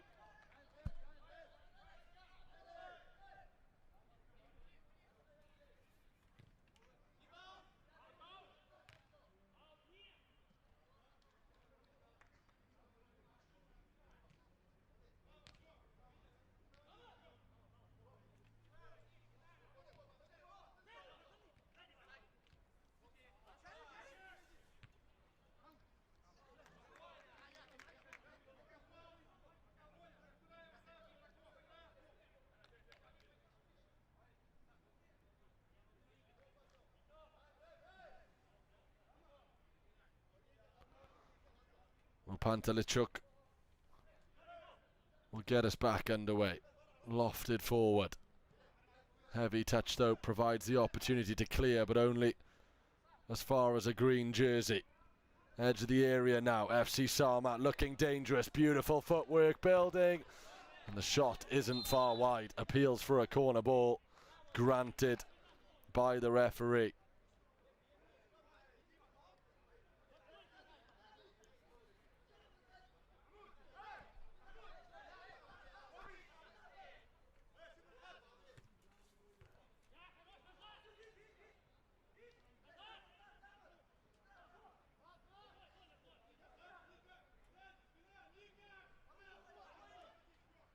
Al-Balushi sees it launched forward once more. It's almost gone all the way through. And what an equaliser that would have been with just over a minute to go in the first half. It was Abdullah who was under it, just couldn't quite guide it into the back of the net. Here he is again. Abdullah, options to his right, receives it back, chipped into the area. Couldn't quite work it, but more lively from Al-Duhail.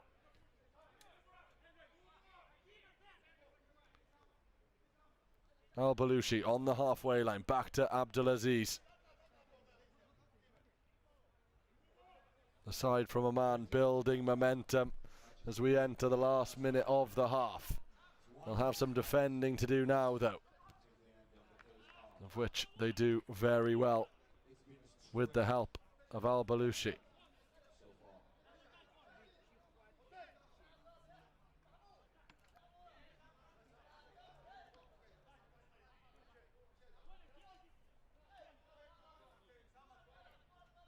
will be a kick in then for FC Sarmat from this near touchline. Can they double the lead just before the break?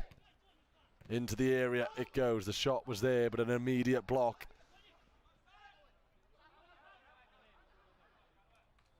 And sparks of a counter-attack from Aldehyel, but in the end it is FC Sarmat with the kick in. Down the line it goes. They protect the ball well, the champions, and here's an opportunity to double their lead, and it's pulled wide. Well, there was the chance, the space opened up, nobody in front,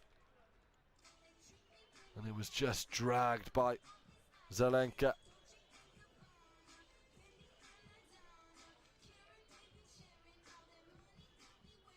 It was Hadina in the end with the effort. And there is the half-time whistle then. Don't go anywhere, plenty more to come.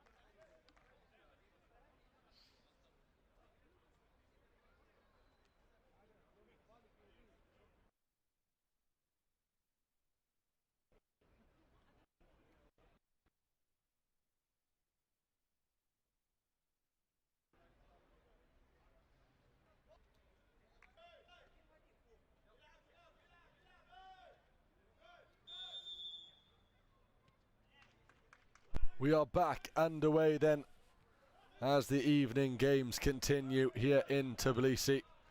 It's been an action-packed day of soccer action so far, and it will continue into the evening. Al Duhail in this game trail last year's champions by 1-0. FC Sarmat took control in the opening 20 minutes, and it is down now to the team from Oman to claw things back. If you are just joining us, it is Al Duhail kicking from left to right, and they're all white kits, and then FC Sarmat from right to left in the green jerseys. Abdulaziz will send it long, a little bit of space in the midfield, quickly closed by the champions. Pantelechuk does well to keep possession there. Assessing the options ahead of him. Solanina.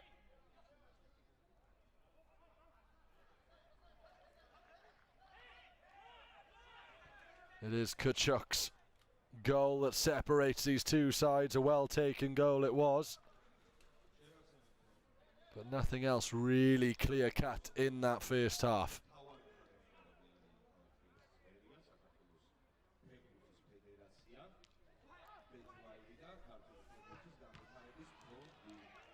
It'll be interesting to see how the arena looks when the sun does set here in Tbilisi.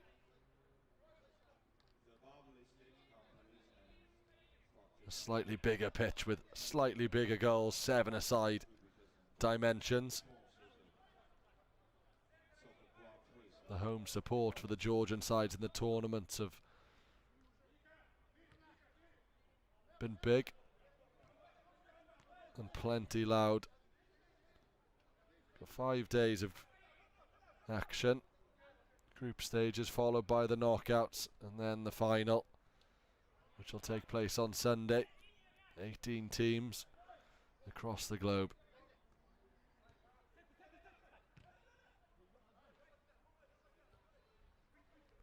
FC Sarmat, the defending champions though, in the lead so far. We've seen some impressive teams today. Niger Thunder scoring 5 in the opening game of the tournament. Late drama for Real Panthers in the game that preceded this. That one finished 4-4, much to the despair of the local Georgian crowd. Here come FC Sarmat charging down the line. Big save from Abdulaziz. The danger's still there. Potential penalty appeals. Referees say no.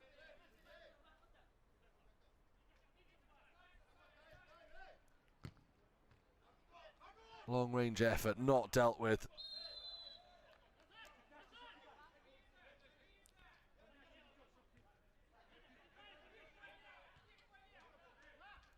This was a chance. It was 3-on-2. Better options to his left.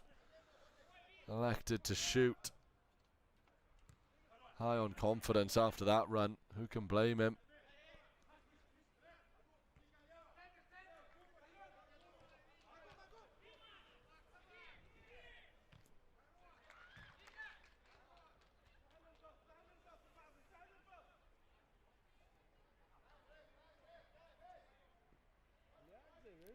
Difficult to read into how well FC Sarmat are playing and how promising their chances of retaining their title are, because Al Duhail have a very strong defence. It was a defence that really won Oman the World Cup and the previous tournaments where they were champions as well. That's dangerous though. Abdulaziz had it tucked under his feet. He didn't help out his teammate there, Al Balushi, at all. And here's a shot, right-footed, narrowly wide. The pressure now piling on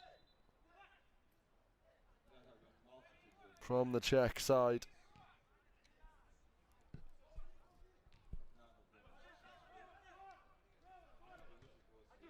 Given away in a dangerous area by the captain and punished. You can't give the champions chances like that. Al Balushi under pressure gives the ball away. FC Sarmat extend their lead, and it smiles all around for the Czech side. Pressure mounted on.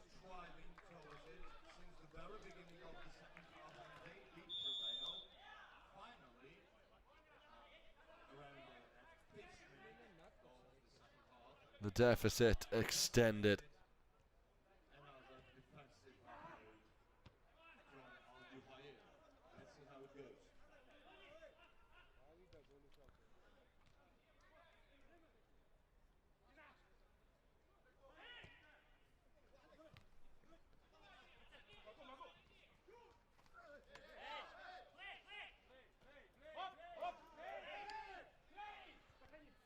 Well, a goal for Nekas, and then a quick substitution.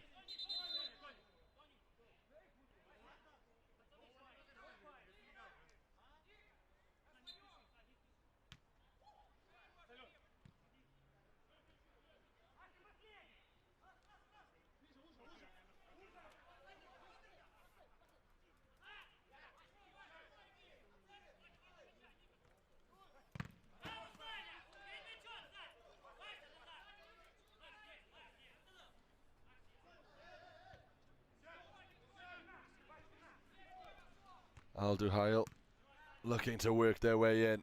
Plenty of time to go, 14 minutes. That's enough time to not only draw level but take the lead. They just need to work out the key to the Sarmat defence. Al-Shamsi launches one into the mix. No real target there. It won't work against the champions.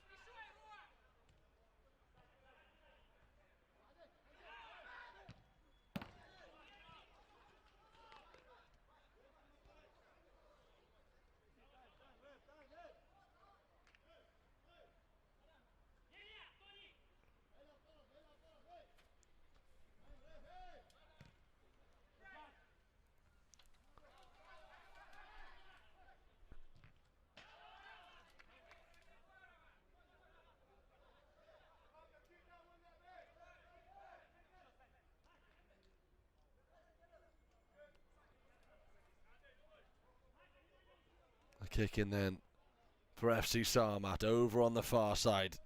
Time taken with this one, caution, but given away and then thumped into touch to prevent the counter-attack. Al-Balushi, a little bit of a rush, but he'll know there's time. 12 minutes of which for his side to get back into the game.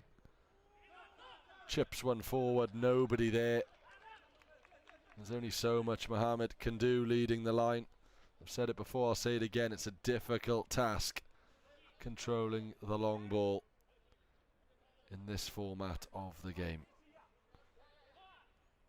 Markanic surrenders responsibility of taking the goal kick, and perhaps he should have taken it himself, because straight into touch.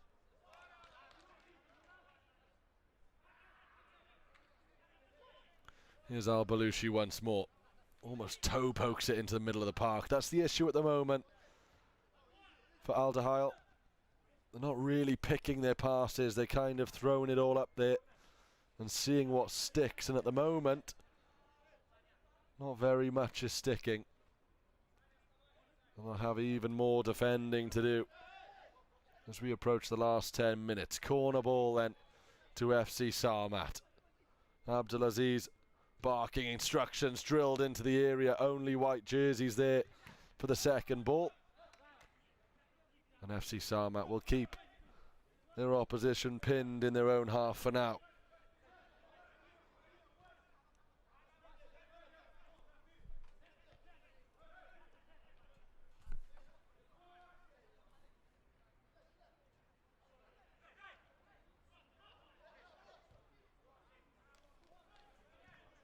No nonsense defending from FC Sarmat. A good example of a team that like to keep it tight. Will try and hit you on the break.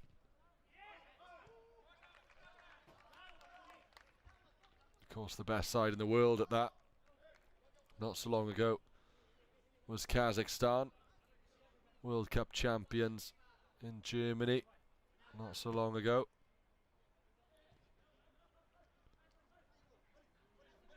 Dispossessed. Here is Al-Shamsi. That's a better ball, more direction, to the edge of the area they go. Good defending once again, and a chance for FC Sarmat to break.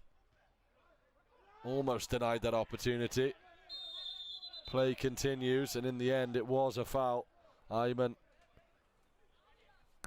brings down his opposite number.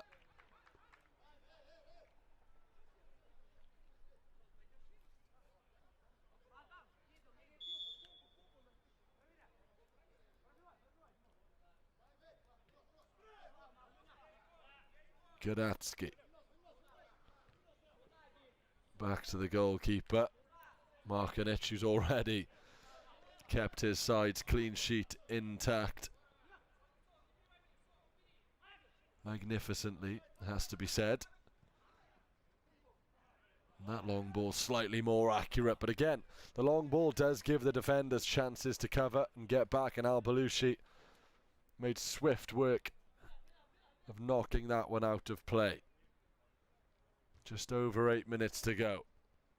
Al-Shamsi begins the counter-attack. Here's Mohammed looking for support. Holds the ball up well until he surrenders possession. A chance for a counter-attack now. Pantelechuk goes down. No whistle from the referee.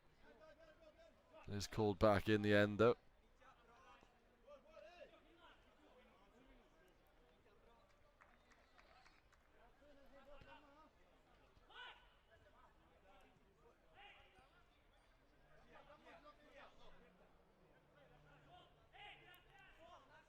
It's the captain's responsibility to get it back underway. Al-Shamsi keeps it moving.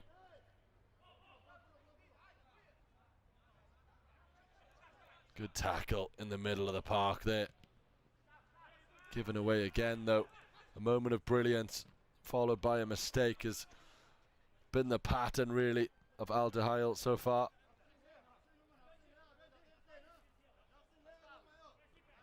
Pantelechuk then from this near touchline. In fact, he's given it up to Klodjko.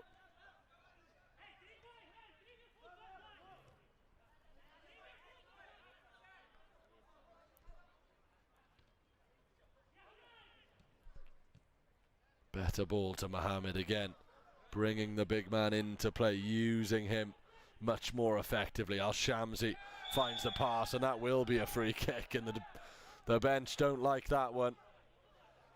A rough challenge on Al-Khatiri. Looks like a painful one too. It's a good ball actually. Just trying to squeeze through the gap, and in the end gets sandwiched between the two defenders.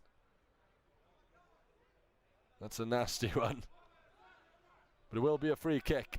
7 minutes just under to go. Al-Shamsi, he hasn't quite had the impact on the game that he'd have liked. An opportunity for him to make his mark now from the set piece.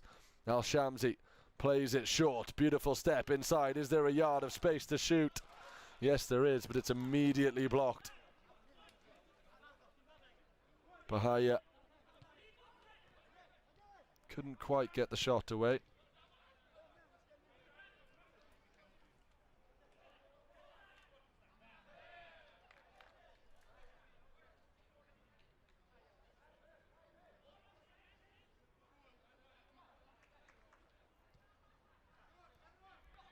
To the edge of the area now, FC Sarmat. A much tighter game than the score line suggests. FC Sarmat just more clinical with their opportunities. Neither team really creating chances galore, it has to be said. FC Sarmat though could make it 3 here, and they have done. Disaster for Abdulaziz, and it's that man again, Jakub Nekas. And the reigning champions extend their lead to 3. Al Dahail defended well, but Abdulaziz was caught in no man's land there. Nothing really Al Balushi could do. And it's a brace for Jakub Nekas. Left-footed effort there.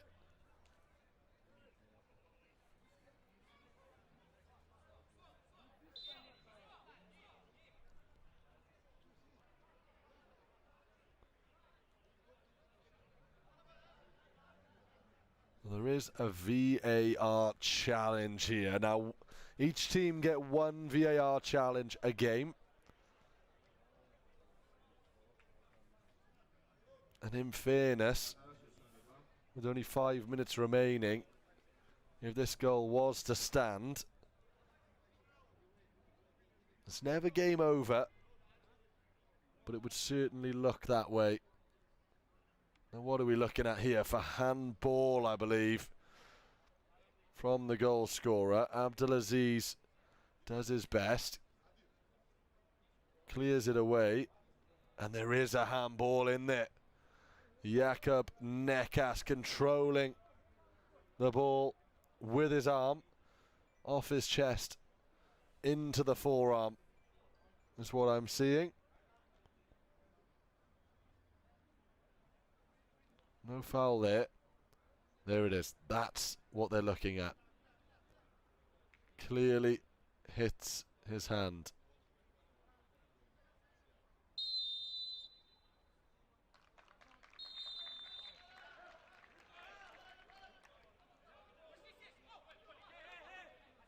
Well, this one will be chalked off. So, just the 2 goals then.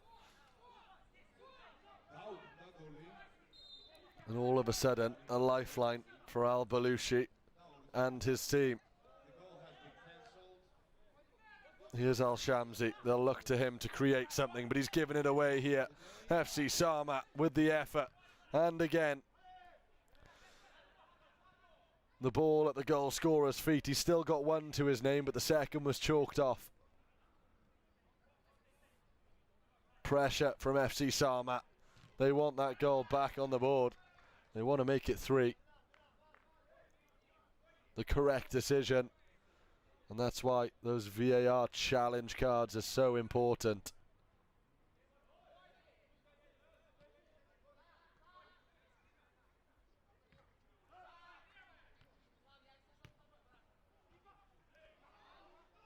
Romanchuk sending it forward. No glory for him. And the long ball from Abdelaziz, controlled in the end and knocked out of play. 2 players down. We will have a break.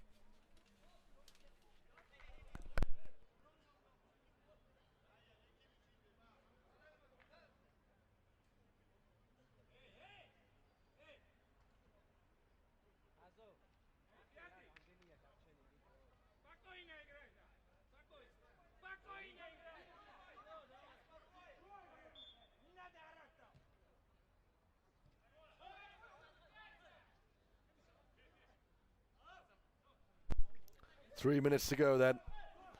2 goals to find for Al Tahail.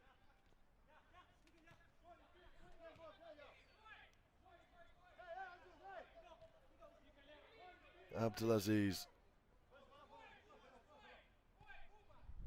Out to Al-Khatiri. Al-Khatiri sends it wide.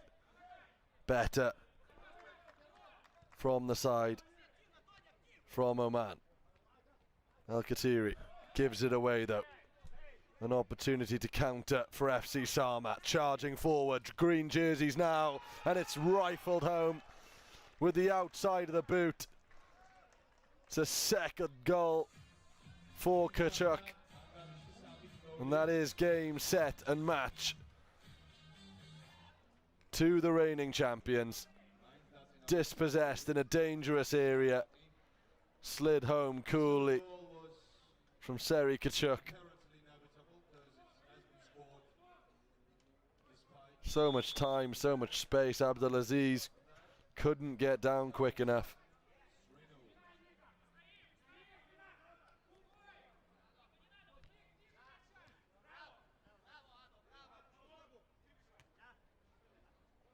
Well, the stadium announcer deems that goal inevitable But I have to say, just before the goal went in, Alderheil looked much, much better, quicker with their passing.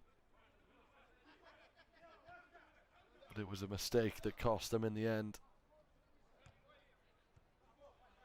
Al-Balushi forward once again. Loses out, this time though unfairly. And it will be a free kick as we head into the last minute of the game. Is there a goal for Alderheil? To the byline it goes. Al Shamsi plays the 1-2. But too much on the cross.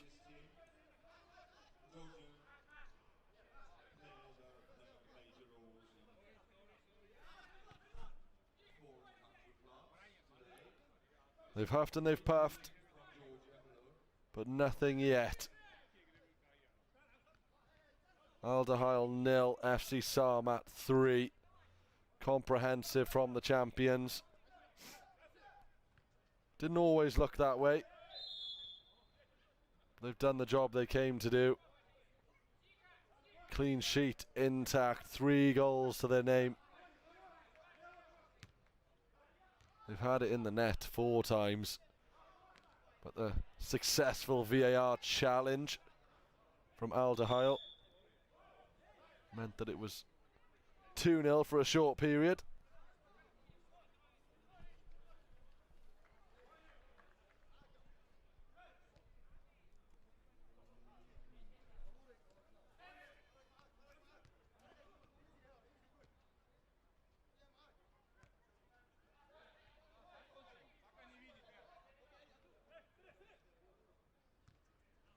Has expired, so it still is an interruption. Ball leaving the edges of the pitch. The bounce of it.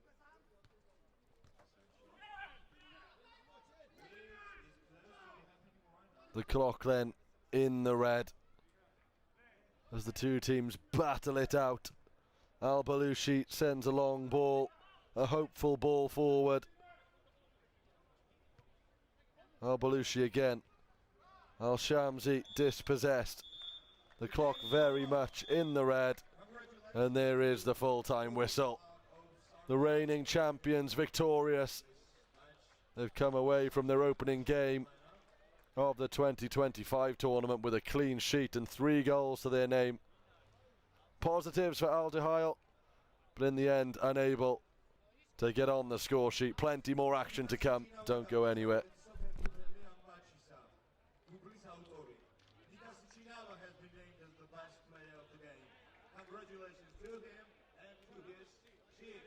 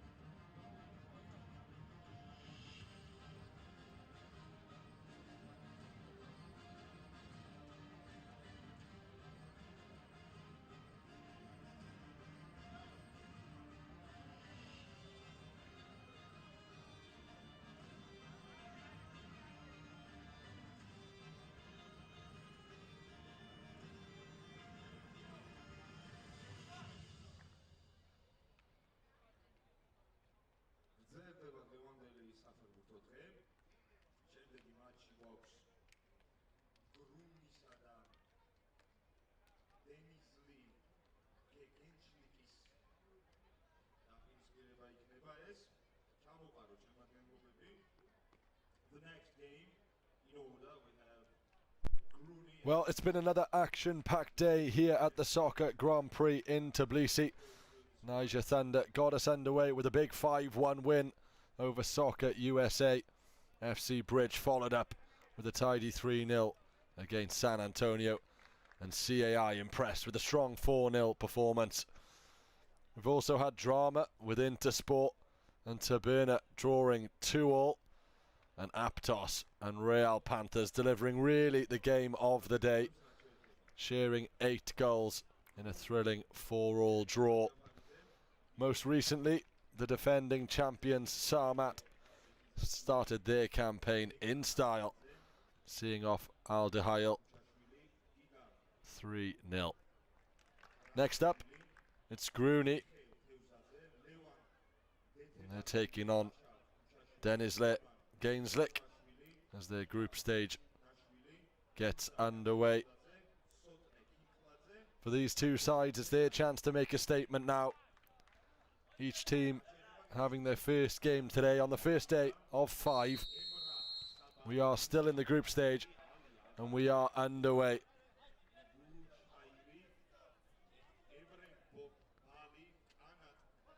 And Denizli Gainslick, today's opposition for Grooney, named after a street in Adana. Bit of a mouthful from a commentator's perspective, it has to be said. What can they deliver? That's the question.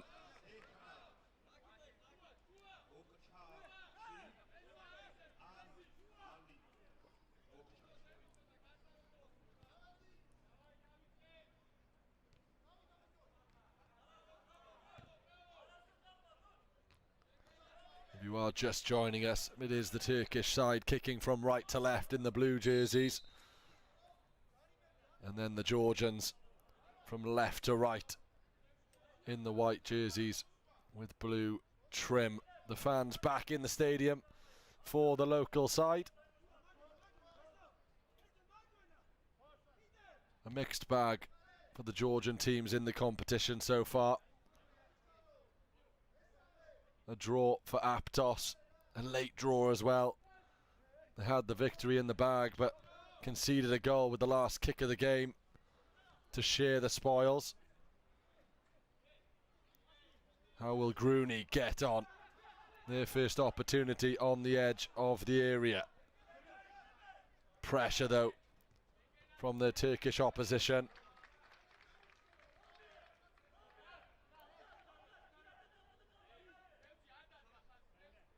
Harkin with the early press, concedes the kick in. Plenty of early goals in the tournament so far. We haven't had to wait long to see the action unfold. A cagey affair in the previous game that did end 3-0. Tavzadze with the latest effort for the Georgians. Kurt looking to wrestle his way through, does so and retains possession. Emrah starts to move, that goes all the way back to the goalkeeper, who delivers a long ball that surrenders possession. Kinstarashvili then from the near touchline. This game starting at pace.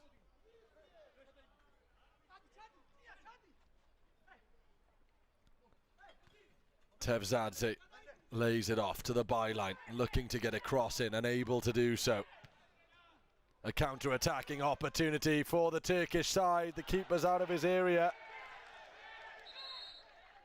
Big save though.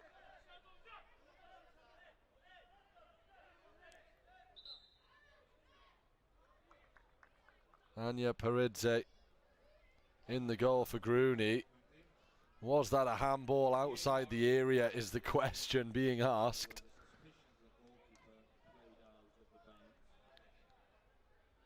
And a VAR check wouldn't go amiss here. Let's take a look at this on the counter-attack. And that looks to be outside the area to me. Where is the contact? That's the question. Outside the area, has to be. That looks to be handball. A big moment here.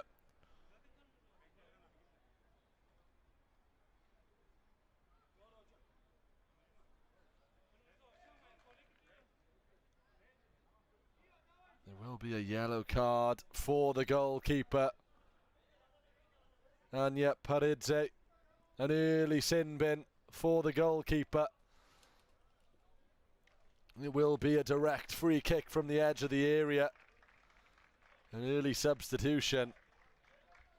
Komakidze perhaps didn't expect to be involved this early on in the game.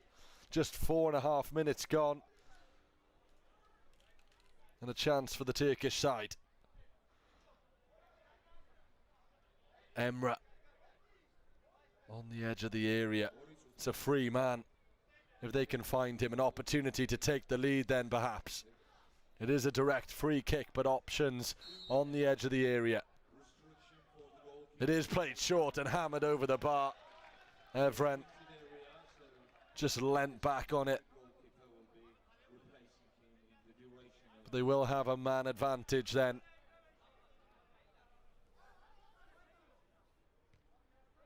Dennis Gainslick starting the game well. As that long ball goes all the way through. Too much on it there.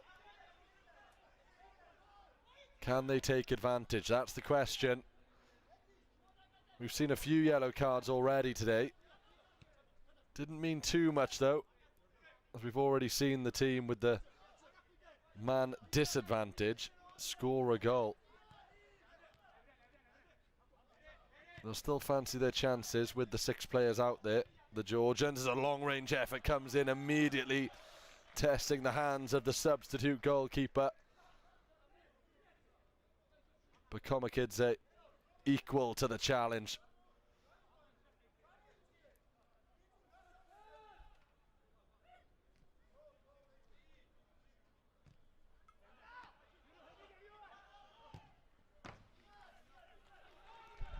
A long-range effort from Evren.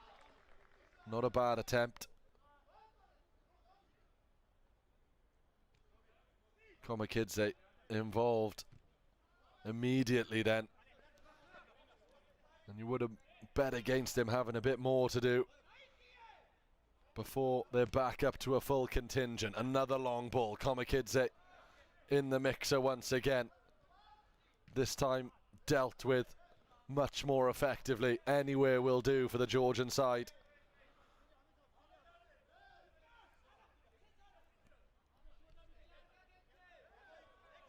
How long? How long is the question?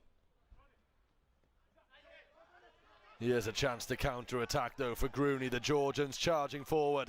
It's 3-on-3 to the edge of the area. Left-footed effort. Cleared away by Evren. Heavily involved. And they get away with it there.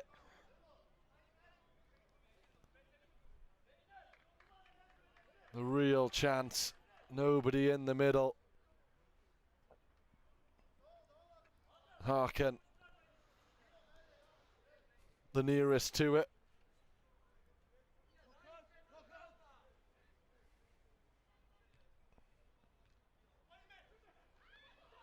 Ekizashvili in all kinds of danger. And there is the opening goal. The captain was in trouble.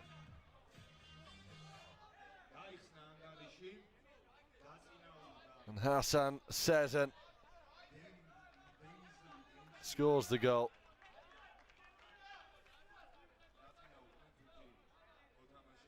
A heavy touch, capitalised upon.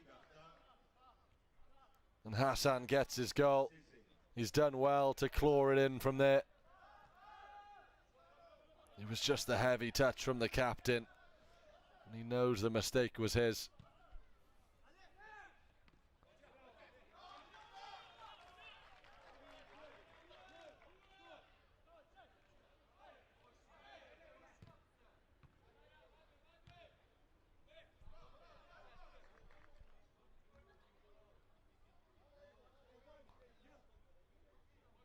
Anya Paridze back on the field then.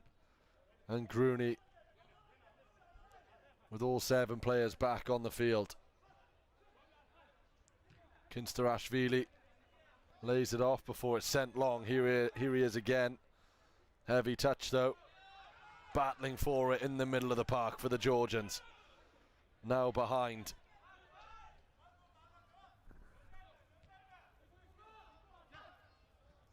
Ekisashvili. Kinkladze sent tumbling into the corner flag.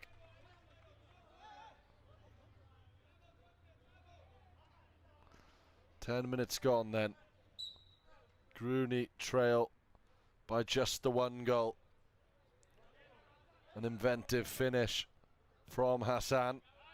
The difference as it stands. That goal kick slightly wayward though.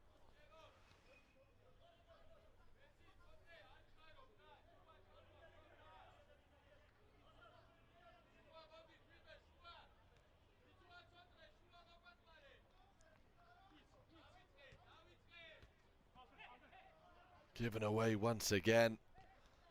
Dangerous decision making. They've got away with it this time. Ekisashvili on the chase and forces the ball to be thumped into touch.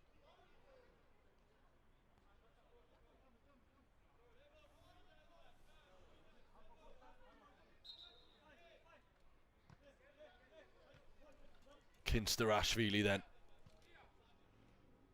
on the kick in. Rolls it into play, and on the edge of the area the Georgians threaten. The shot's blocked though. And Ekisashvili makes sure that they aren't victim to another counter-attack.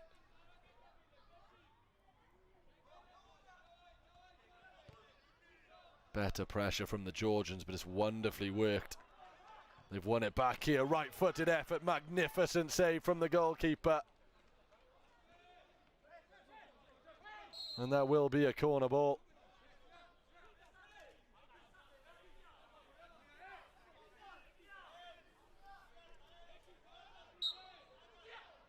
Two in the area for the Georgians. Couldn't quite find a white jersey. And it's cleared away once more. This was the opportunity though. A magnificent save in the end to get that amount of bend on it. The keeper wasn't sure.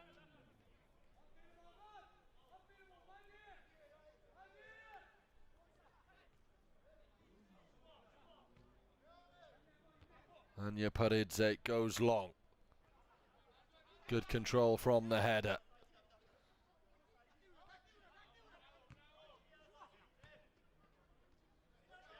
Gainslick lose it. Here come the Georgians. Grooney. Chip to the back stick off the crossbar. Well, it can't get much closer than that to an equaliser. They've got some defending to do, which they do. The game opening up as the time ticks on. A chip to the back stick. And off the crossbar. They're getting closer, the Georgians. Back to a full contingent, as I say, after that early yellow card for their goalkeeper.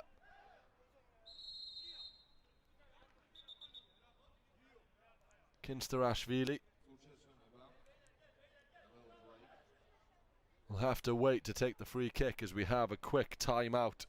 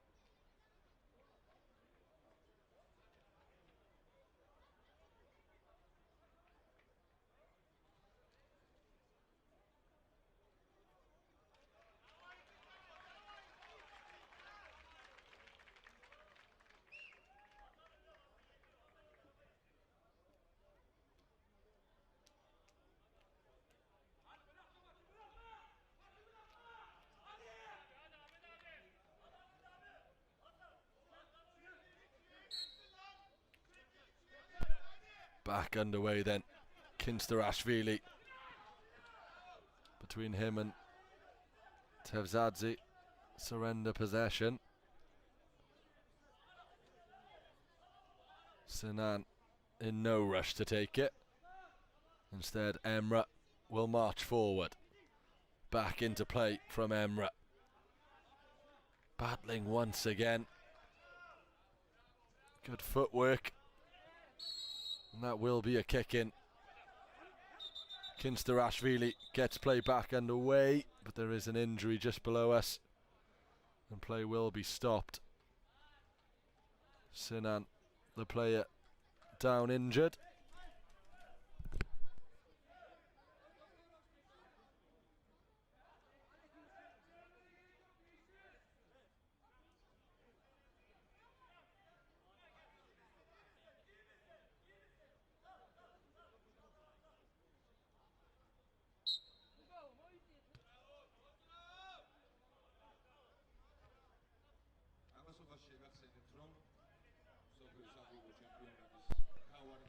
Kinsterashvili with a good ball forward here. Can they make something happen? Support arrives on the wing. That's a push in the back. Kinkladze goes down. Doesn't really need to give those heavy appeals. Pretty cut and dry, this one.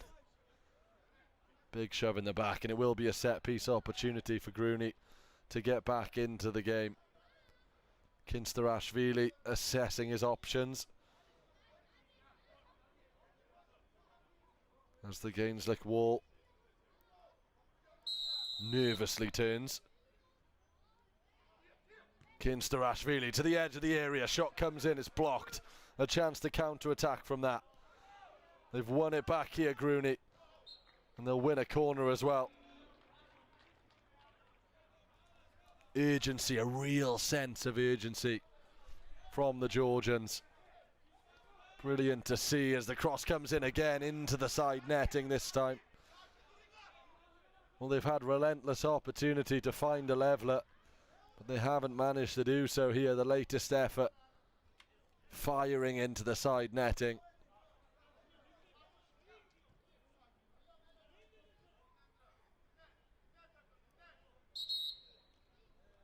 Six minutes remaining of the half.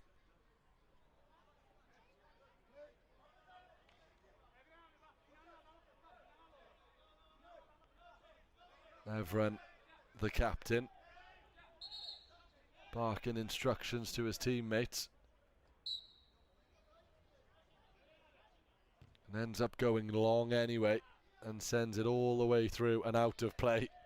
And once again we come back to how difficult it is to play the long ball in this format of the game.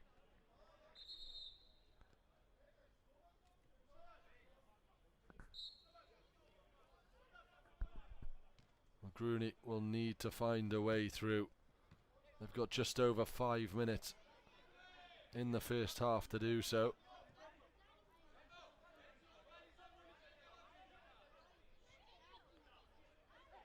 There may be a real sense of urgency, but they haven't really tested the opposition goalkeeper as of yet. Plenty of time, of course, for that to change. Kokashvili gets us back underway. Probing here. Grooney looking for options. An overload on the left.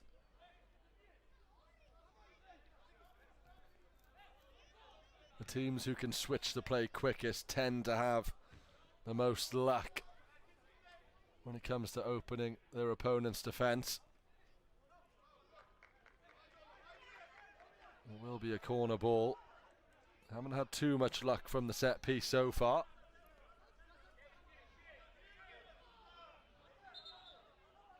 What can Kabalevi do?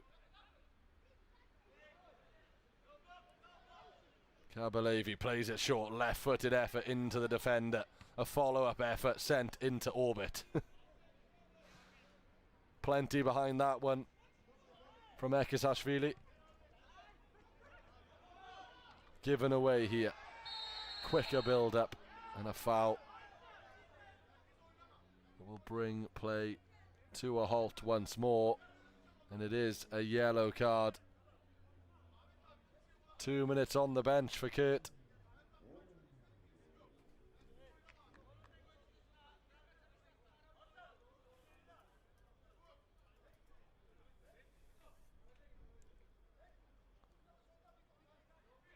There was a cynical foul straight through the back.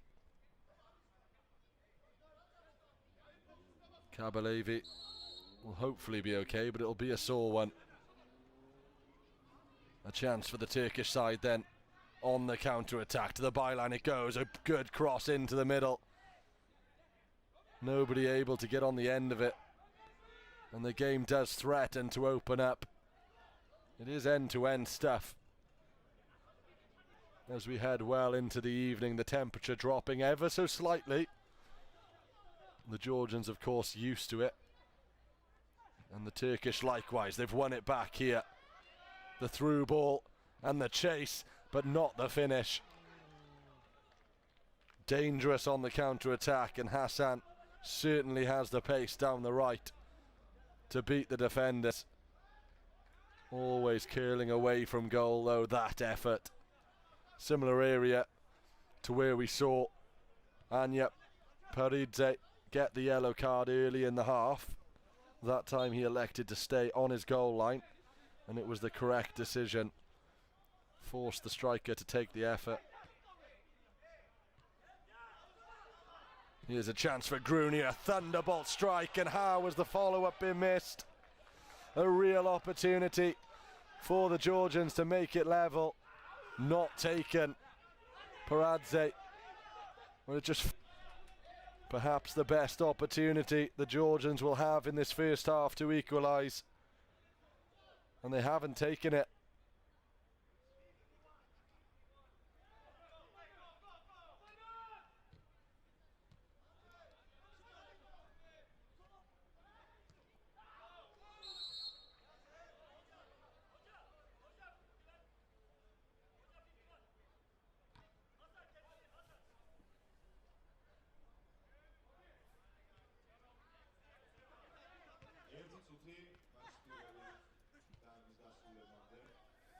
There is roughly 1 minute left to the end of the first half. We have 1-0. Kratsashvili on the field then. Here he is now with the ball at his feet. Back to his goalkeeper. Anya Paridze sends it up into the night sky. Beautiful stadium this. Seeing it transition from a sun-kissed arena to host the drama in the dark of the evening. It's been a pleasure on day one. The Georgians will look to grace it with a goal. Another opportunity though for Paradze just goes amiss. As we see a replay of the chance, just a back-heeled flick. The Giroud finish, we call it.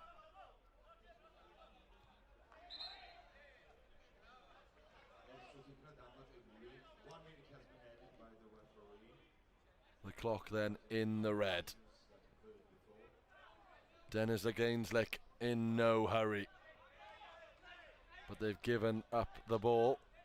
And just as they do, Grooney do the same. Beautiful footwork in the middle of the park. Can they extend their lead before the break? They'll certainly try. Good save this time from Anya Paridze in the Grooney goal. Up the other end then, end-to-end stuff here in Tbilisi. Another effort sent wide. And a big save from Dringa.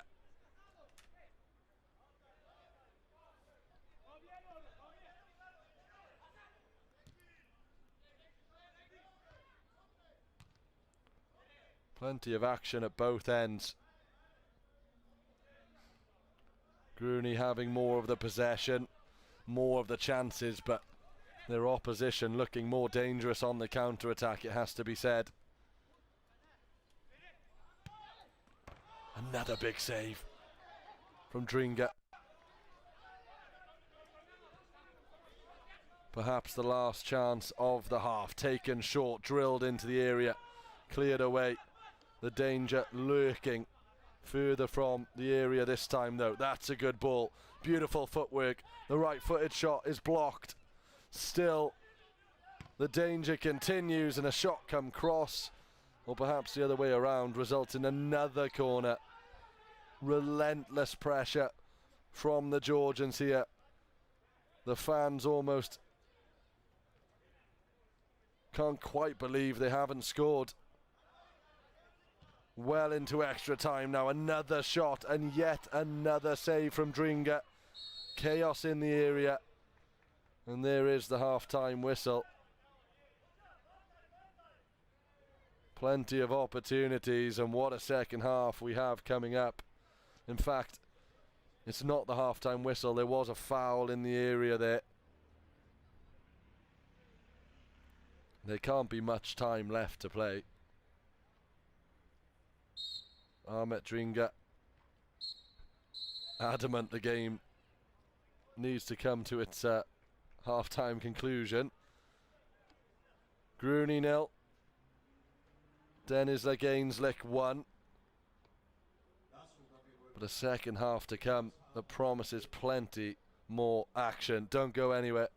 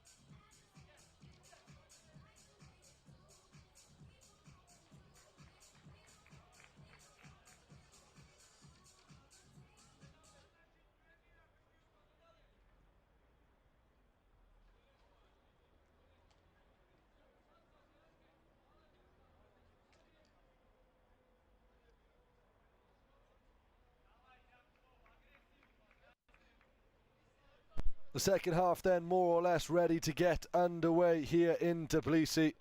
The Georgian side find themselves trailing by 1-0. The coaches will say, how on earth didn't we score? But of course their opposition will answer, well, we defended pretty well. Will it continue? We're about to find out. You can expect plenty of goalmouth action in this second half, that I can promise you. And the outcome still to be determined. Neither side really taking a hold of this game. But it is Dennis Gainslick with the goal advantage to begin the second half. If you are just joining us, it is Dennis Gainslick kicking from left to right as an early shot comes in from Paradze. As I said, goalmouth action aplenty. And as another shot comes in, I will finish telling you that it is Grooney kicking from right to left. As you could probably tell, they're in the white. Corner ball, this time defended a little better. The danger still there. And Kinsterashvili goes down just outside the area. Doesn't make too much of it though. It is a free kick, I think. That was determined pretty quickly. But an early chance. And an early glove warmer for the number 1. Ahmet Dringa will have plenty to do in this second half. Kinsterashvili then with the set piece, looking for the pass, finds it, drilled towards the goal and blocked again. Kabalevi.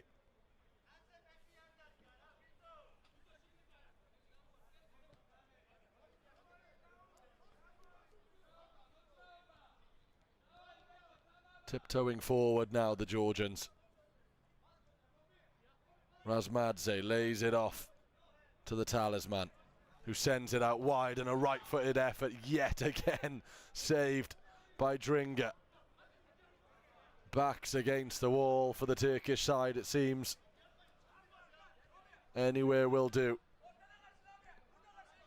Anya Paridze keeps the ball moving into the area and then out again, but the pressure is relentless. I haven't quite seen this yet, this tournament. One team sat so deep, locked and loaded for the counter-attack, and Grooney just lathering on the pressure, but creating opportunities. That's the key. It isn't pressure for pressure's sake. It isn't possession for possession's sake. They are creating chances, they just haven't put any away. And that's the problem.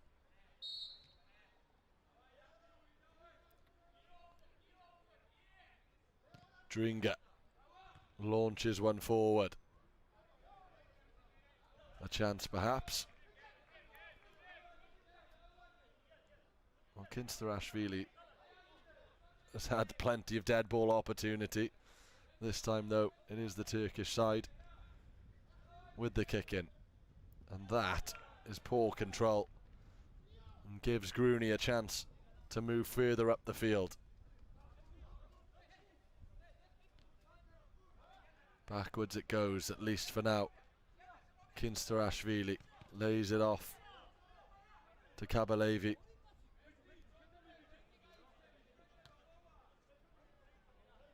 Here he is again, pulling the strings.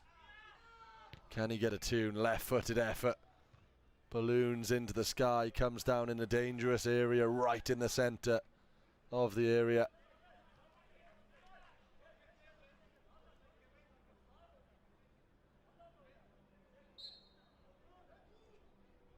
He's all over the place, Kinsterashvili. Every single dead ball, he is over it. Yet to make something happen though. That's a good touch. And a kick in won by Paradze.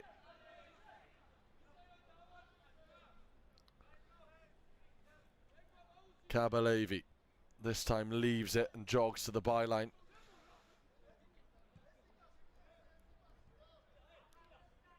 Anya Paridze keen to get things going again.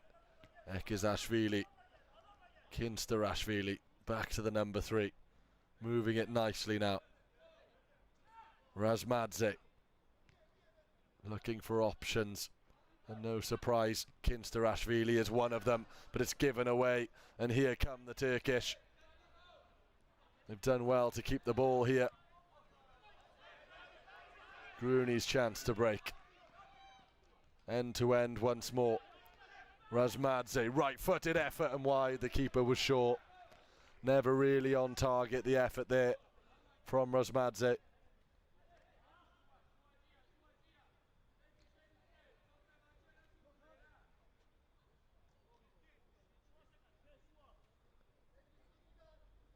Dringa sends it long. Difficult one to control. And all the way through it goes. A quick 5 minutes to start this second half. rolled up to the edge of the area. Can an opportunity be created? It's another shot. It's another on target, but another one that Ahmet Dringa will be comfortable with.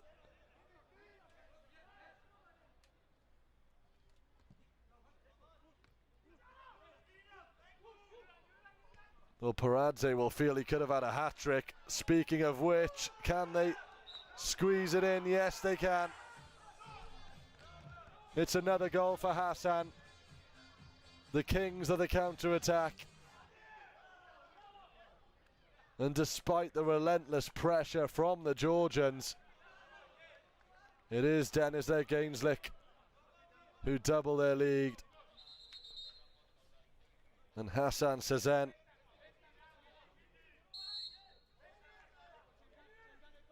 gets another.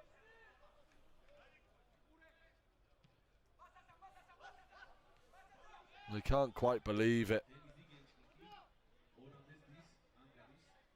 It may go down as an own goal in the end. Hassan, I'm sure, will be keen to claim it.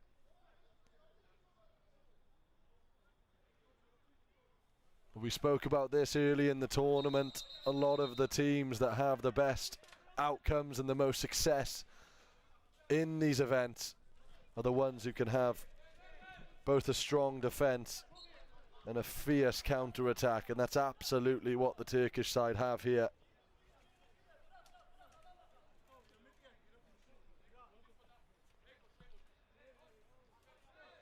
As for Gruni, well, the chances have been there, nothing clear-cut. And it's so difficult to break a team down as a header comes in from the corner, and it's 3.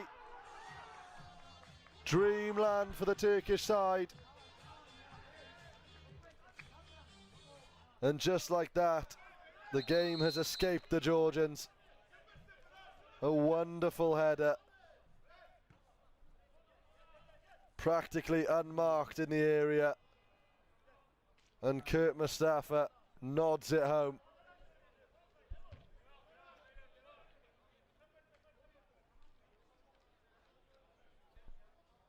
Did so well to direct it into the corner, and a timeout has been called. Panic stations really for Gruni.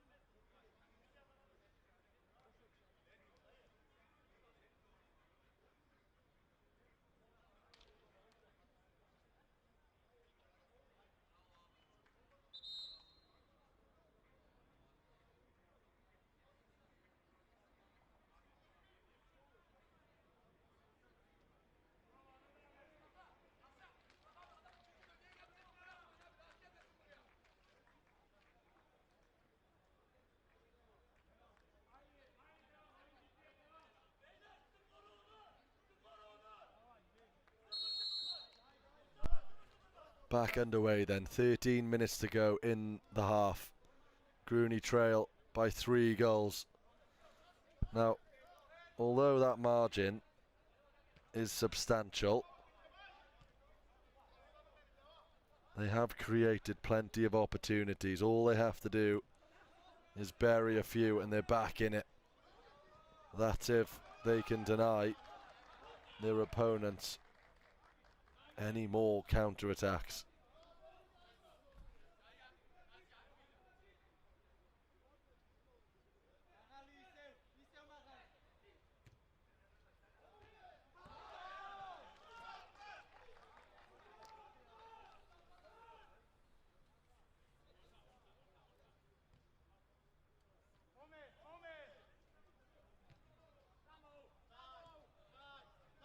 Here is the captain, trotting forward.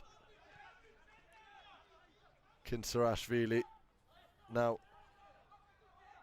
Kokashvili over to the main man. Kokashvili again stretching for it. But pressure from Mustafa.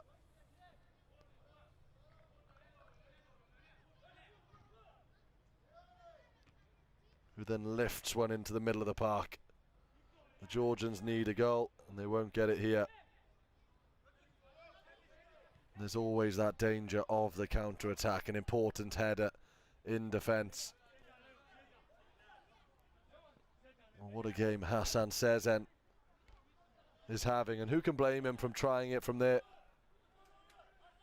A perfect game in the tournament so far from him.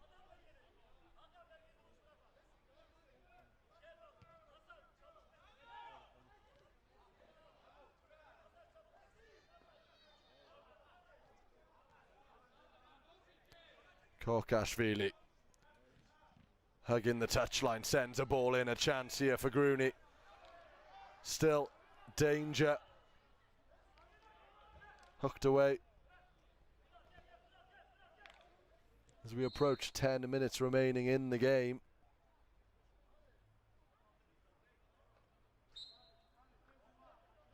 The pressure will continue, but the danger has been going the other way when they lose the ball. Kinsarashvili.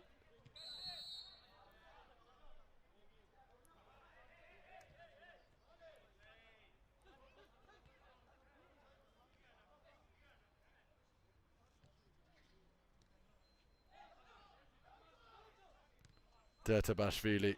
Here is Tevzadze. And that one has escaped the stadium. Haven't had too many of those. The nets are pretty high, but unlikely but not impossible. Fortunately, it was a deflection rather than a shot. Tevzadze back to the goalkeeper. Anya Paridze hasn't had too much to do since coming back on from his sin bin, other than pick the ball out of the net. Ferocious counter-attacks, clinical finishing. And that's the story of the game so far from the Turkish side. Still the pressure continues to mount though. Kokashvili with the kick in to the edge of the area it goes. Heavy touch though, denies the shooting opportunity, and here comes the counter-attack. Can they put it to bed? No, big save. Anya Paridze keeps his side in the game as time ticks away. Kokashvili. Well, this could have been it. They counter-attack at such pace, and Grooney commit so many men forward. And it'll only get worse as the game goes on. If the Georgian side don't find the goal, they'll have to commit more bodies. And they'll know exactly what will happen if they lose the ball, which adds all more pressure to the attack.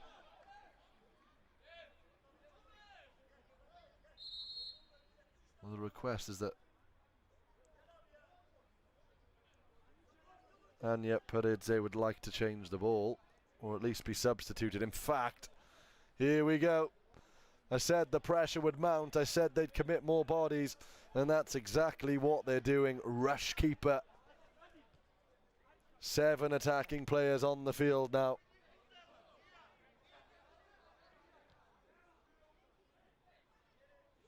They have no choice. 7 minutes to go, just over that to the byline. And this is a risky game, especially when you're against a side that loves to counter-attack, as Dennis Lagainslick do. And we're about to see it now from range. Not as troubling as they'd have hoped. But this is now the game we play. A game of chance. It's all about risk-reward for Grooney now. Rush goalkeeper. Flicked on. Can they take the rewards? No, it's wide.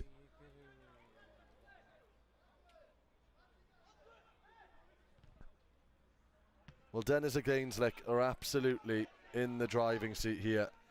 But if Grooney can just pull one goal back, it's absolutely game on.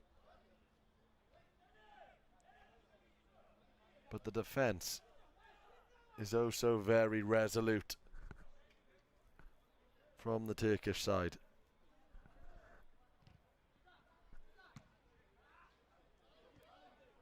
And they'll be happy for the clock to tick away.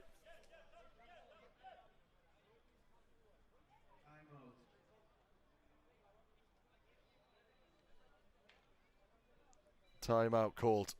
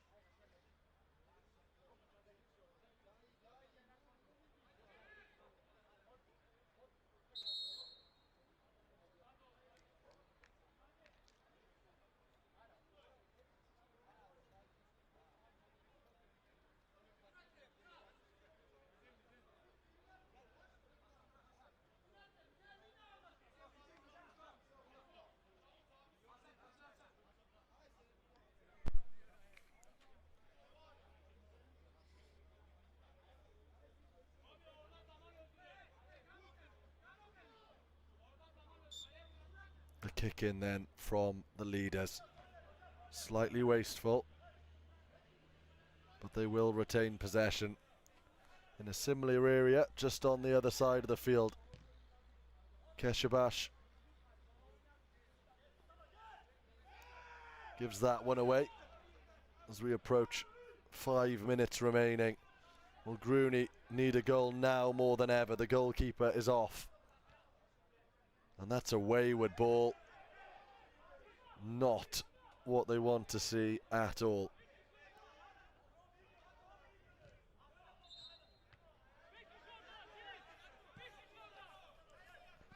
Likewise, slightly wasteful from the Turkish, although they can afford to waste a few opportunities given that they are 3 goals in the lead.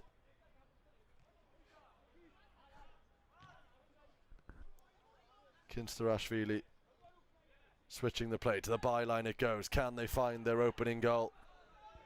They've got plenty of bodies, a left-footed effort. Kinsterashvili chips one wide. Claims for a corner ball. Let's take a look. Did it take a deflection? It appears it did. Ever so slight goal kick.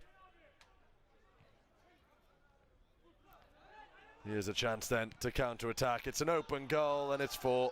Game, set, match. That's the risk you take. All it takes is losing possession once and Kurt Mustafa slots it home. What a game he's had. Take your pick for man of the match. The Georgian side, though, will likely lose the game now with just 4 minutes remaining and 4 goals to find. Options are limited. All they can do, though, is continue the hunt.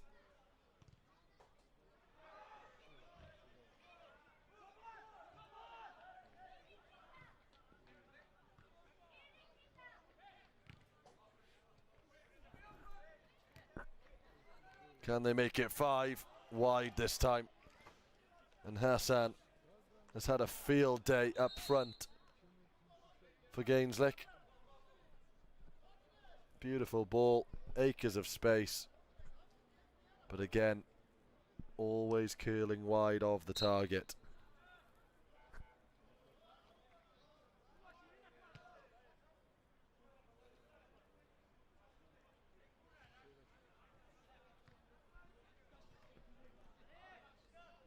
Three minutes to find 4 goals, and it's off the post.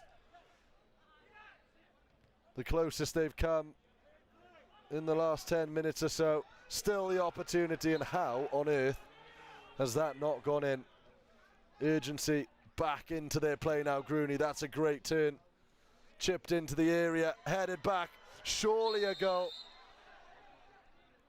yet again, nothing. The referee's made a big call here. He's spotted something in the mix that he doesn't like. Is it a foul?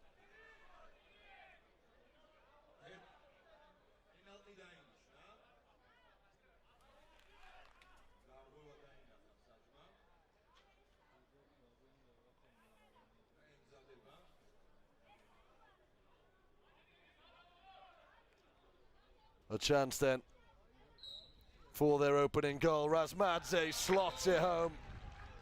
A consolation at this point, but they've been knocking on the door. Grooney 1. Dennis Gainslick 4.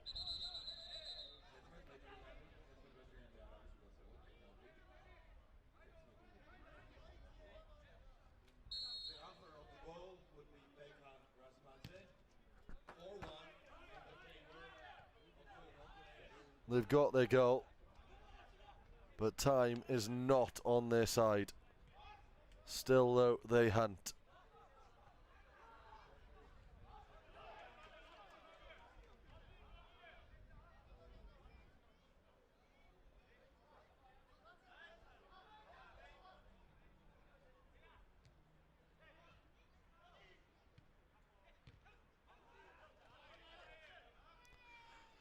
Into the final minute we go. A near perfect performance from Dennis Gainslick.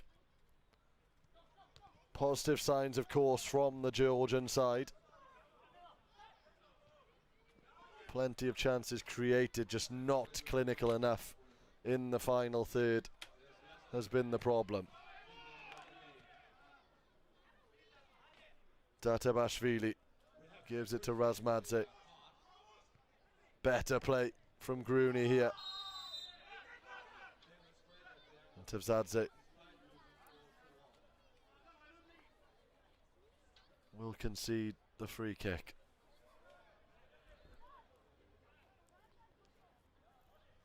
And the injury will see the clock tick into the red.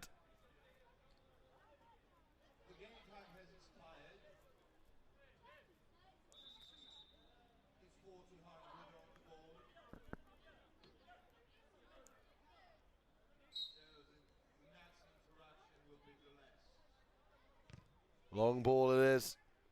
Remember, there's no goalkeeper. That's why the long range efforts are coming in.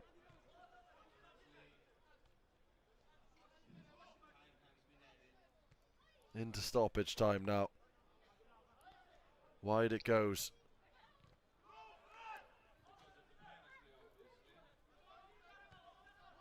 Can they bring the deficit to just 2 goals? Too much on the ball forward. Time ticking away. The Turkish side in control. And there is the half-time whistle then. It is Dennis Gainslick who emerged victorious, 4-1 against the Georgian side, Grooney, who huffed and puffed. But their goal came in the end far too late to mount a comeback. Plenty more action to come, don't go anywhere.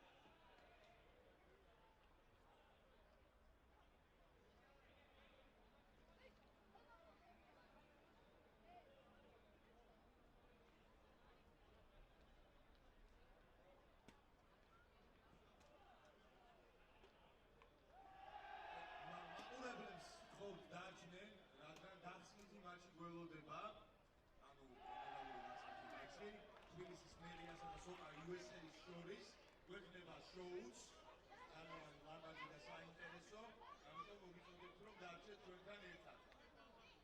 For our dear spectators, please do not leave us as of yet because the opening game will be between Tbilisi City Hall and Soccer USA. There will be a nice, really nice show that we have prepared for you, so do not leave us.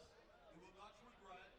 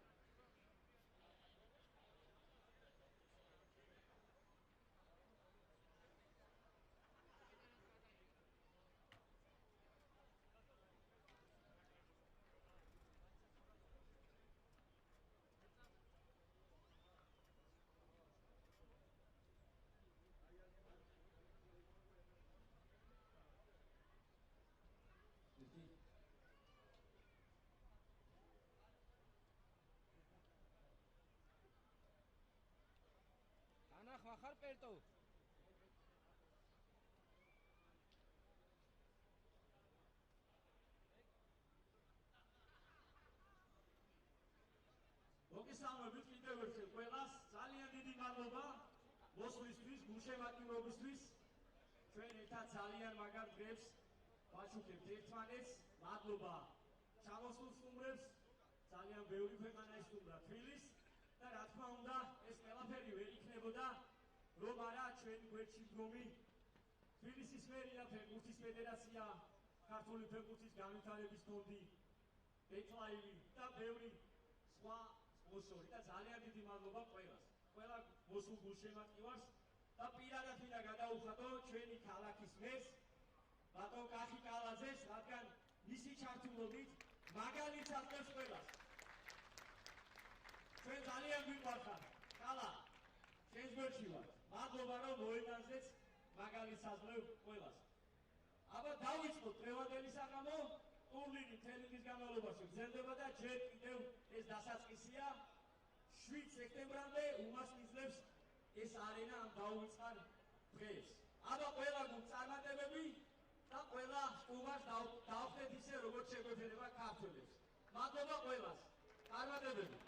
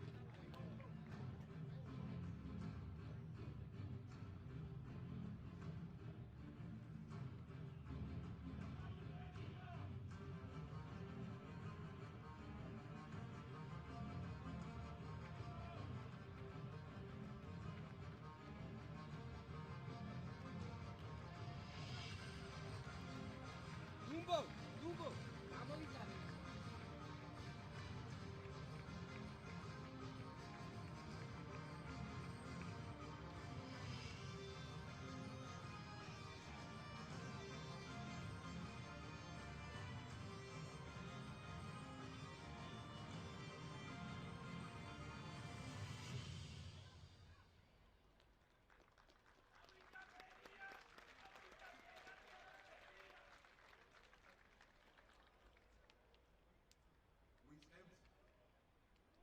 I'm Daniel. Მნიშვნელოვან მატჩს თბილისის მერიასა და სოკა USA-ს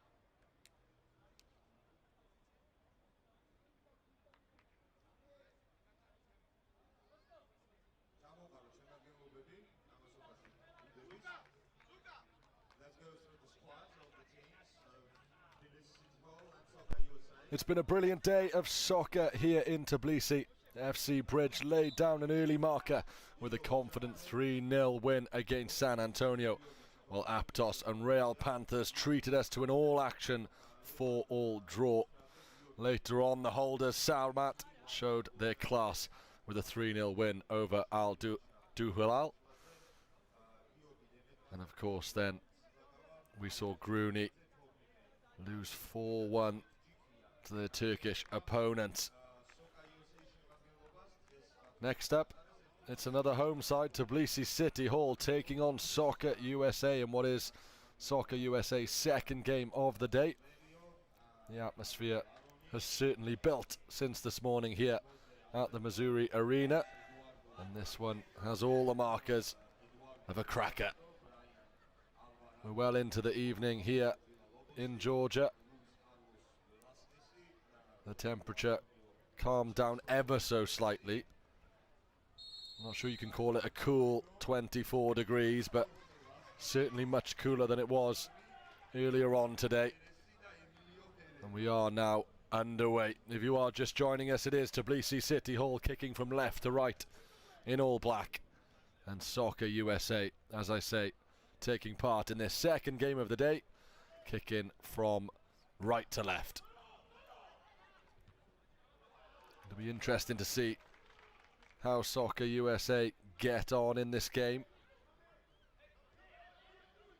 They did have a match earlier today against Niger Thunder. They lost 5-1, but having seen plenty of teams play today, Niger Thunder are very much up there in my predictions in terms of potential winners of the competition. Fantastic football from them earlier this morning.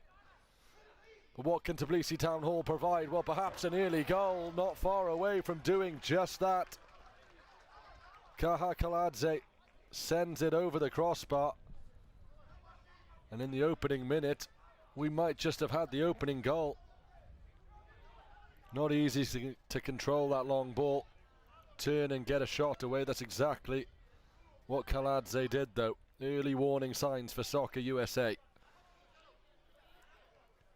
It was an open game this morning when Niger Thunder took on Soccer USA. And if this game is anything like that game, we're in for a treat.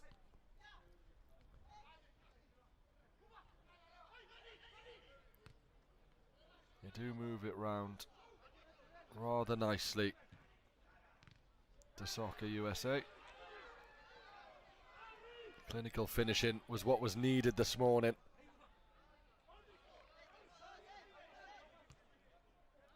Kakarishvili will get us back underway. The teams who've taken the cautious approach have come out on top so far, the ones who've kept it tight and looked to break.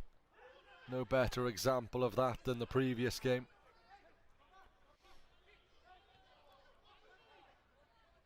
Comprehensive in the end. Rooney falling victim to a 4-1 defeat.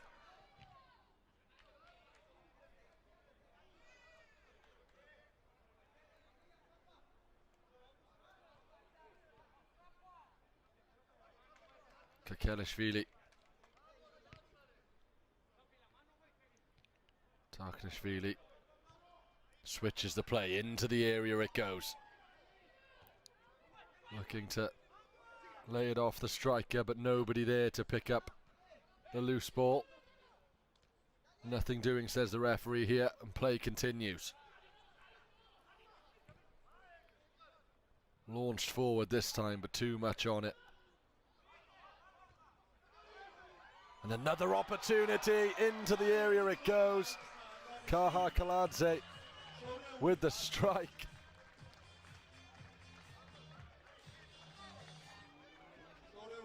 "1-0 to the home side. An early opportunity for him in the first half. And he jumps on it through the keeper's legs. Came from a long throw, a beautiful flicked on header. And a nutmeg in the area. 1, 2, and 3. And Soccer USA find themselves behind once again.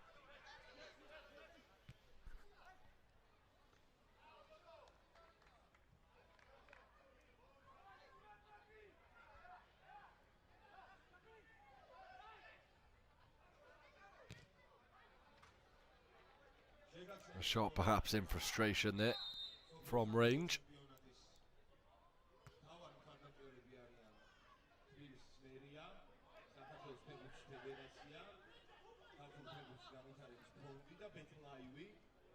But a dream start for the home side. 3 times Georgian Master Cup champions. Got a league title under their belt as well. Certainly know how to play the game.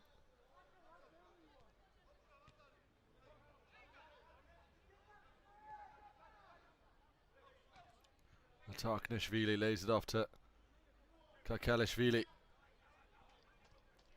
Looking to be the playmaker there, but he's given it away. Alvarado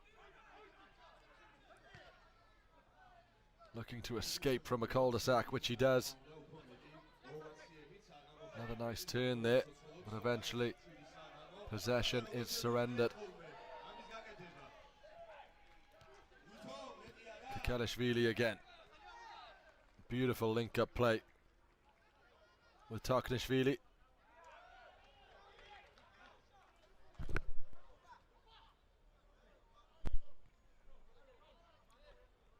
Alvarado. This is better from Soccer USA. Can they create a chance? Heavy touch though. Forces the keeper to stab it out of play. Nadaradze with his first involvement really. Previous attempts have been high or wide, or both.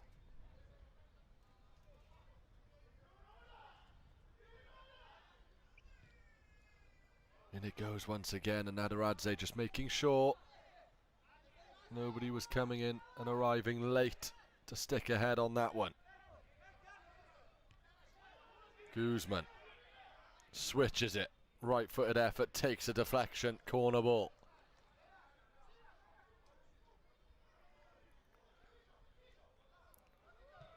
Drilled into the area. Alvarado was waiting. Counter-attacking opportunity, stood on the ball though. And Alvarado will get his head up and look for options, of which there are a few. Guzman bends one wide.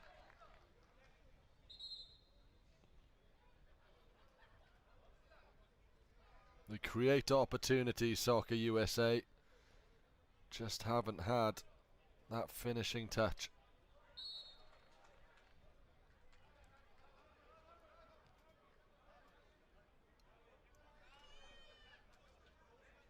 Decently sized crowd as we head into the evening here.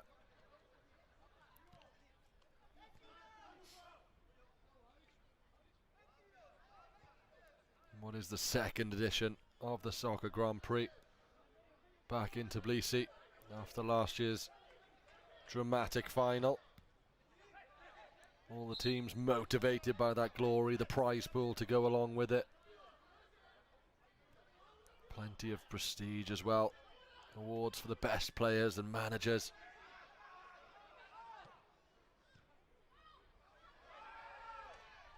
And I'm sure the home side will look to take a few of those awards. Tofuria kept in on the near touchline. He plays the 1-2, the captain, then spreads the play out to the far side. Good ball from him. Just looking to drift one into the target man, Kaladze.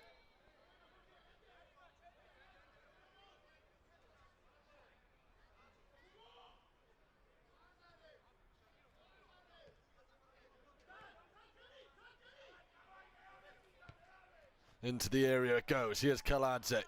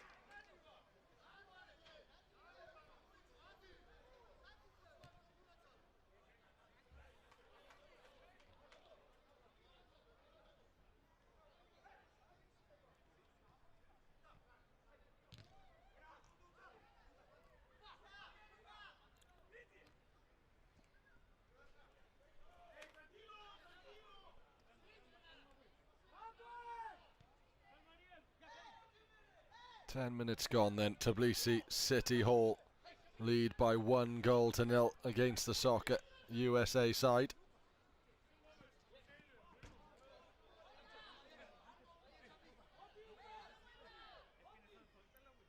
They'll have a kick in deep in their own half. They're good with the ball at their feet. It's the end product they're looking for. They need to get it up the other end. Sent long to the captain. Happy to deal with that one. Tofuria looking for options. Tofuria switches the play. Gets it back. Still head constantly on the swivel, looking for options. Tipped into the middle. And too high for Nikolashvili.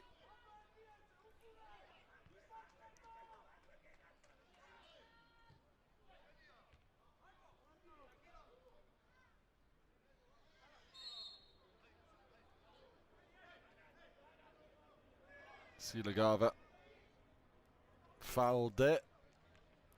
The former Georgian futsal player.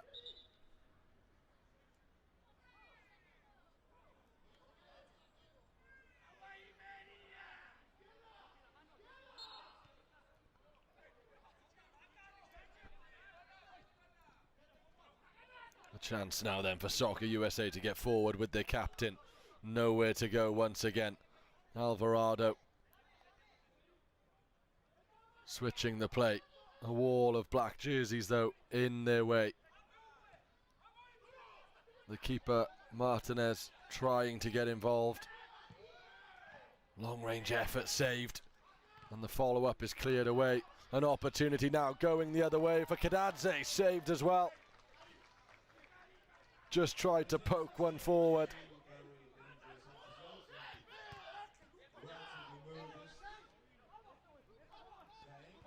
He's looked dangerous so far, Kadadze.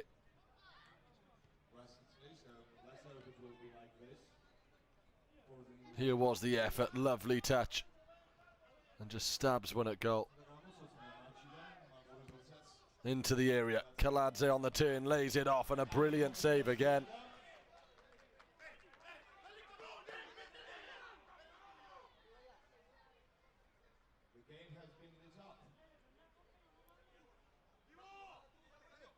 Gaitan, plenty busy, as Kadadze takes another shot.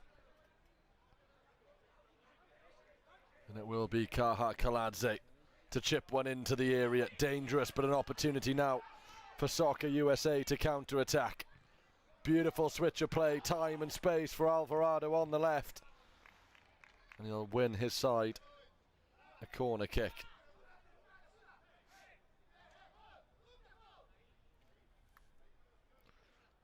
Corner then for Soccer USA. Chested safely back into the arms of the keeper, and a chance for the home side to counter-attack. The big man's up there and they can't find him. Dispossessed, 3-on-3 for the Soccer USA side. A miss-hit shot, scrambled away, still the opportunity off the inside of the post, and scrambled away in the end by the captain, Tafuya. Warning signs for Tbilisi.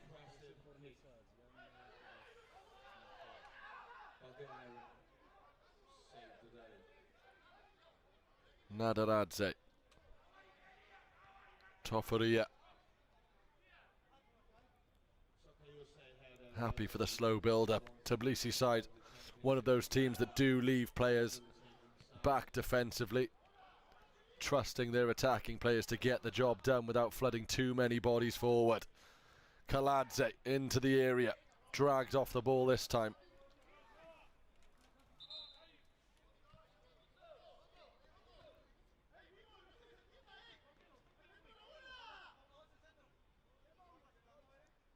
Kutsishvili from the near touchline. And that long ball. Too much pace. An impossible ball really.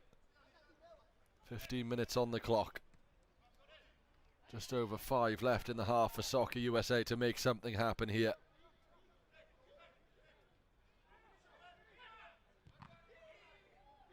Just looking to pass that ball almost. And while they do leave players back, they do leave players forward as well. Kadadze parks himself in opposition territory, and the team's job is to get the ball to him. They'll look to do that now, Tbilisi. The captain's cross is blocked still though. Opportunity perhaps for the side to build something here, Tbilisi. All the way back it goes, always an option. The two defenders split. Kekelishvili to Silagava, looking for options, doesn't see one, so takes on the shot and wins a corner.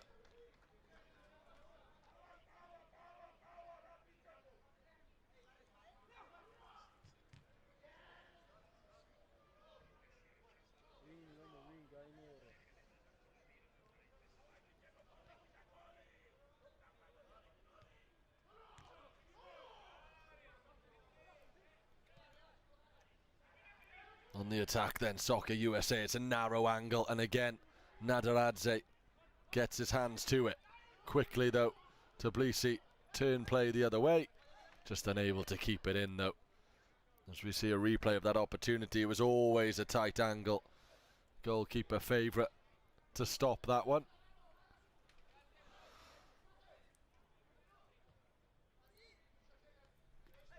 There's the switch to Salazar. To his captain and gets it back. Salazar again. Looks to shovel it forward. He'll settle for a kick in.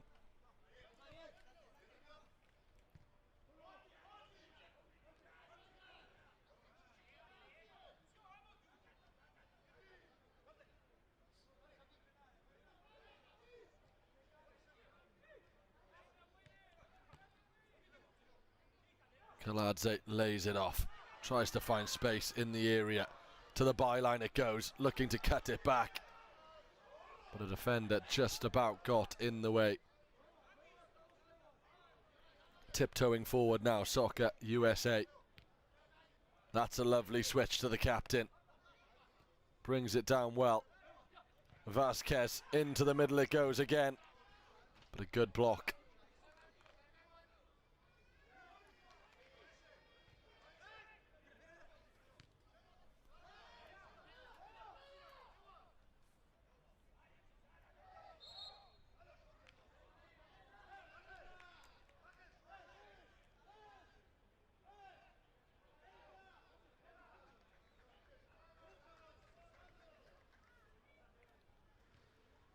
Just over 2 minutes to go then. Tbilisi City Hall 1, Soccer USA 0. A chance for them to extend their lead perhaps. When it goes amiss. And here comes Soccer USA. Well, with Velasquez. Wrestled back though in the middle of the park, and that will be a free kick.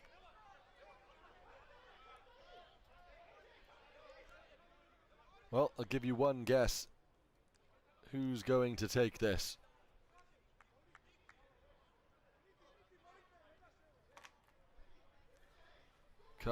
Kaladze over the set piece then. A two-man wall. Nervously await his decision. Kaladze looks to bend one high. There was venom behind the strike.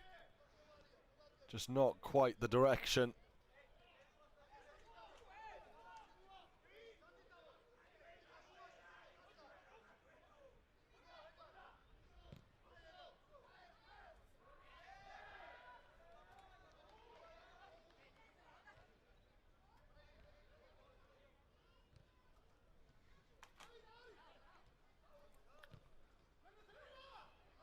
Forward to Kaladze, beautifully flicked down, and a good save in the end from Gaitan. Real target man is Kaha Kaladze. So much finesse.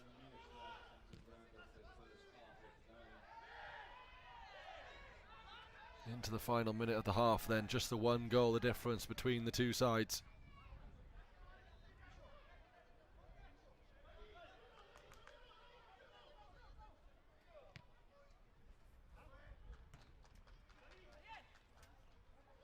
Cavani, his ball too long. Is there a chance before the half for either of these teams? Into the area it goes. Kaladze, first time effort, saved again. Not once, not twice, but 3 times by Gaitan. The first was good, the second equally so, and the third he finally gets his hands on it. Well, there was the chance, but the goal didn't follow.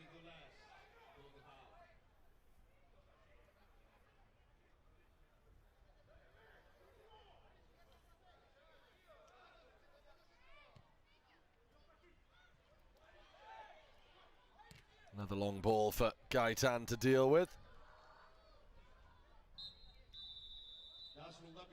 And there is the half-time whistle then. Tbilisi City Hall 1, Soccer USA 0. Don't go anywhere, there's plenty more action to come.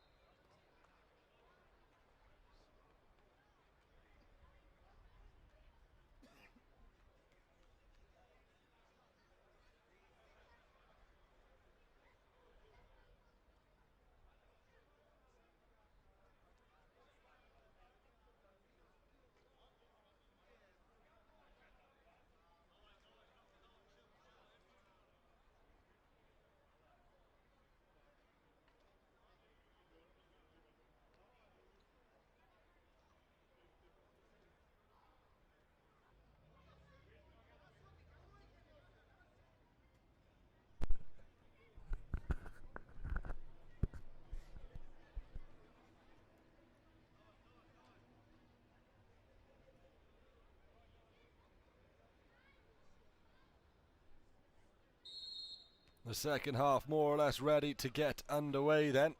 Tbilisi City Hall lead by 1-0 against Soccer USA. It would be back-to-back defeats for Soccer USA if they don't find some goals in this game.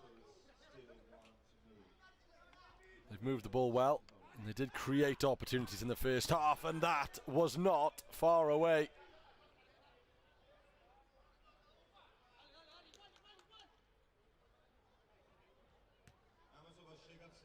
What a start to the second half that would have been.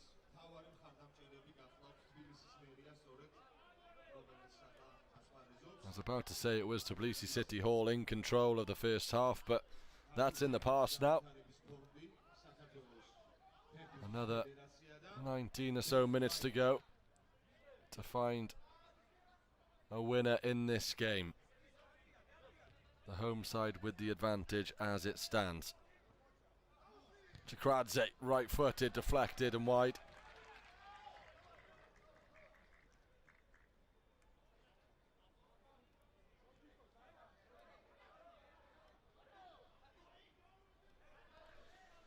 Kaladze with the corner, floated over everybody, including the captain, Tofuria.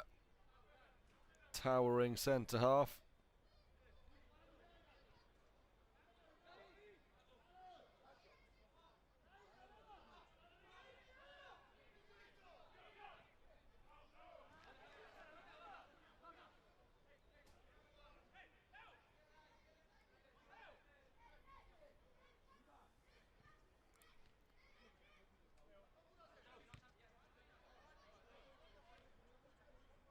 Nadaradze then, building from the back once more. Tarknishvili to Tofuria. Tarknishvili again, all the way down to Kakalishvili.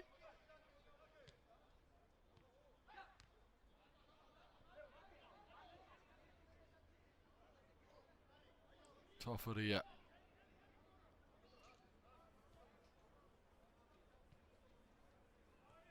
Kakalishvili moving it around the three of them. Here he is again. Happy to keep possession while they have the lead, Tbilisi. Tarknishvili down the line. Almost shoveled into the area. Or at least that was the idea from Chikradze. Slow build up from the Georgian side.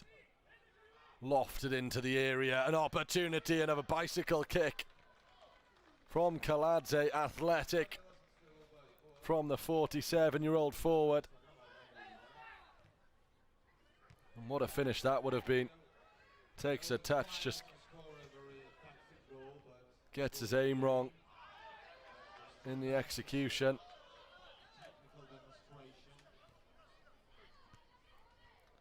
Kakalishvili, once again, the three of them moving the ball nicely. The onus is on Soccer USA. Tbilisi will keep this all day long. They need to press. Just trying to lure the opposition out of position. And here is Kaladze again in the area. Nicked off his toes in the end. But they will come again, Tbilisi, with an effort from range. We'll see another kick in.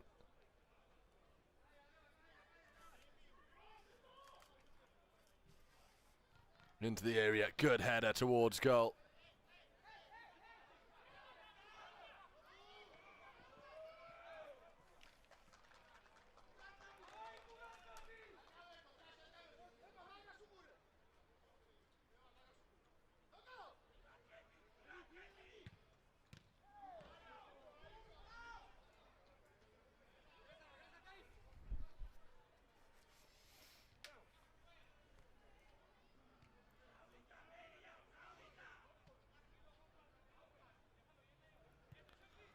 Just haven't bought their shooting boots, Soccer USA.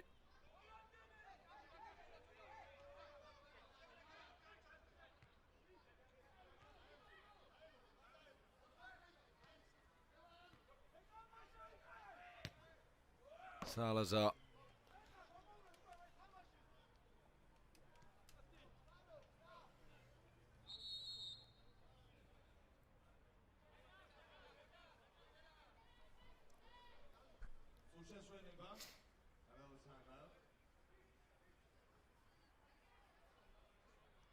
And that'll be a timeout.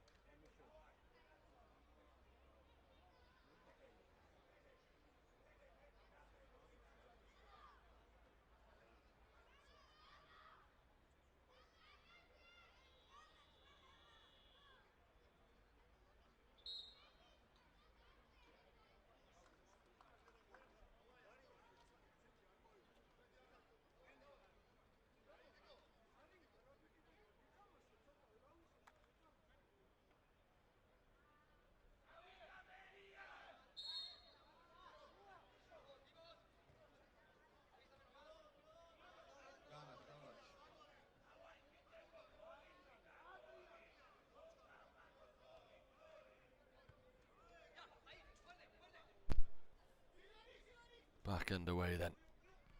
Kaladze lays it off.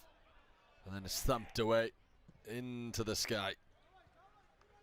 Not sure it's landed yet. 15 minutes to go. And Nadoradze will roll the ball out. Casual build-up, it really is from Tbilisi City Hall. They're happy to sit on the 1-goal lead that they do have. And if they can nick another, happy days. I'm not sure it's quite sunk in for Soccer USA that they need to press and get the goal. Far too cautious so far in the 26 minutes we've seen in this game. Dictating the pace of play at Tbilisi. And that's the way they want it. Kutsishvili to the captain. Silagava into the area. Still in possession now. In complete control. Siagava. Tofuria. Back to the number 8. Drops a shoulder. Sees a yard of space. And thankfully the shot was blocked because that was never on target. As Villalobos signals to the bench that he wants to be substituted. And that's why. A sore one. Tofuria into the middle. Laid off beautifully. And another opportunity comes in for Tbilisi. The danger still there. Kaladze lays it off again. And the shot is wide from Nikolashvili. The target man bringing players into play wonderfully well. But nobody, bar himself, has had the finishing touch.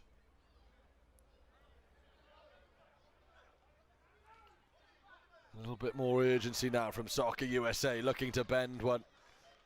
Missing the target yet again, though. They're a good side. They just need the confidence that they can find the back of the net.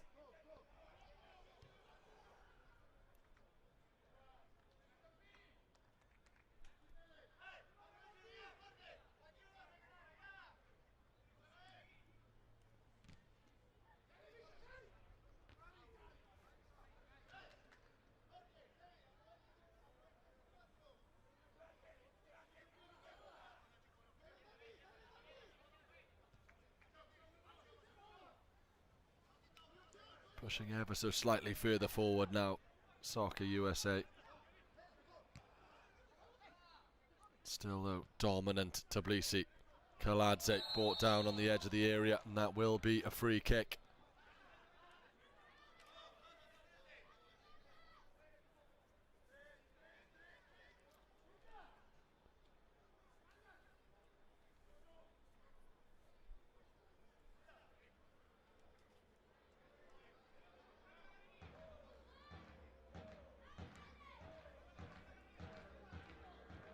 Over 200 appearances for AC Milan.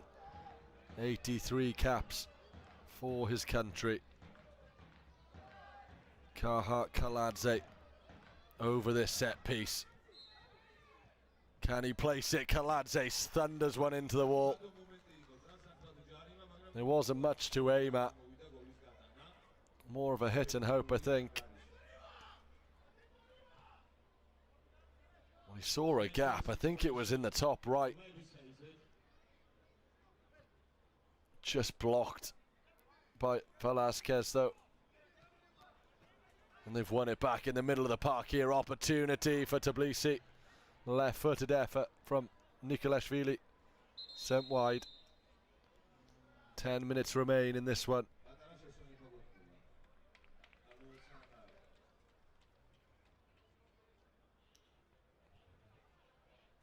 Timeout called.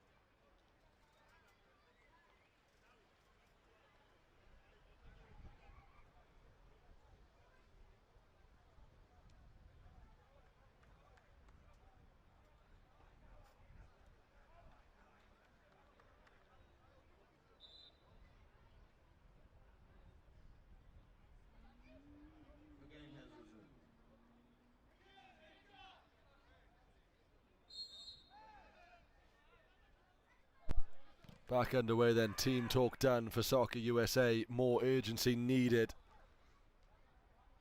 as they trail and threatened with the prospect of losing their 2 opening games of the tournament.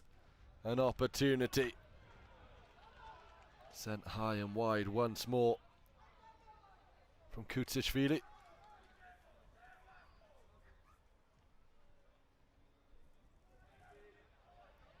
Lovely 1-2. Just didn't have the finish to match.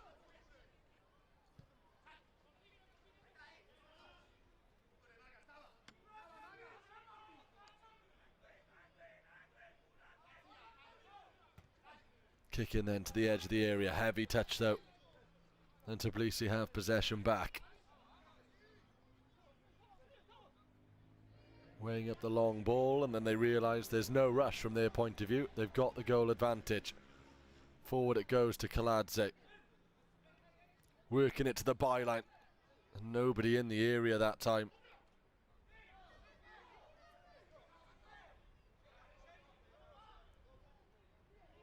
Tofaria just pinned into a corner, does well to win the kick in. Plenty of options for him. Kutsishvili is one of them. To the near touchline it goes, into Kaladze, laid off by him to the back stick, and it's missed. Yet another opportunity goes amiss for Tbilisi.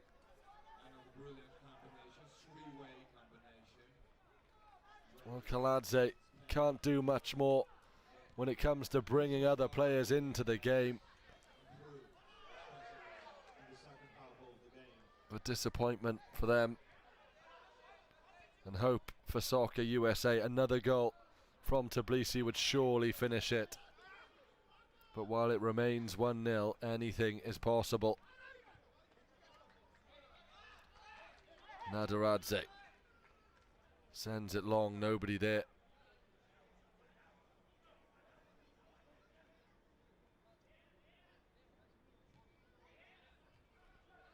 They've won it back high up the field here, Tbilisi. Their shots blocked once again. Lozando, the man in the way this time. But it will be a kick-in. Happy to go backwards to then come forwards, Tbilisi. That's a nice turn. On the swivel, into the area it goes. Surely a second this time. Unbelievable save from Gaitan, who's taking them all on.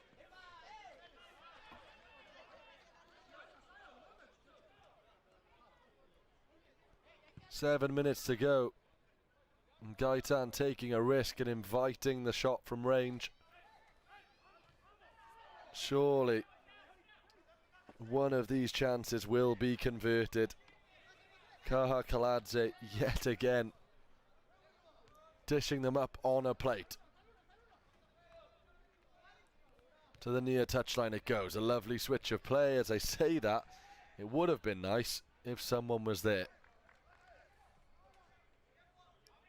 In this instance, they weren't.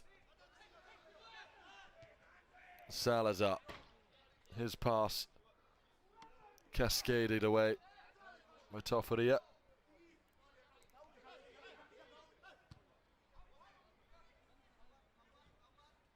A difficult team to break down, Tbilisi.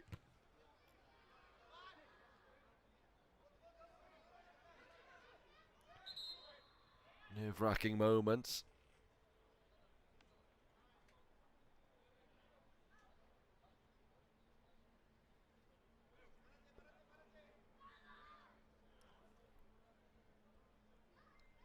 As there is a short stoppage while Salazar makes the quick change.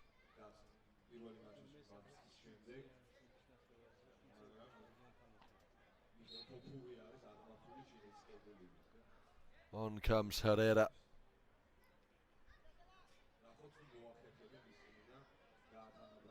Just over 5 minutes to go then for Soccer USA to find an equaliser. The long throw is too long. And Nadaradze will begin the build-up from the back for Tbilisi City Hall. Patience, I think, is the key. Confidence in their defence that 1-0 is enough. And Nadaradze lumps it long, says enough is enough.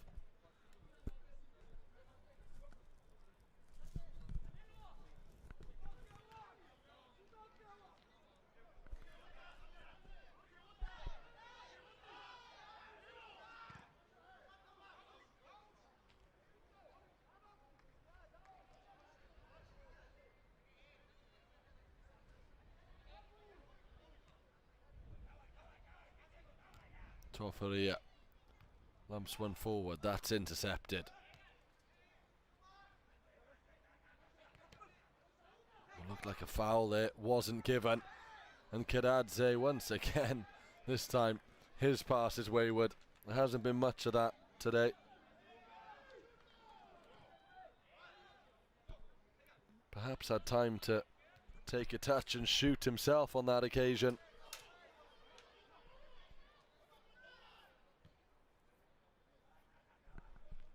Kaladze once again brings it down. Couldn't quite create a shooting opportunity there though. 4 minutes to go. Another goal would seal the deal. Kaladze chests it down this time. Always looking for the runners off his shoulder. Didn't find one on that occasion. The shot from range comes in from Siagava.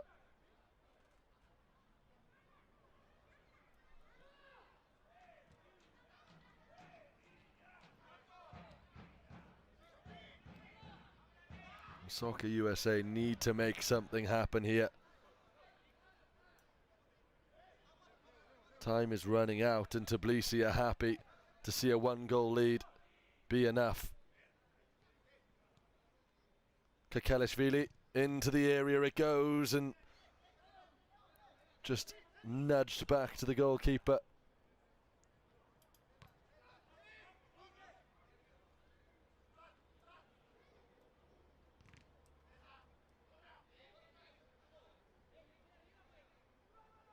Corner ball, 3 minutes remain.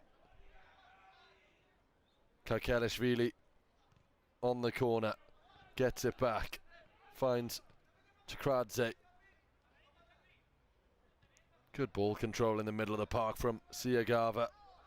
Again, a ranging effort. That one got a touch and it will be a corner. Gaitan just making sure that it wasn't going to dip under the crossbar.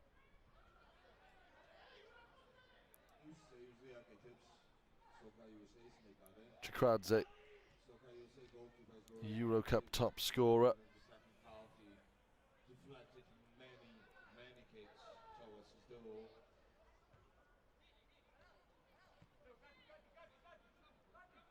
Chikradze lays it off, trying to work the ball closer and closer. The scoreline is in their favour, time is in their favour. And they have a corner here.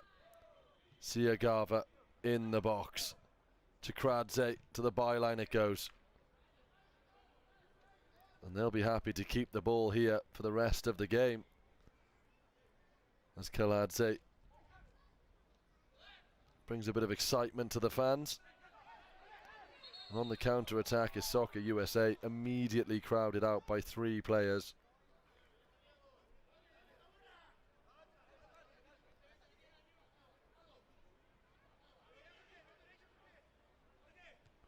Handball was the call.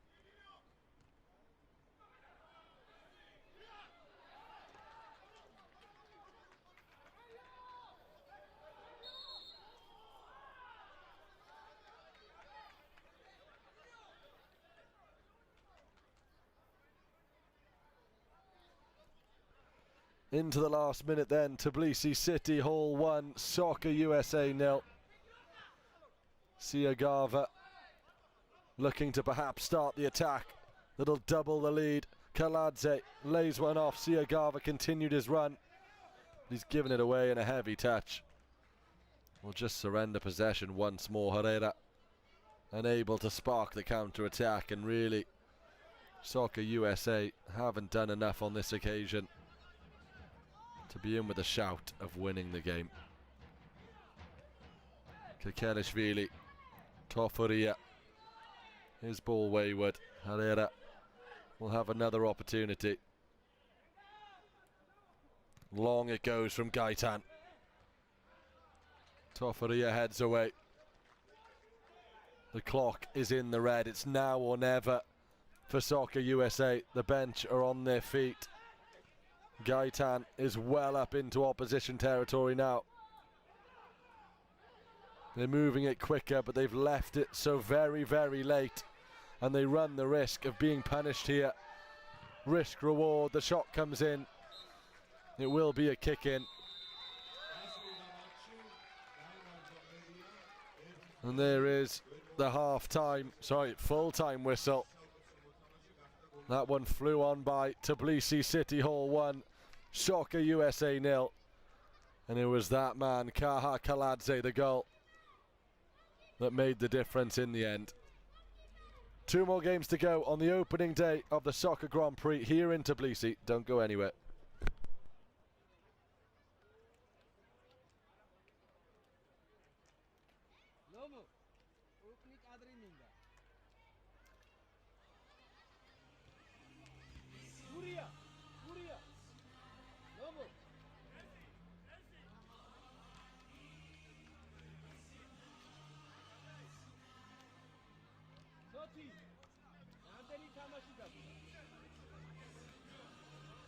ამის გარდა კიდე 2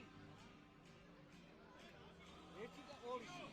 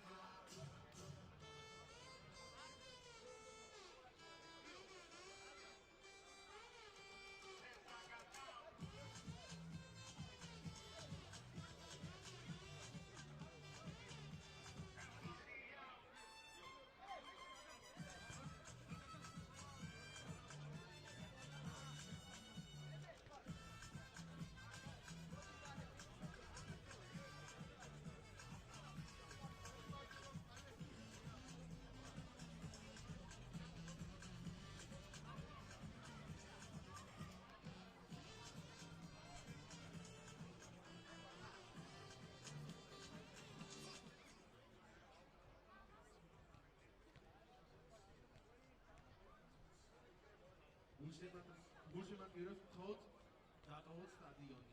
გადავიდეთ ტრიბუნებზე.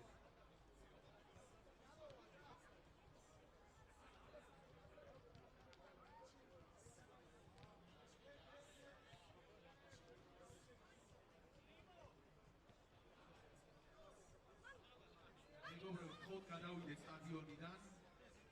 ლუცეს ფეხბურთელებს გახურების საშუალება.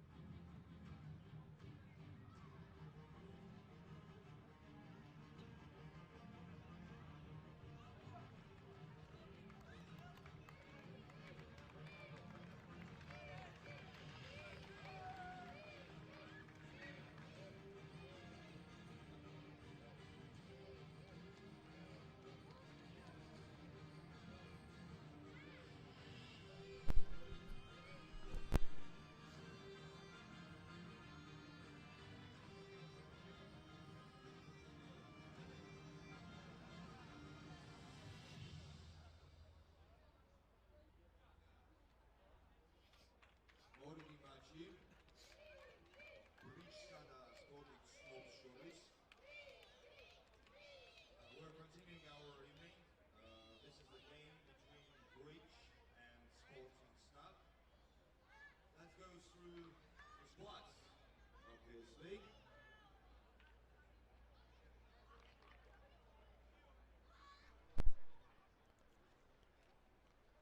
Welcome back. It's been a lively day here in Tbilisi at the Soccer Grand Prix. Niger Thunder really set the tone early on with a powerful 5-1 win over Soccer USA. FC Bridge then got their campaign underway with a confident 3-0 win over San Antonio.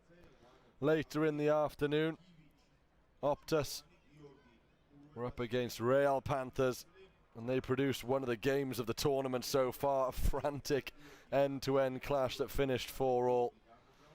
And then just a short while ago, the local side, Tbilisi City Hall, they gave their fans something to cheer about, edging out Soccer USA 1-0 in front of a pretty noisy home crowd. Now though, it's FC Bridge up against Sporting Snob. And based on what we've already seen today, based on the performance from FC Bridge earlier on, we can expect goals, a little bit of drama, and plenty more stories to tell here at the Soccer Grand Prix in Tbilisi. And we are underway. If you are just joining us, it is FC Bridge kicking from right to left, and Sporting from left to right.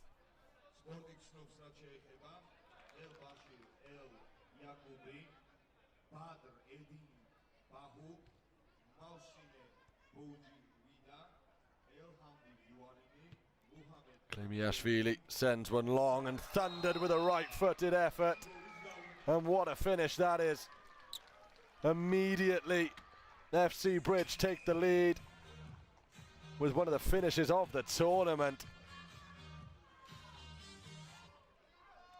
Brilliant work from the Georgian side. And late into the evening, Rukaya on the half volley smashes one home. Nothing Harigish could do about that one. beautiful vision. And a top draw finish to go along with it. FC Bridge 1, Sporting 0.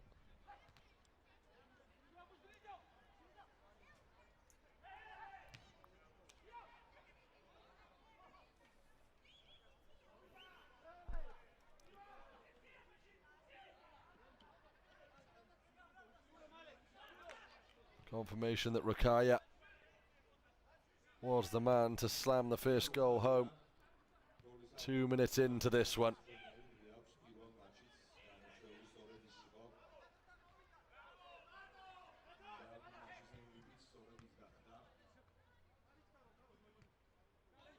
Klimiashvili this time couldn't quite find the magic pass.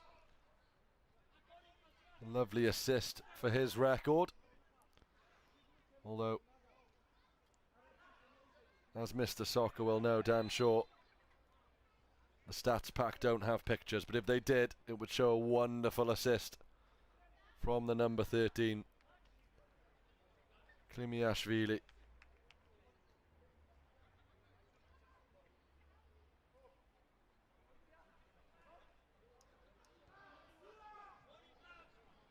Natobishvili deemed to have fouled it.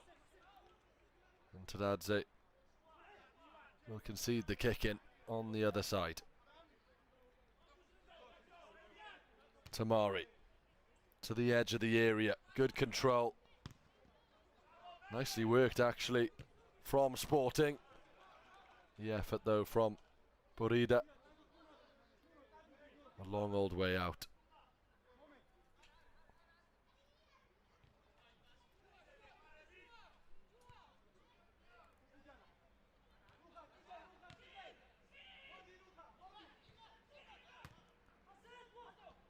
Tamanidze gets the attack going again.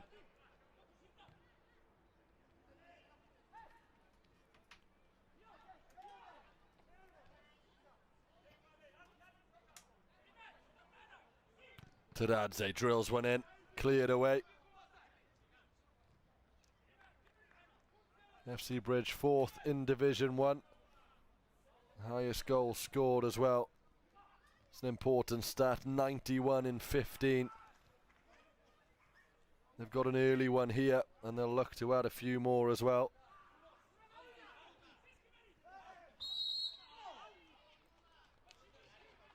A bit of a mess at the back for Sporting. Should I say, sorry, a little bit of a mess for FC Bridge.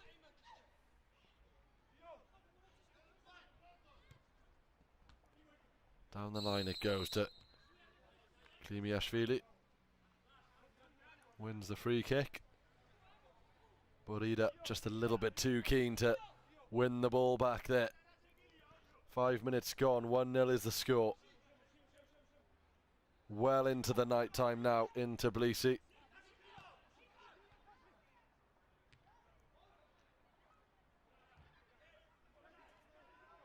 A much cooler 23 degrees now, as opposed to the 30 the players experienced and the FC Bridge players experienced in their first game today.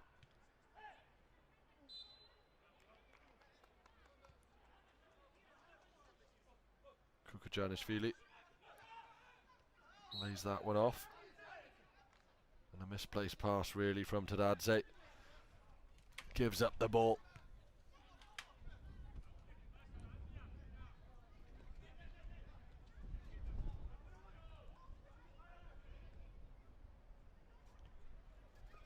So very resolute in their defence, the Georgians. Very difficult to break down. As Sporting are beginning to find out. Lumping one clear.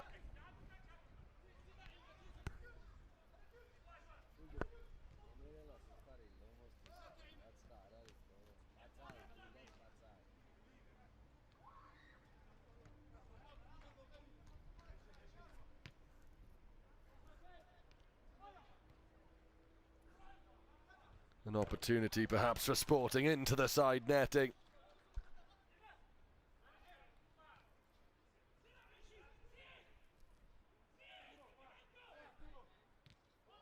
The chances are there.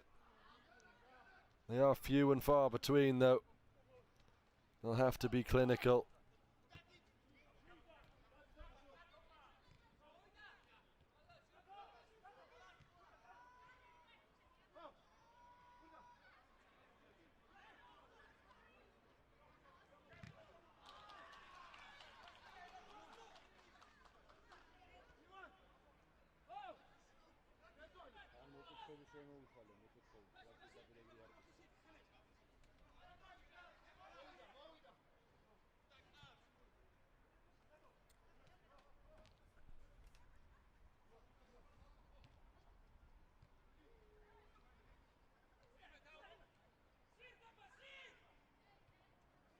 Tadadze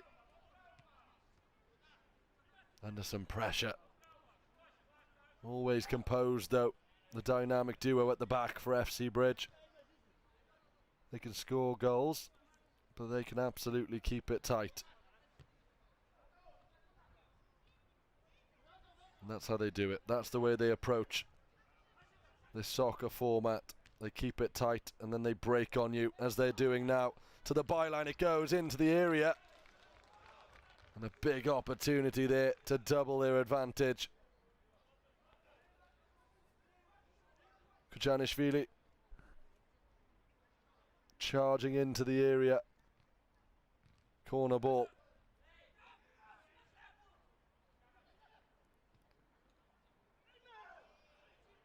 Well, Sporting did well there, really, to carry that into opposition territory.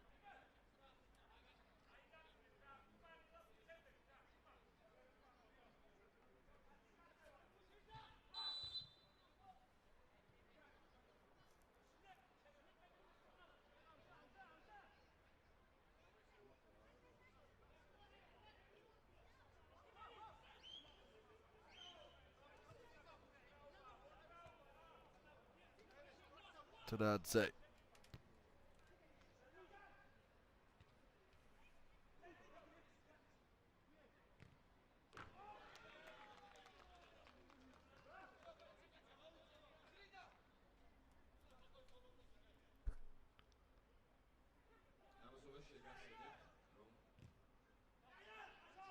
Opportunity there.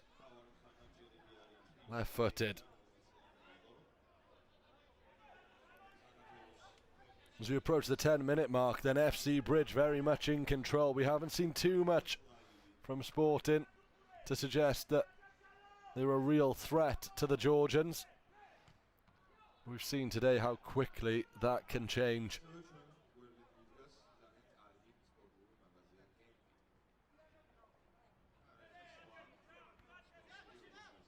They'll have to work hard for it, though. Dispossessed in the wrong area. Good covering from the goalkeeper for Sporting. A bit of pace behind this attack. Immediately stopped in its tracks, and that will be a free kick.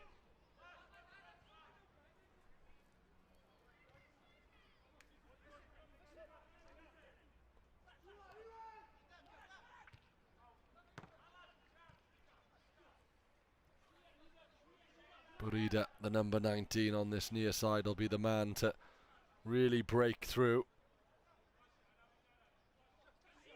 Loves charging on through from defence. Tamari back on the field as well. He showed signs early on of being a threat as a long-range effort comes in. Tamari will clear. Tadadze. Everyone feels a bit calmer when the ball is at his feet. Immediately gets it going again. Ganagrava plays the 1-2. Little anchor in the middle of the park, the number 8.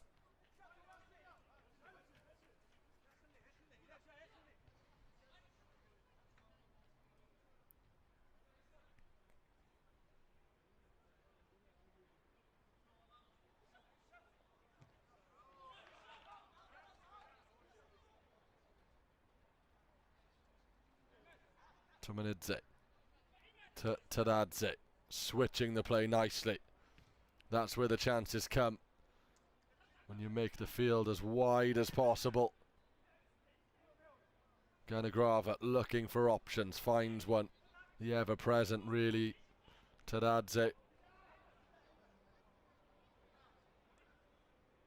They're moving it nicely, they just can't quite find the crack in the Sporting defence.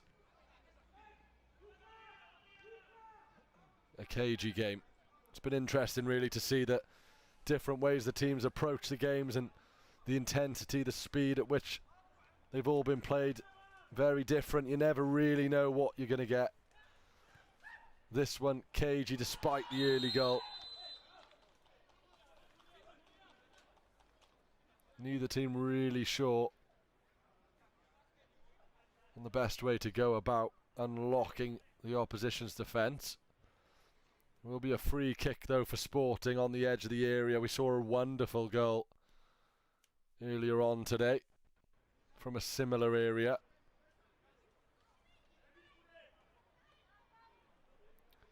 And on that occasion, it was a strike into the side netting to the keeper's right. What will we have here then? In goes the shot, and that one far less venomous and far less accurate from Smiley.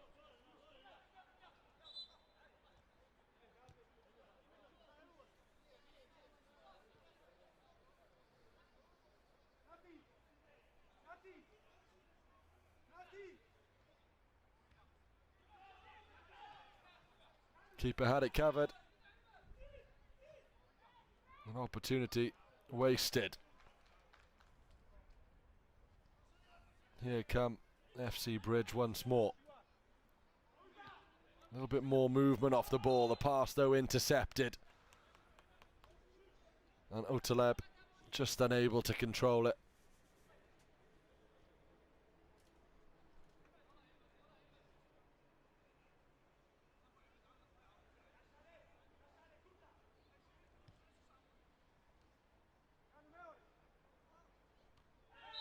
There's handball in there. Apologies all round.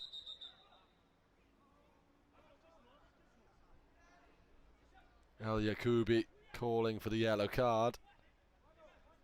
The referee obliges. Ganagrava. Well, let's just say he doesn't quite agree with that decision. As we approach the 15-minute mark, Ganagrava will have a 2-minute sin bin. Now then, here is the opportunity for Sporting to draw level with the man advantage. El Yakubu from range, blocked. And Tumanidze will just slow things down as Borida dishes out the apologies for what was a heavy challenge. Say heavy.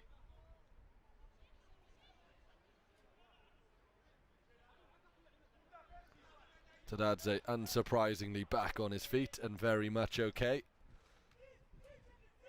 Gets us back underway. Sporting, well, their press is far higher up the field than it was originally. With that advantage, really, if they don't score now, you wouldn't back them to. Need to make it count. Smile with the header away. A good tackle actually in there. Sporting need to get the ball up the other end of the field ASAP really. Time ticking away. The sin bin only does last 2 minutes. Pinned in their own half. Belkas, one of the players, one of the stars really from the World Cup in Essen.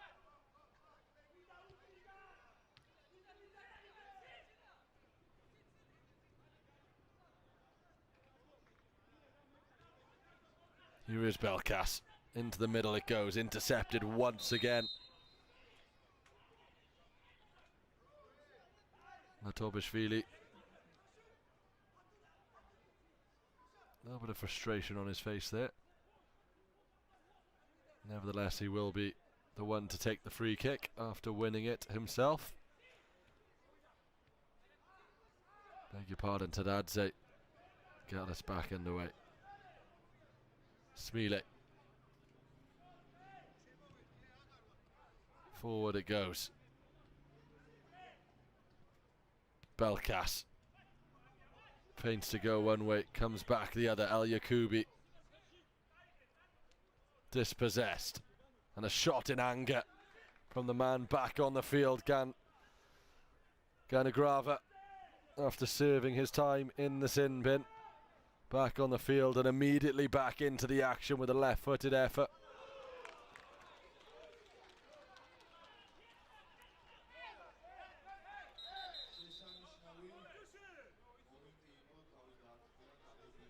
Goal kick is the decision. A few Sporting players there disagree, and you can see why. Was there a touch? Difficult to say. I'm sure the goalkeeper wouldn't have minded claiming a save there. Back to Tumanidze it goes. Wasteful though in the end from Burida.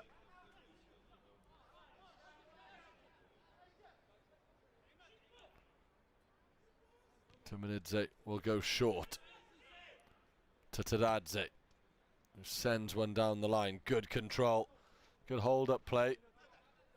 Still going there. Tatanashvili. But here comes Sporting to the byline. No options in the middle though. Both sides up to a full contingent again, but it really does feel as though Sporting are playing with one less player. FC Bridge, their athleticism to get up and down the field, far superior so far.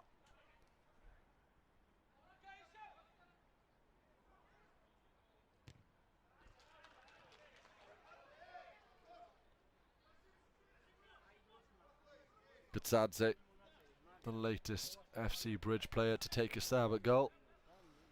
Wanted it on his left foot. A difficult task to bend it in from there though. It's a slightly weird clearance. And Burida makes the most of it. Every time a purple jersey picks the ball up, they are absolutely swarmed by Georgian players. It's exceptional to see.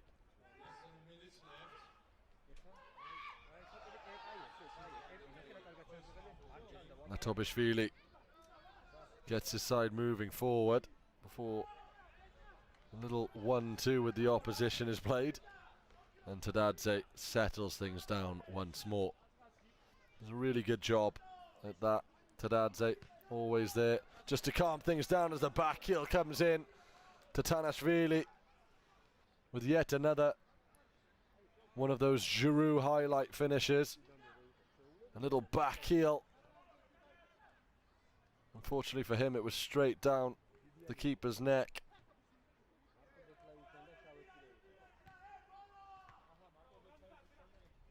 The clock is in the red. Half time is approaching. FC Bridge will be the happier of the two sides if it stays like this. And that'll continue on just a bit too long.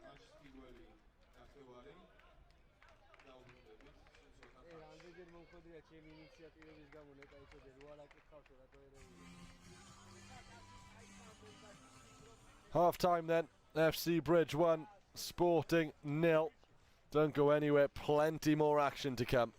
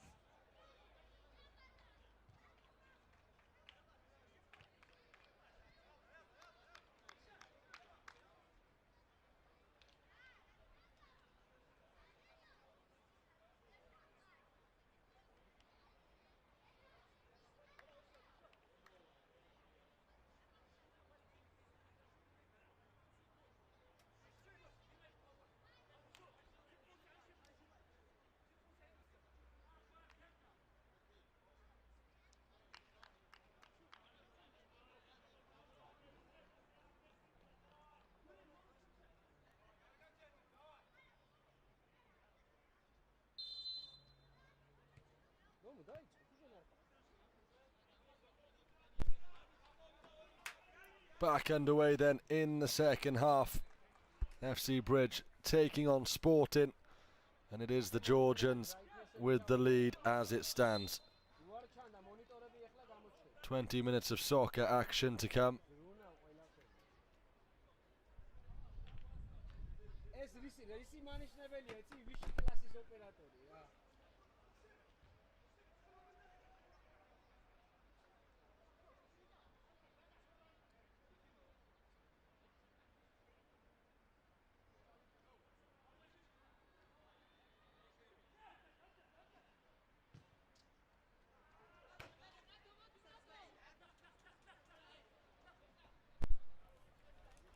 Work to do then for Sporting.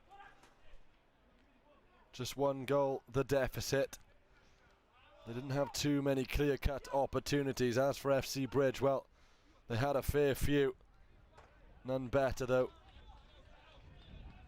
than the goal presented by that man, Klimiashvili. A wonderful assist. Genuinely brilliant, in fact. And the volley of a similar standard. That's the difference as it stands. In the penultimate game of the opening day of the Soccer Grand Prix Sevens event here in Tbilisi. It's been an action-packed day, that's for sure. Highly enjoyable. And there's plenty more to come. 4 days of it. The finals on Sunday.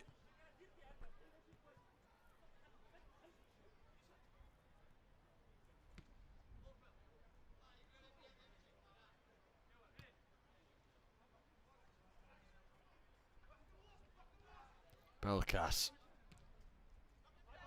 looking to be that playmaker from deep. The header has fallen kindly for Sporting. Belkas, though, gives it away. Ivanishvili from range, and it's not a million miles away. Over the crossbar.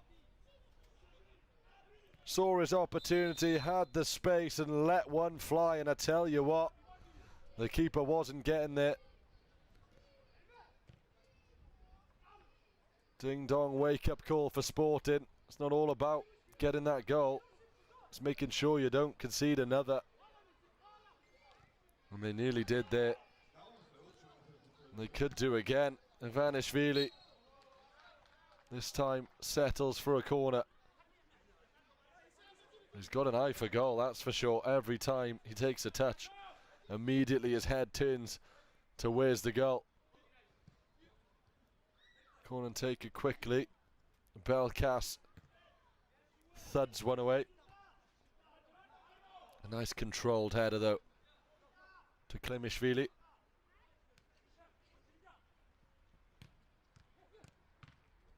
Shot comes in again from Ivanishvili. On the field now, Rukaya, the goal scorer, into the area. Surely now, from this far out, he can't miss, off the post. Well, Ivanishvili, he wants a goal and he won't get one, but I tell you who will, Sporting.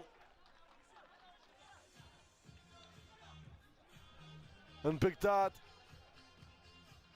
levels the game from a tap-in at one end that hits the post to a leveller at the other end. You can't write it. If you're not clinical, you will be punished. And that finish had clinical written all over it. Well, there were muted appeals at the other end to stop the game due to an injury in the Sporting goal, but I'm sure they're glad the game wasn't stopped now and the advantage was played, because now they're level. The Georgians then need to find another route to goal. The Moroccans are on top, and can they take the lead in such a short period of time? It's Baghdad again.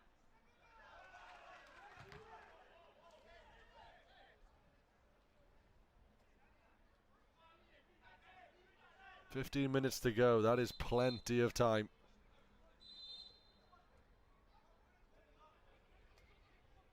But look at that.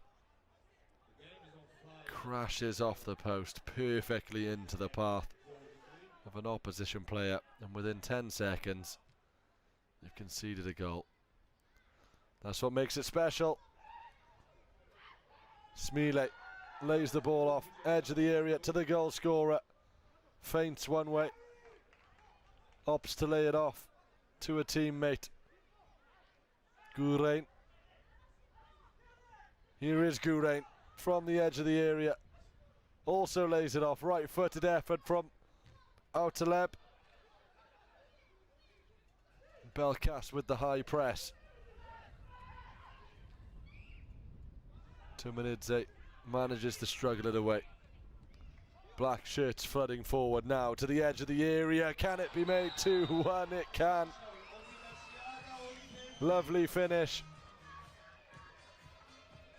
Napishvili restores the Georgians' lead.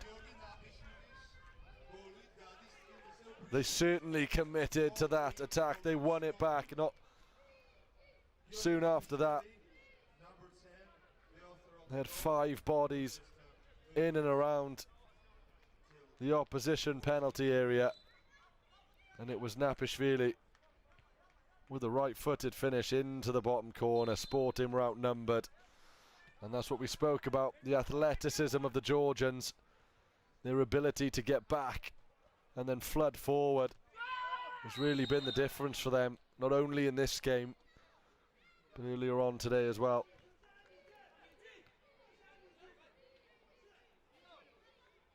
Well, Sporting have it all to do once again.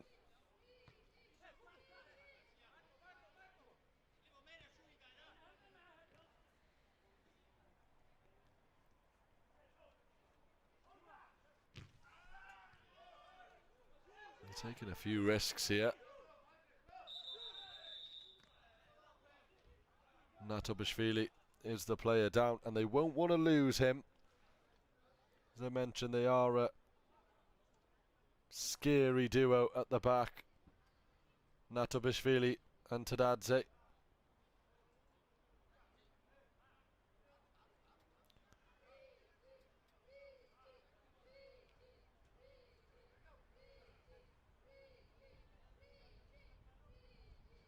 Brilliant defenders.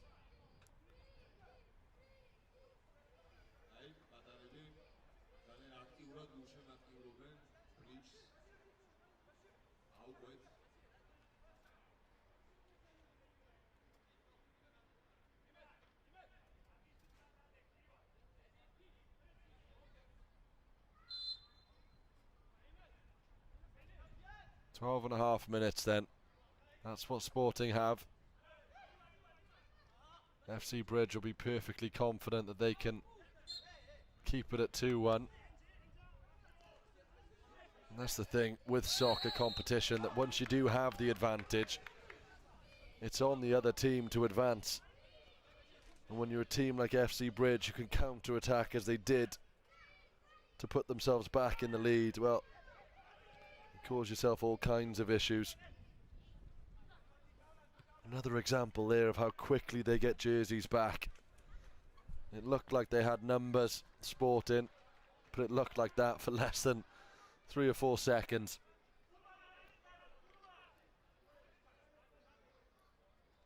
And that effort, never on target from Al Yakubi.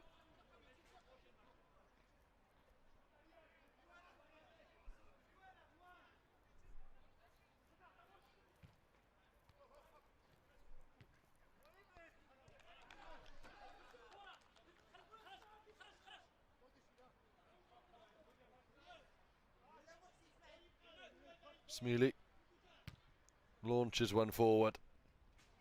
Decent control up top as well from Big Dad. A lovely turn from him. Just does too much in the end. Mavalishvili happy to concede the kick-in. In fact, he's actually managed to win a kick-in. The referee informs Outaleb that I saw it, mate. Definitely their ball.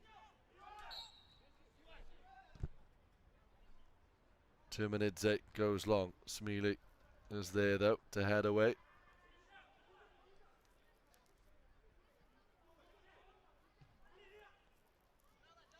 The FC Bridge flags are flying in the stands.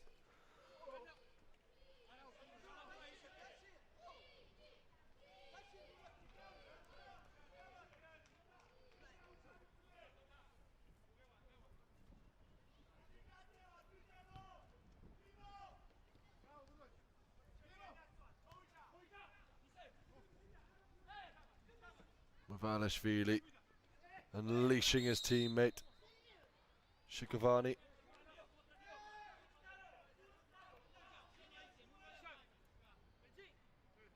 Well, Kukujanishvili there thudded into the advertisement boarding. But Mavalishvili will get things going once more.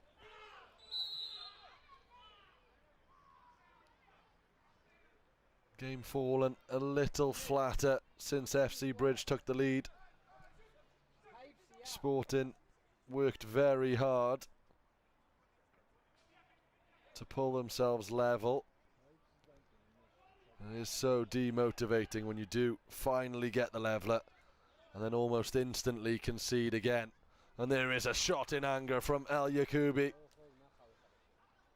Perfectly capable of scoring from that kind of distance. Played at the highest level of amateur football in Morocco, El Yakubi.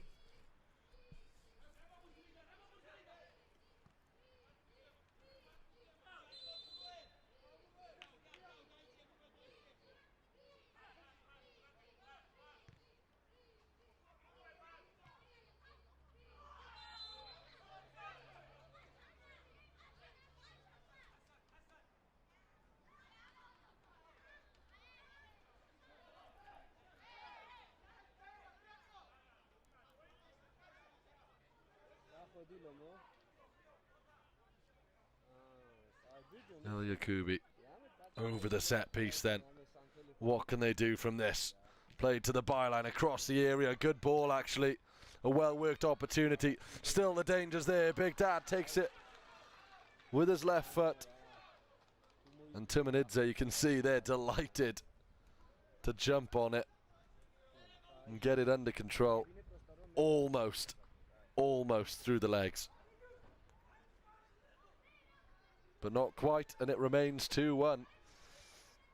As much as Sporting are struggling to really break through, you do sense there is another twist in the tail. Another goal for FC Bridge, and you'd have to say the game is probably all done. But a Sporting goal, it's anyone's for the taking. They've got 7 minutes to do it. Smealy once again launches one long. This time not really contested. And that's a push in the back. Not happy. Referee's just going to defuse the situation. Nothing malicious at all in that. Two players hungry. You can see here, look. Shoulder to shoulder. It's just unfortunate there's a massive wall about 5 yards off the pitch.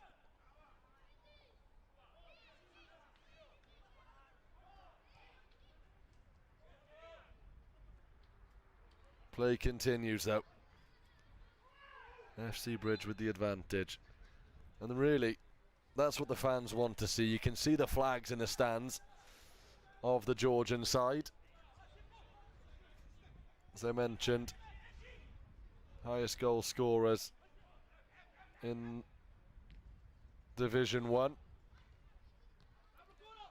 It's the defence that has impressed me so far, I have to say. Tadadze and Natobishvili. Defensive partnership of the tournament so far. Just the one goal conceded.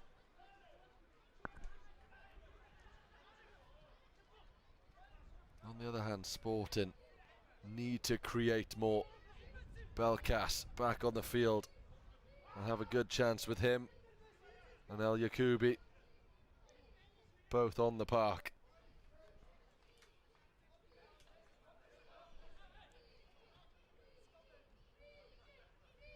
Here come FC Bridge. Nipped in the bud early on though. 5 minutes remaining. Big Dad beats one. And just loses control. El Yakubi. Smealy. Into the area where Big Dad is trying to get a shot away. Just can't find a yard, the number 9. Working hard.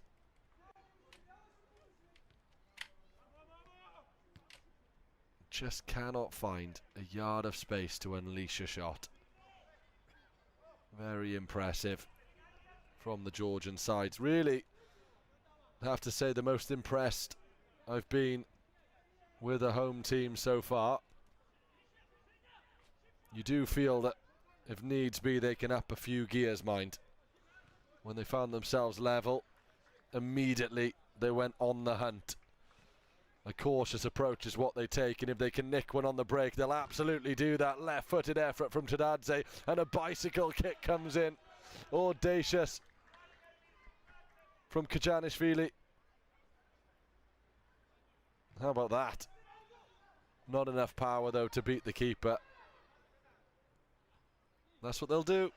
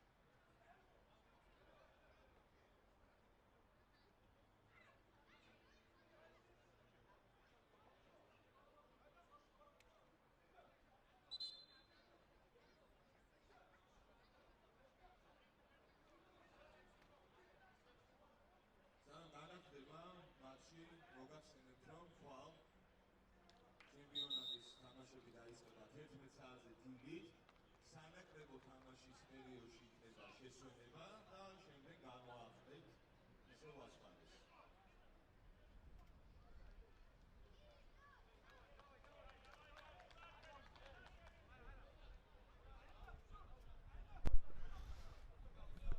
Four and a half minutes remain then.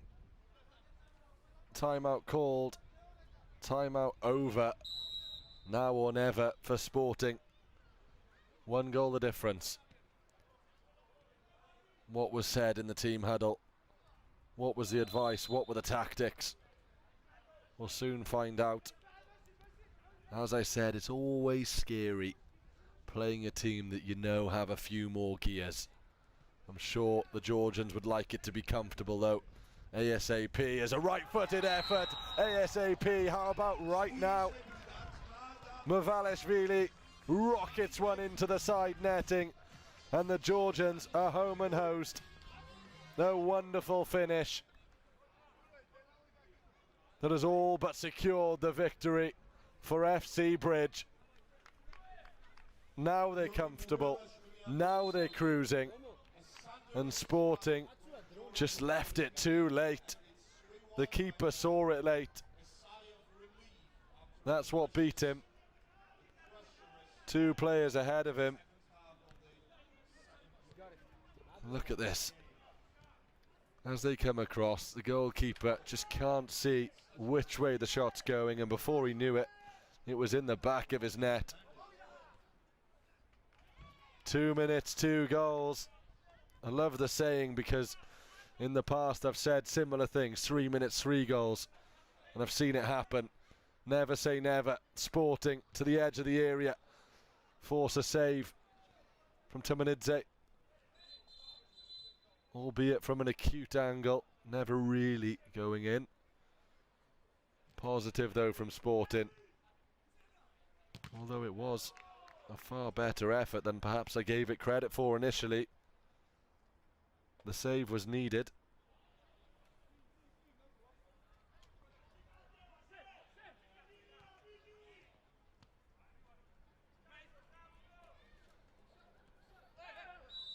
Mavalishvili too aggressive in there. Time ticking away now. Interestingly, Sporting have opted to leave the goalkeeper in net.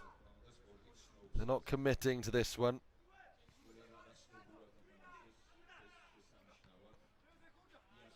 Never really understand why. You might as well go for it.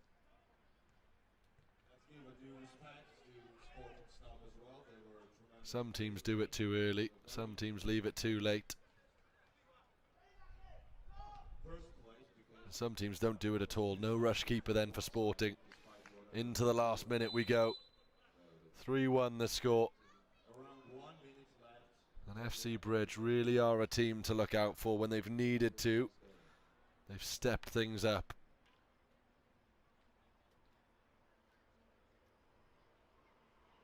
The final timeout of the game. 30 seconds to go.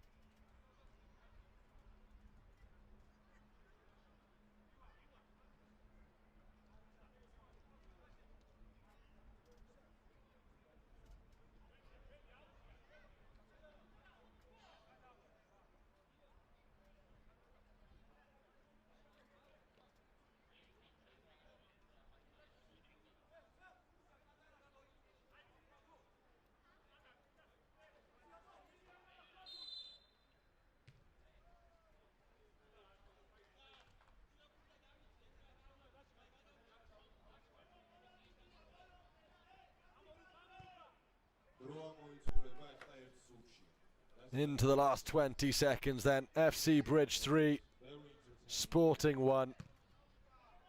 Never really committed to the attack, Sporting. That third goal really killed the momentum. And another convincing performance, it has to be said, from the Georgians.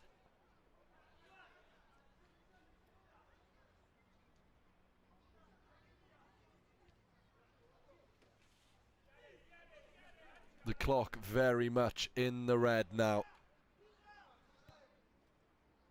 Rukaya gives it away. And that one can go all the way through. Time ticking down. The referee's whistle very much imminent. You'd imagine almost immediately. Still though, we continue. Beautiful touch. Can they make it 4? They're not in a rush to do it, but they wouldn't mind it in that one. Ambitious. That is the full-time whistle then. FC Bridge get their campaign off to an undefeated start. 2 games, 2 victories. Wasn't quite perfect this time. They conceded the 1 goal. It isn't back-to-back clean sheets for the Georgians, but it is back-to-back victories. As for Sporting, they battled, but in the end, FC Bridge had too much. 1 game remains then on the opening day of the Soccer Grand Prix 7s here in Tbilisi. Don't go anywhere. There's 1 more to go.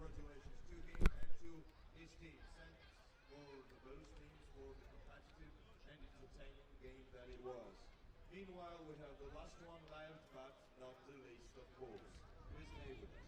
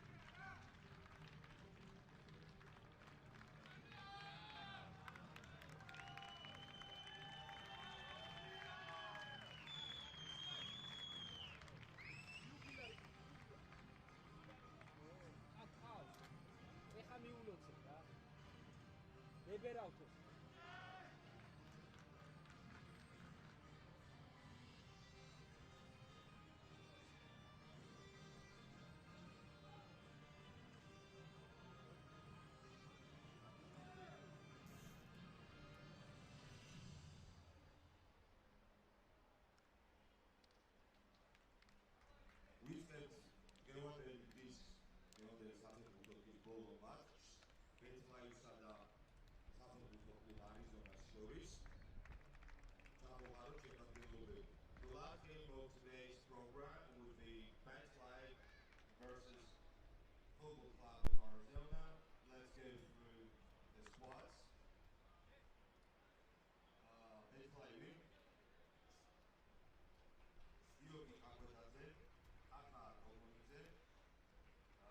A very warm welcome back. The story of the day here at the Soccer Grand Prix has been all about big scorelines and plenty of drama. Sama underlined why they're the holders with a strong 3-0 win over Al Duhail. Well, FC Bridge have looked very sharp across both of their games. It was 3-0 earlier on against San Antonio, and they've just followed it up with a 3-1 win against Sporting.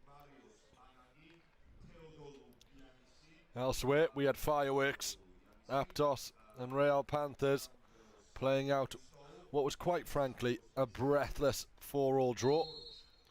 And Niger Thunder set the tone early on in the first game of the day, beating Soccer USA 5-1. Now though, it's time for the curtain closer. Bet Live against FC Arizona under the lights here in Tbilisi. The rain has just begun to fall. The temperature dramatically dropped since the opener. And now, as I say, the curtain closer. Bet Live and FC Arizona. 40 minutes of soccer action ahead of us. The final Georgian side against the Cypriots, Arizona FC.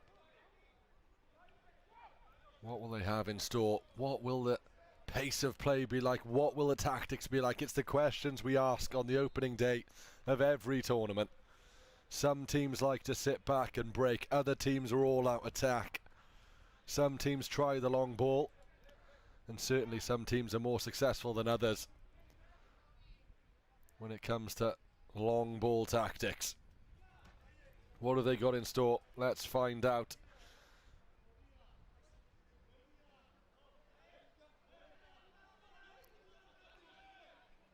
If you are just joining us, it is Bet Live shooting from left to right in the all white, and then FC Arizona from right to left in the black jerseys with that lovely little pink strip across the front.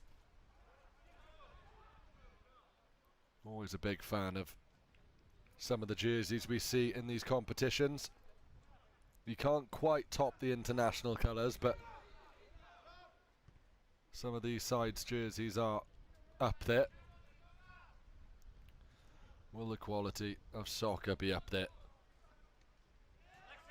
Shinidze, the captain, just sees his ball go slightly wayward. And Yosif will get us back underway. Right-footed effort and an early save. Well hit from Botkavelli. It's a wonderfully accurate long throw that in the end comes to nothing, but certainly got his team up the field. Uglava unable to make something of it though, and play will be called back. And how about this for an effort? Botkavelli, youngest player in the squad.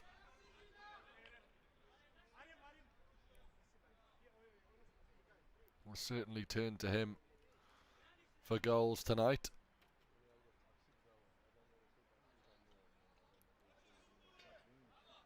Shinidze then, the captain, just wide of the area to the goal scorer. Snapped at it. And Botkavelli, well, he'll feel he can do slightly better there.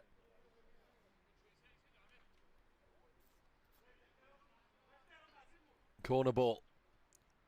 Same setup. Shanidze to the edge of the area.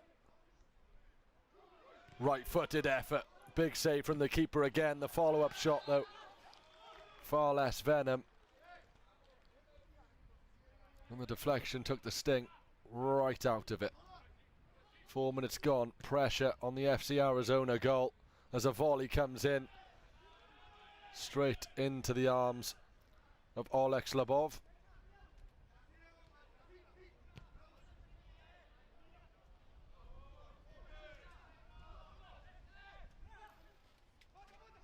It was Jakadze in there causing issues for the goalkeeper. Kept his concentration, kept his eye on the ball more importantly.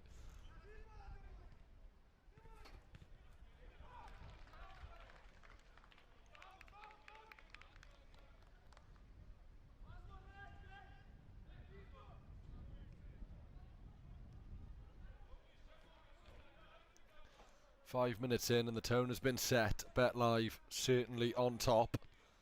FC Arizona happy to absorb the pressure though. And they'll look to break.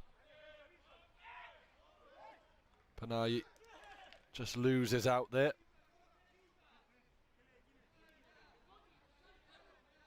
Ugalava.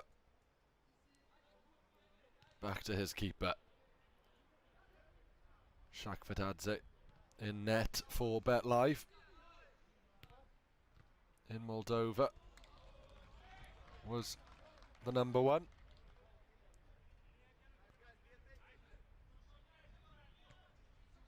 Corner ball into the area it goes, and again we've seen a few of those today. Botkavelli, his shot never really going in. The angle closes up so quickly.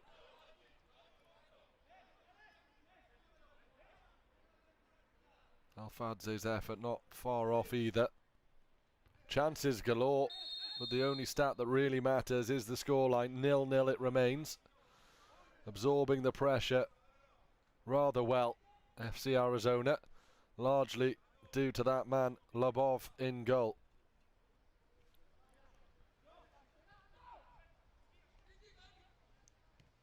Uglava to the touchline.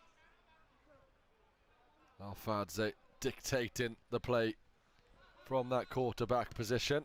And a right-footed effort again. He's not afraid to shoot. Botkavelli, as I said, he's the youngest in the team. He's got 15 goals this season. You can see why. Shoots from everywhere. Nothing too menacing so far, though.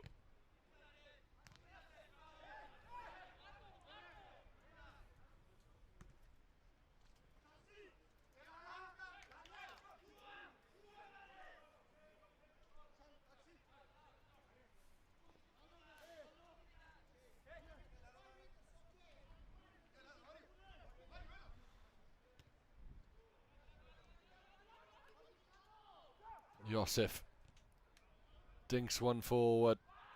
Too much on it though. And Nicolas had to duck underneath it in the end. Risky letting that one go. Botkavelli though, his touch was what kept it in play. His momentum took him off the field of play.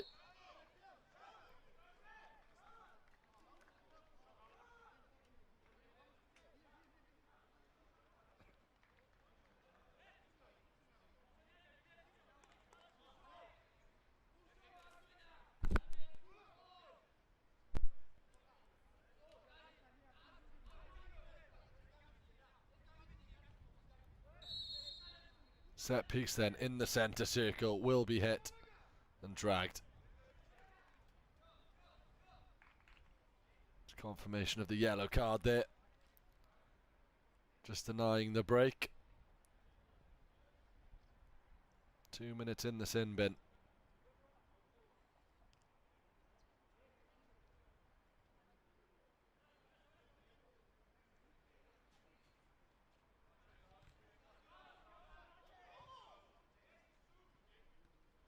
fact, I've got my abacus out. Don't think it was a yellow card. Referee's opting against it. 7 players on the field.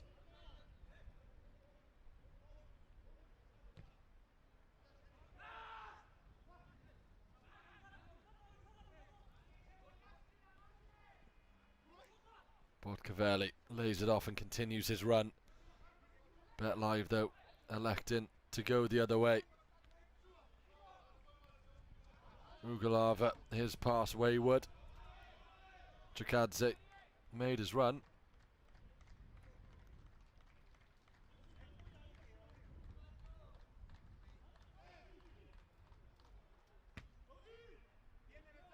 Ravazishvili onto the field.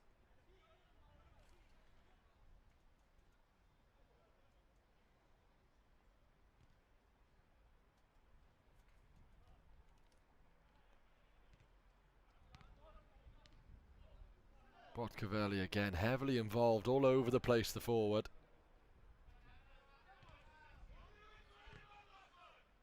Playing in that midfield role.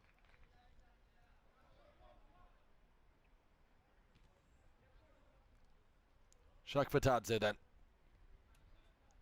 Keeps the ball rolling as we approach the 10-minute mark. It is Bet Live 0, FC Arizona 0 if you are just joining us. It is the Georgian side in all white, kicking from left to right. FC Arizona in the black, kicking from right to left. The tale of the tape so far is that it's been relentless pressure from Bet Live. As another shot comes in and a good save again from Oleg Slobov. A busy man is pretty much the story. Lobov in the Arizona goal.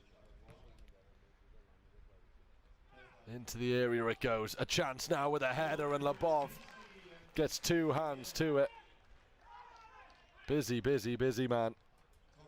And plenty more to come, you'd imagine, as well. Arizona need to offer more on the counter-attack just to give Betliv something to worry about. Lobov goes long. Alfadze is there, though. Didn't get it clear. He will do now, though. Or will he? Slight issues. Shakvatadze making it look like no bother. But alarm bells would have been ringing.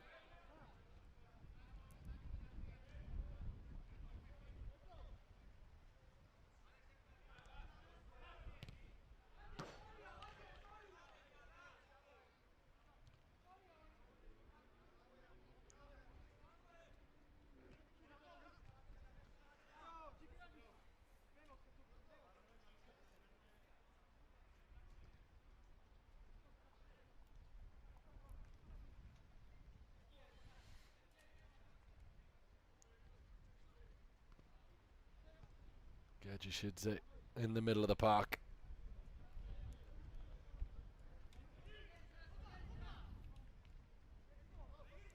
Down to Botkavelli. To the byline it goes. Mashavi Riani. Number 23 there.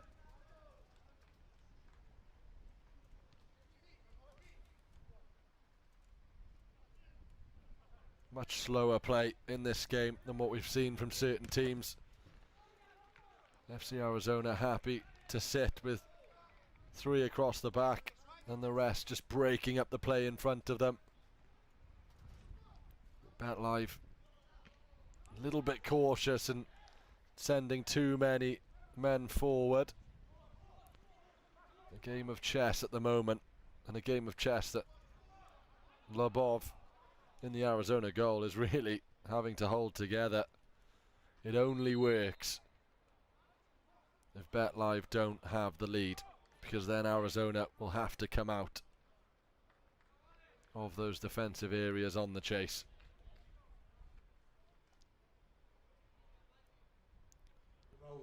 First time out of the game then has been called.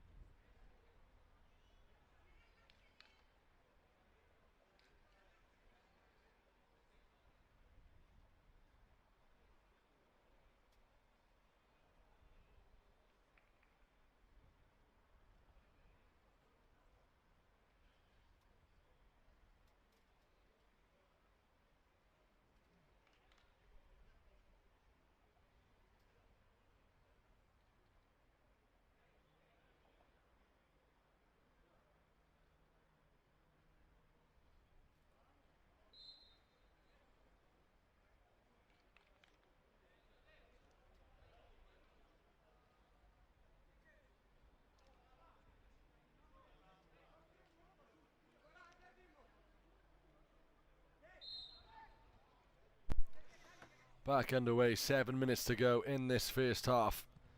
BetLive 0, FC Arizona 0. Nothing really in terms of chances for the Cypriot side. BetLive, plenty more opportunities, but in fairness to Oleg Slabov in the FC Arizona goal, he's dealt with everything relatively comfortably. Now, we don't want to talk too soon. Both me and the other star commentator here, Dan Shaw, I've had a bit of a case of commentator's curse so far.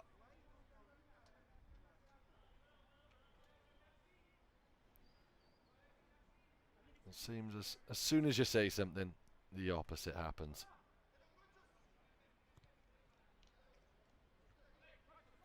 FC Arizona will certainly hope that's not the case for them, though, given that their goalkeeper has been the standout performer for them in the opening 15 minutes of the game.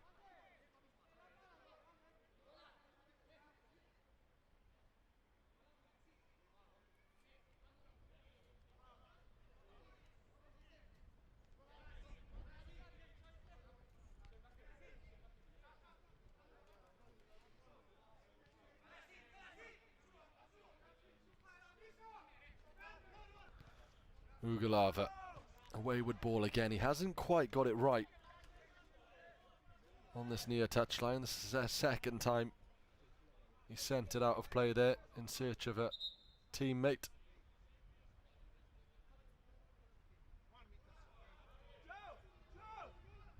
Shubitidze looking to block. Doesn't manage to do so, but he did enough to put his opposite number off.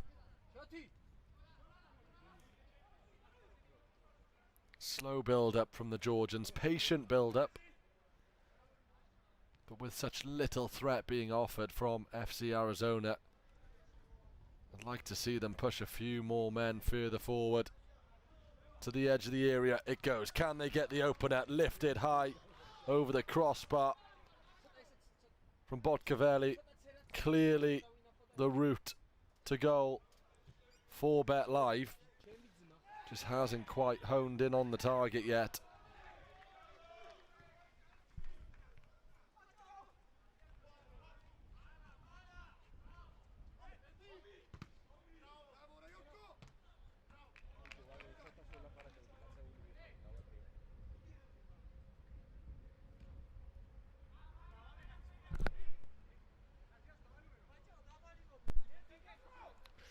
Of course, it all changes if BetLive get a goal, because then FC Arizona can't sit in the defensive structure.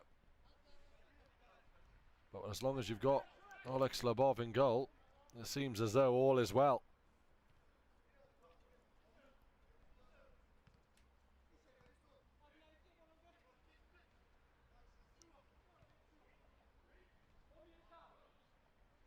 Long range effort, Labov tested again.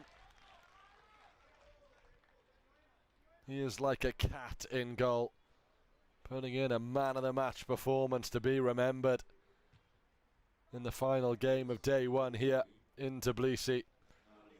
The rain smattering down. That effort isn't a million miles away.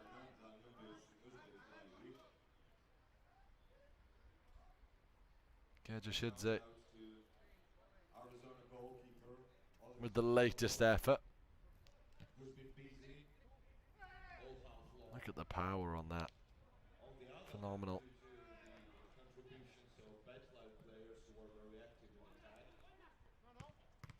Shubitidze.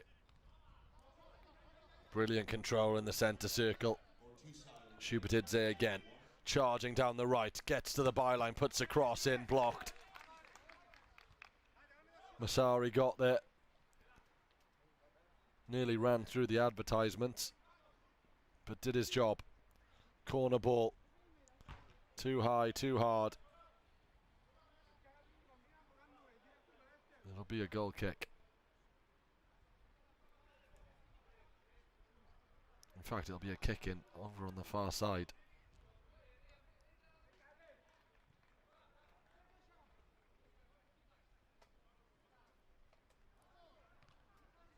Shakfadadze distributes. And FC Arizona really just can't get their foot on the ball. And if it wasn't for their goalkeeper, they'd have fallen far, far behind in this game. As it stands, there's 2 minutes to go. And it's BetLive 0, FC Arizona 0. Left-footed effort hooked into touch, corner ball.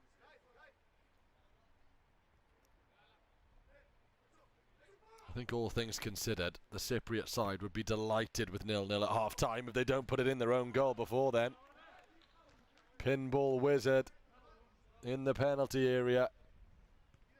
And friendly fire.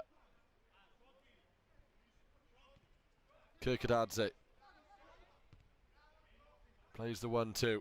Head up, looking for options, finds one on this near touchline. Here he is again, into the area. Is this the moment? Unbelievable save.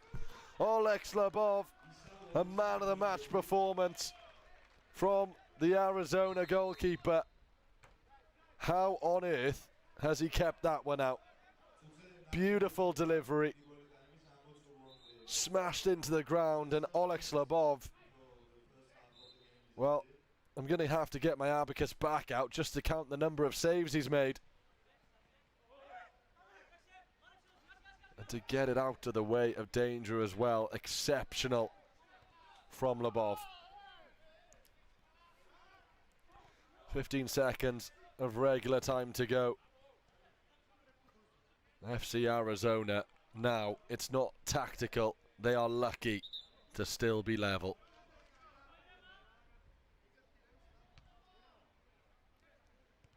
There's only one way this game is going to go unless something changes. Big talks needed at half-time. For BetLive, really, it's more of the same. The goal will come. Just got to keep creating the chances. FC Arizona, that was probably their longest spell of possession. And it was about 10 seconds, and they've already lost it.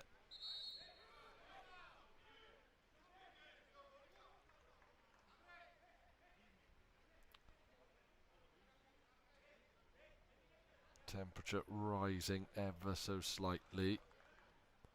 Frustration from BetLive. Equally so from FC Arizona. They've not touched the ball, quite frankly. Olex Labov, the goalkeeper, has had the most touches, but with his hands, which is never a good sign, really.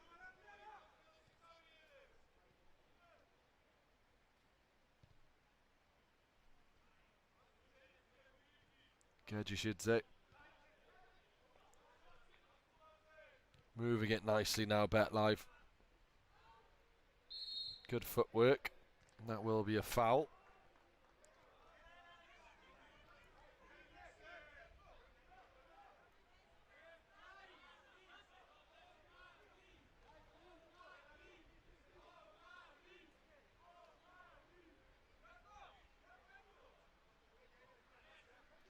One last chance then before the half-time whistle goes for BetLive to take the lead. It'll be thunder towards goal and in.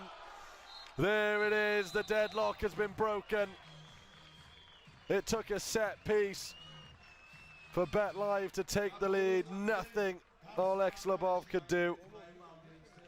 Slap bang on the half-time whistle. And the Georgian side take the lead. 1-0 at the break. Plenty more action to come, don't go anywhere.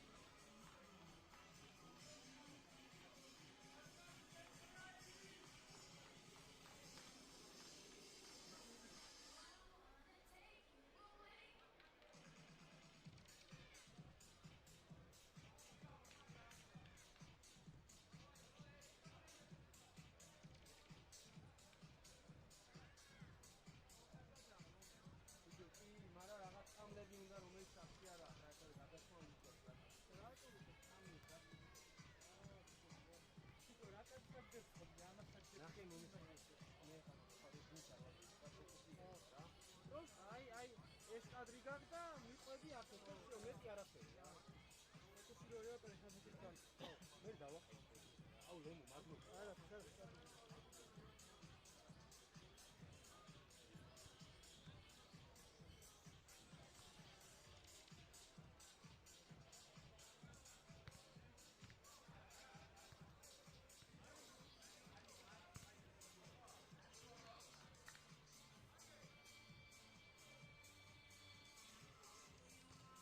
Baseline უნდა გამოვიდა. ხო.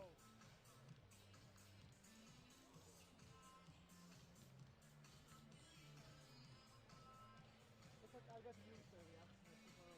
ან მასტერი და არა, მასტერი და მასტერი შემდეგ ასლა რაღაცა რა. ნორმალურად ახლა რა.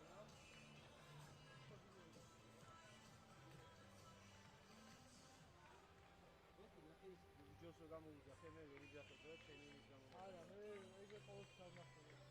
ხო, არა, ეგე პროცედური ისაა.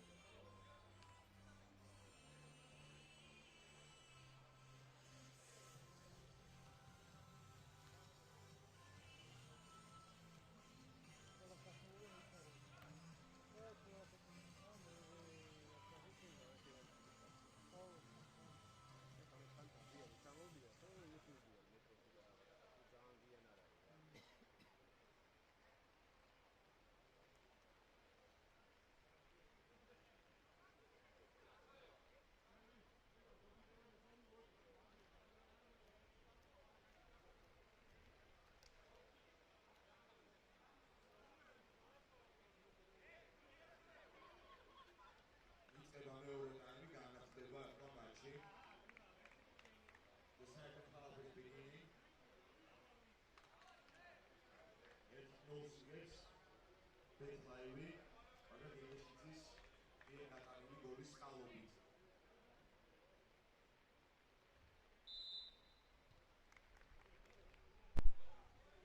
Second half underway then. BetLive 1, FC Arizona 0. The final half of the opening day here at the Grand Prix Sevens in Tbilisi. It's been a brilliant day of soccer action. And immediately a chance for BetLive to double their lead. FC Arizona certainly need to get on the attack in this second half. If they can get their foot on the ball, if they can send some bodies forward, we might see a different result. But as of right now, all you can see is a victory for the Georgians, and that'll please the home crowd for sure.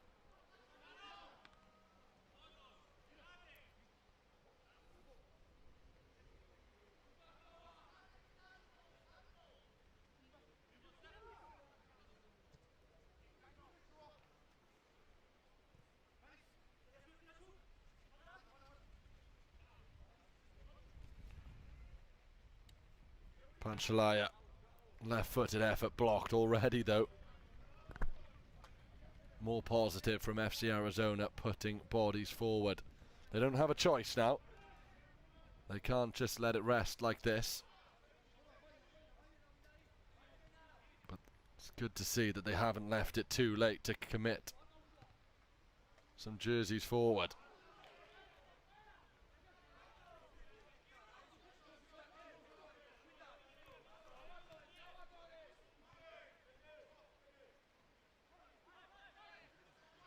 Here come Arizona FC, dispossessed though.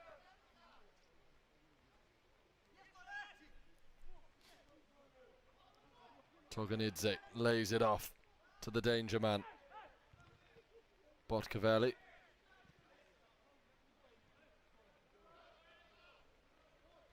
There's a long way to go, but the trend from the first half continues. It'll be relentless pressure coming from the boys in white. Bit of an awkward bounce there for Panay.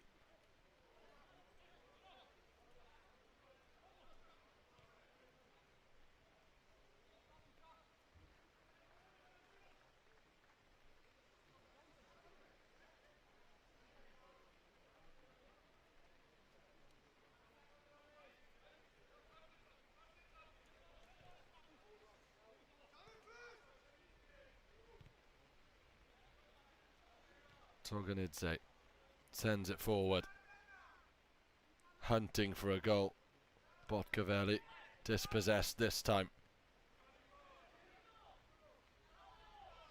Christo on the attack.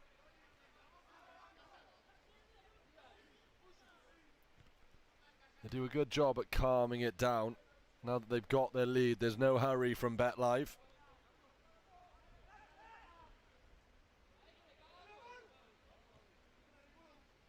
First place in the second division. Certainly know what they're doing here in this game. And it'll suit them, I think. FC Arizona having to push forward a little bit. Their defence wasn't tested at all in the first half. But regardless of the quality of opposition, it's difficult to break a team down when they sit so deep.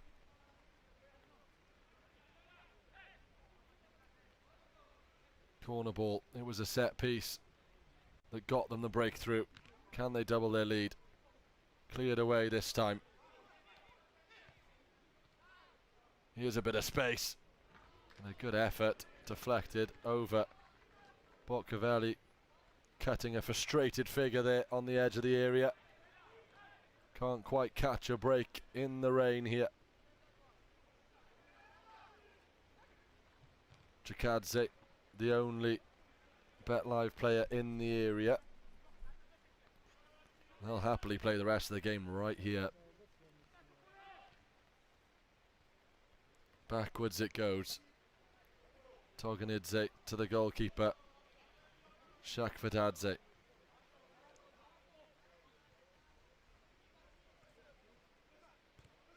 Toganidze again. Bigger triangles from BetLive, just trying to work their way around the press. Didn't quite manage to do so. As the rain continues to pour, it's heavy now. The fans have all taken shelter under cover.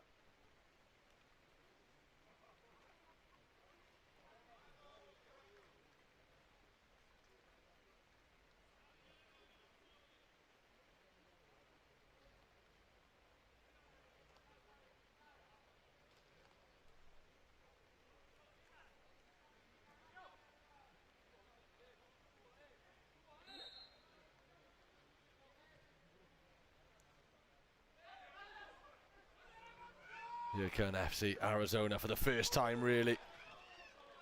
That effort was deflected from Josif. It was a good chance, really. Could have made more of it. Plenty of room for Josif on his left foot. Straight down the middle he went. Just the one defender to beat. And the corner rushed and wasted. Time beginning to tick away. It only takes one goal. BetLive will certainly hope that they can grab another just to be sure. It's a rangy effort. Won't beat Labov, but will win a corner.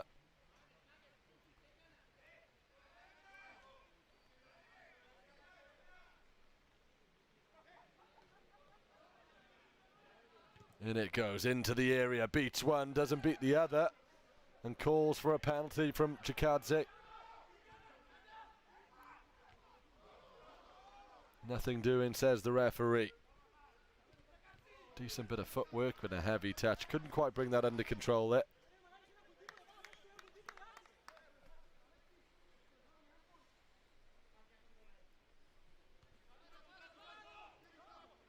Yoshiashvili. Toganadze. And all the way through to Olex Labov. He's had slightly less to do in the opening 7.5 minutes of this half than he did in the first. I'm pretty sure he'll be glad to see his team attacking that little bit more, just to give him a moment to catch his breath, because in the first half no such thing existed.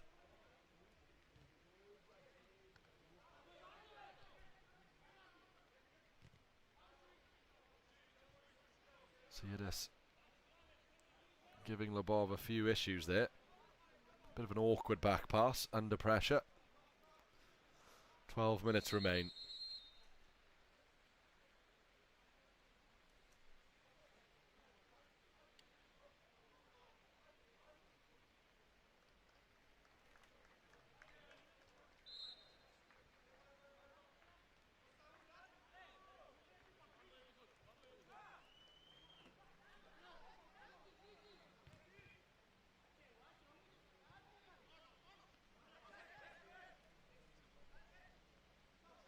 Alfadze dispossessed. A chance for Bet Live to get forward now. They've committed numbers, a right-footed shot. Sails over the bar.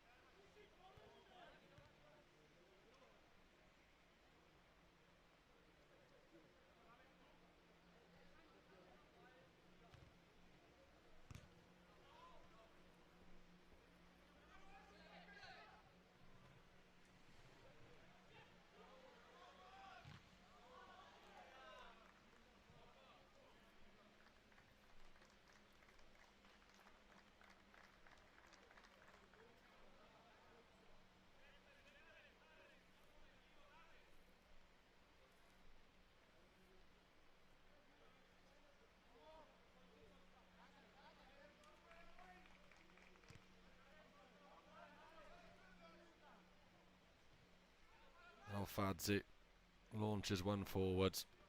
Over the top it goes to the edge of the area. Still in possession. FC Arizona just can't get it clear, and thankfully for them, it's in the hands of Lobov. The deficit is only one goal. They've got 10 minutes to claw this one back. But they need to get the ball up the other end of the field.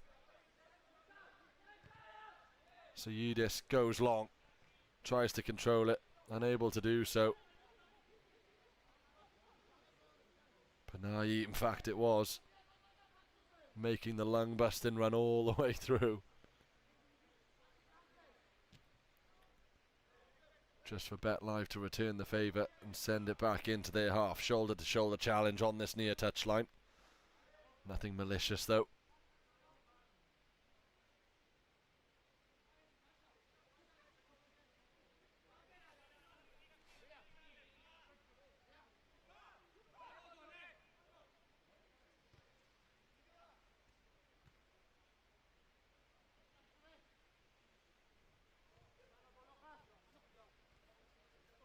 Chinidze. Toganidze.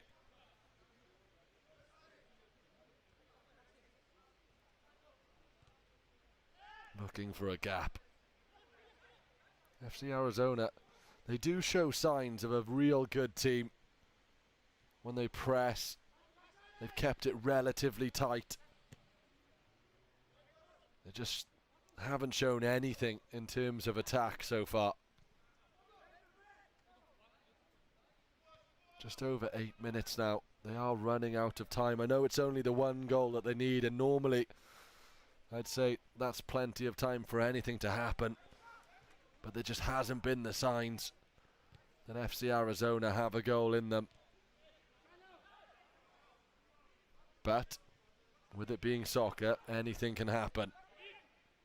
Papakostas sends one down the line into touch.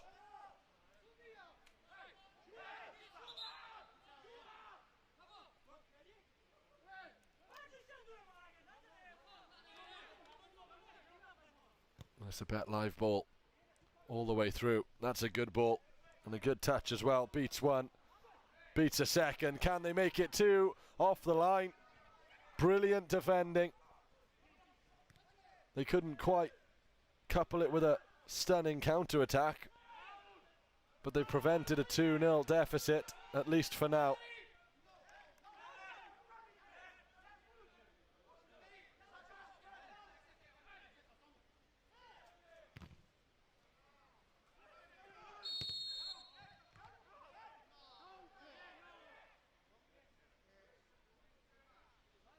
Free kick.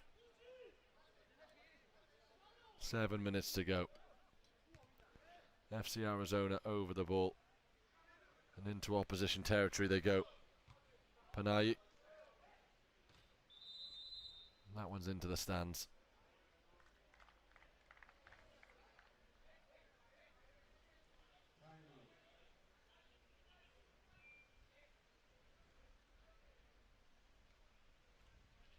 And timeout.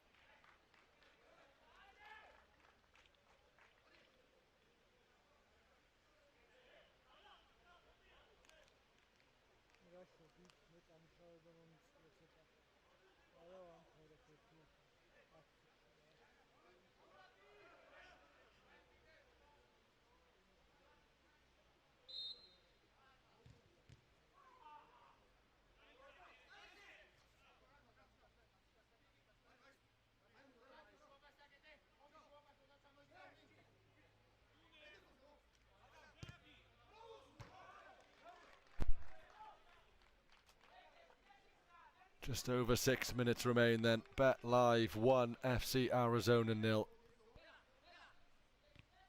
The Georgians in control. Only the scoreline would make you doubt the result. It is tight still. But another goal, you'd have to say, would absolutely seal the deal. That is, if it's Bet Live who score the goal. If FC Arizona find a way to put one in the back of the net, it's anyone's game.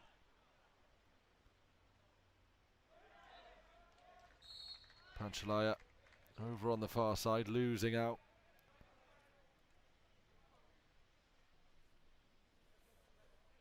Corner ball. Taken quickly, taken short. Drilled into the area, and it's nearly put into his own goal there. Corner ball from the other side. That's not the net he wants to be scoring in by any means. Corner from the other side. This one played short as well. Into the area it goes, and there was a free man, but the delivery didn't find him. Battling for it in the middle of the park now.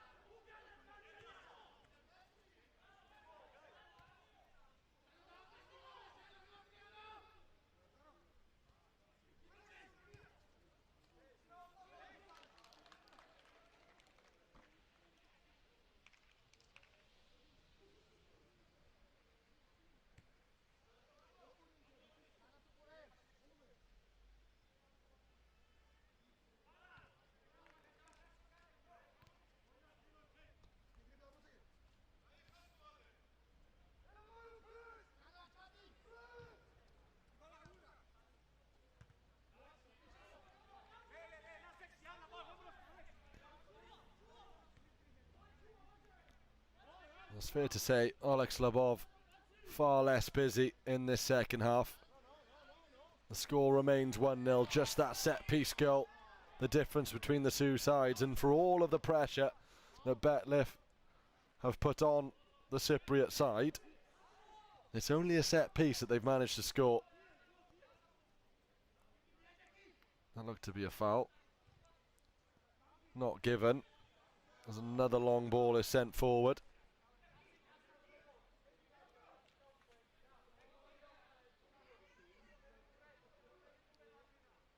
Panchalava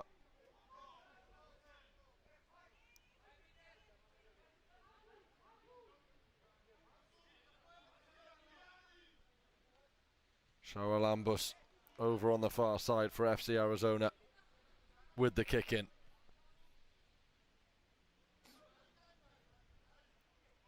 The longest period really FC Arizona have been in opposition territory. A left-footed effort takes a deflection. It will be a corner ball.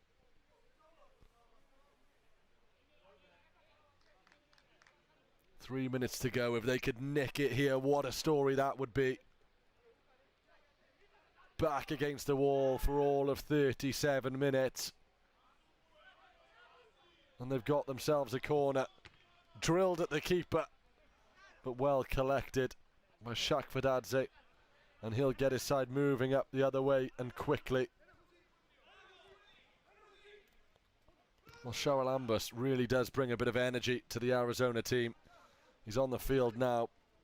His bleach blonde hair nipping around in the middle of the park. You can see him there.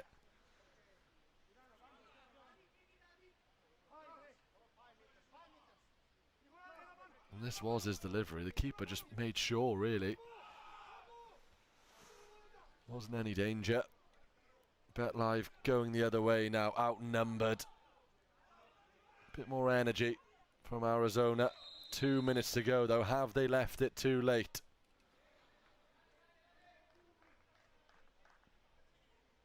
Timeout called once again.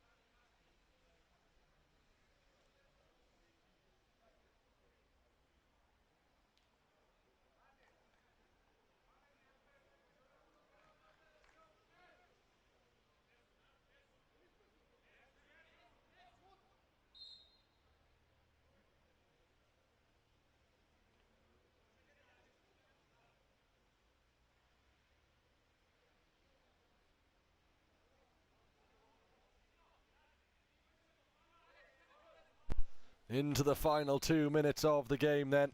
BetLive lead by 1-0. No more timeouts, no more breaks.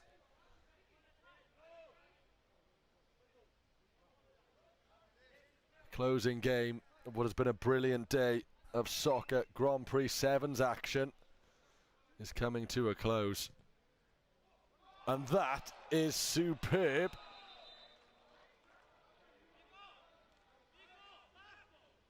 Although it isn't going to count. Was it through the side netting, perhaps? Let's take another look at this. Well, it wasn't allowed. The referees were pretty short. Kick-ins aren't direct. And that's why Alex Lobov was so far off his line. Here is another kick-in then. Hammered towards the goal.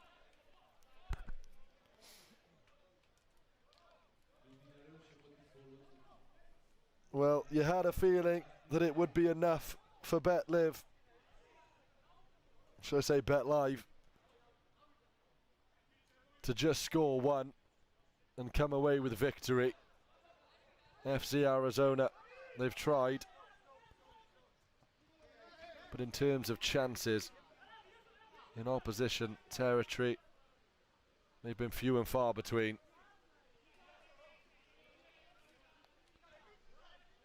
Another victory for a Georgian side then. That'll keep the crowds happy as we head into our second day. And the curtain falls on what was an awesome opening day of the tournament. The tale, though, has not been fully told. FC Arizona will have a set-piece opportunity. The clock is in the red. It really, really is now or never. There's the foul. Don't think much is up for debate there.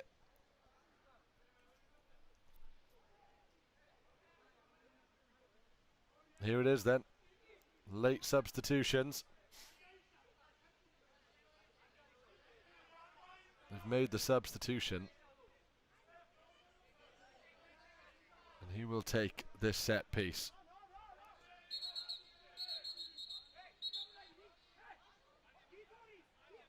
The referee's just making sure they're happy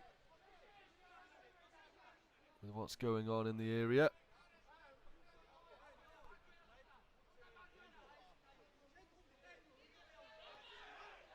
Backs against the wall for 40 minutes. The last opportunity to draw level. Deflected away. That was it. And you've got to make more of a chance like that. Long it goes. Scrambled away just about. And all the way through.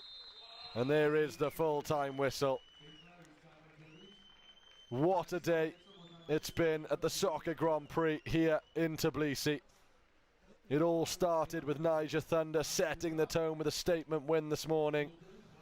FC Bridge showed their quality with victories in both of their games.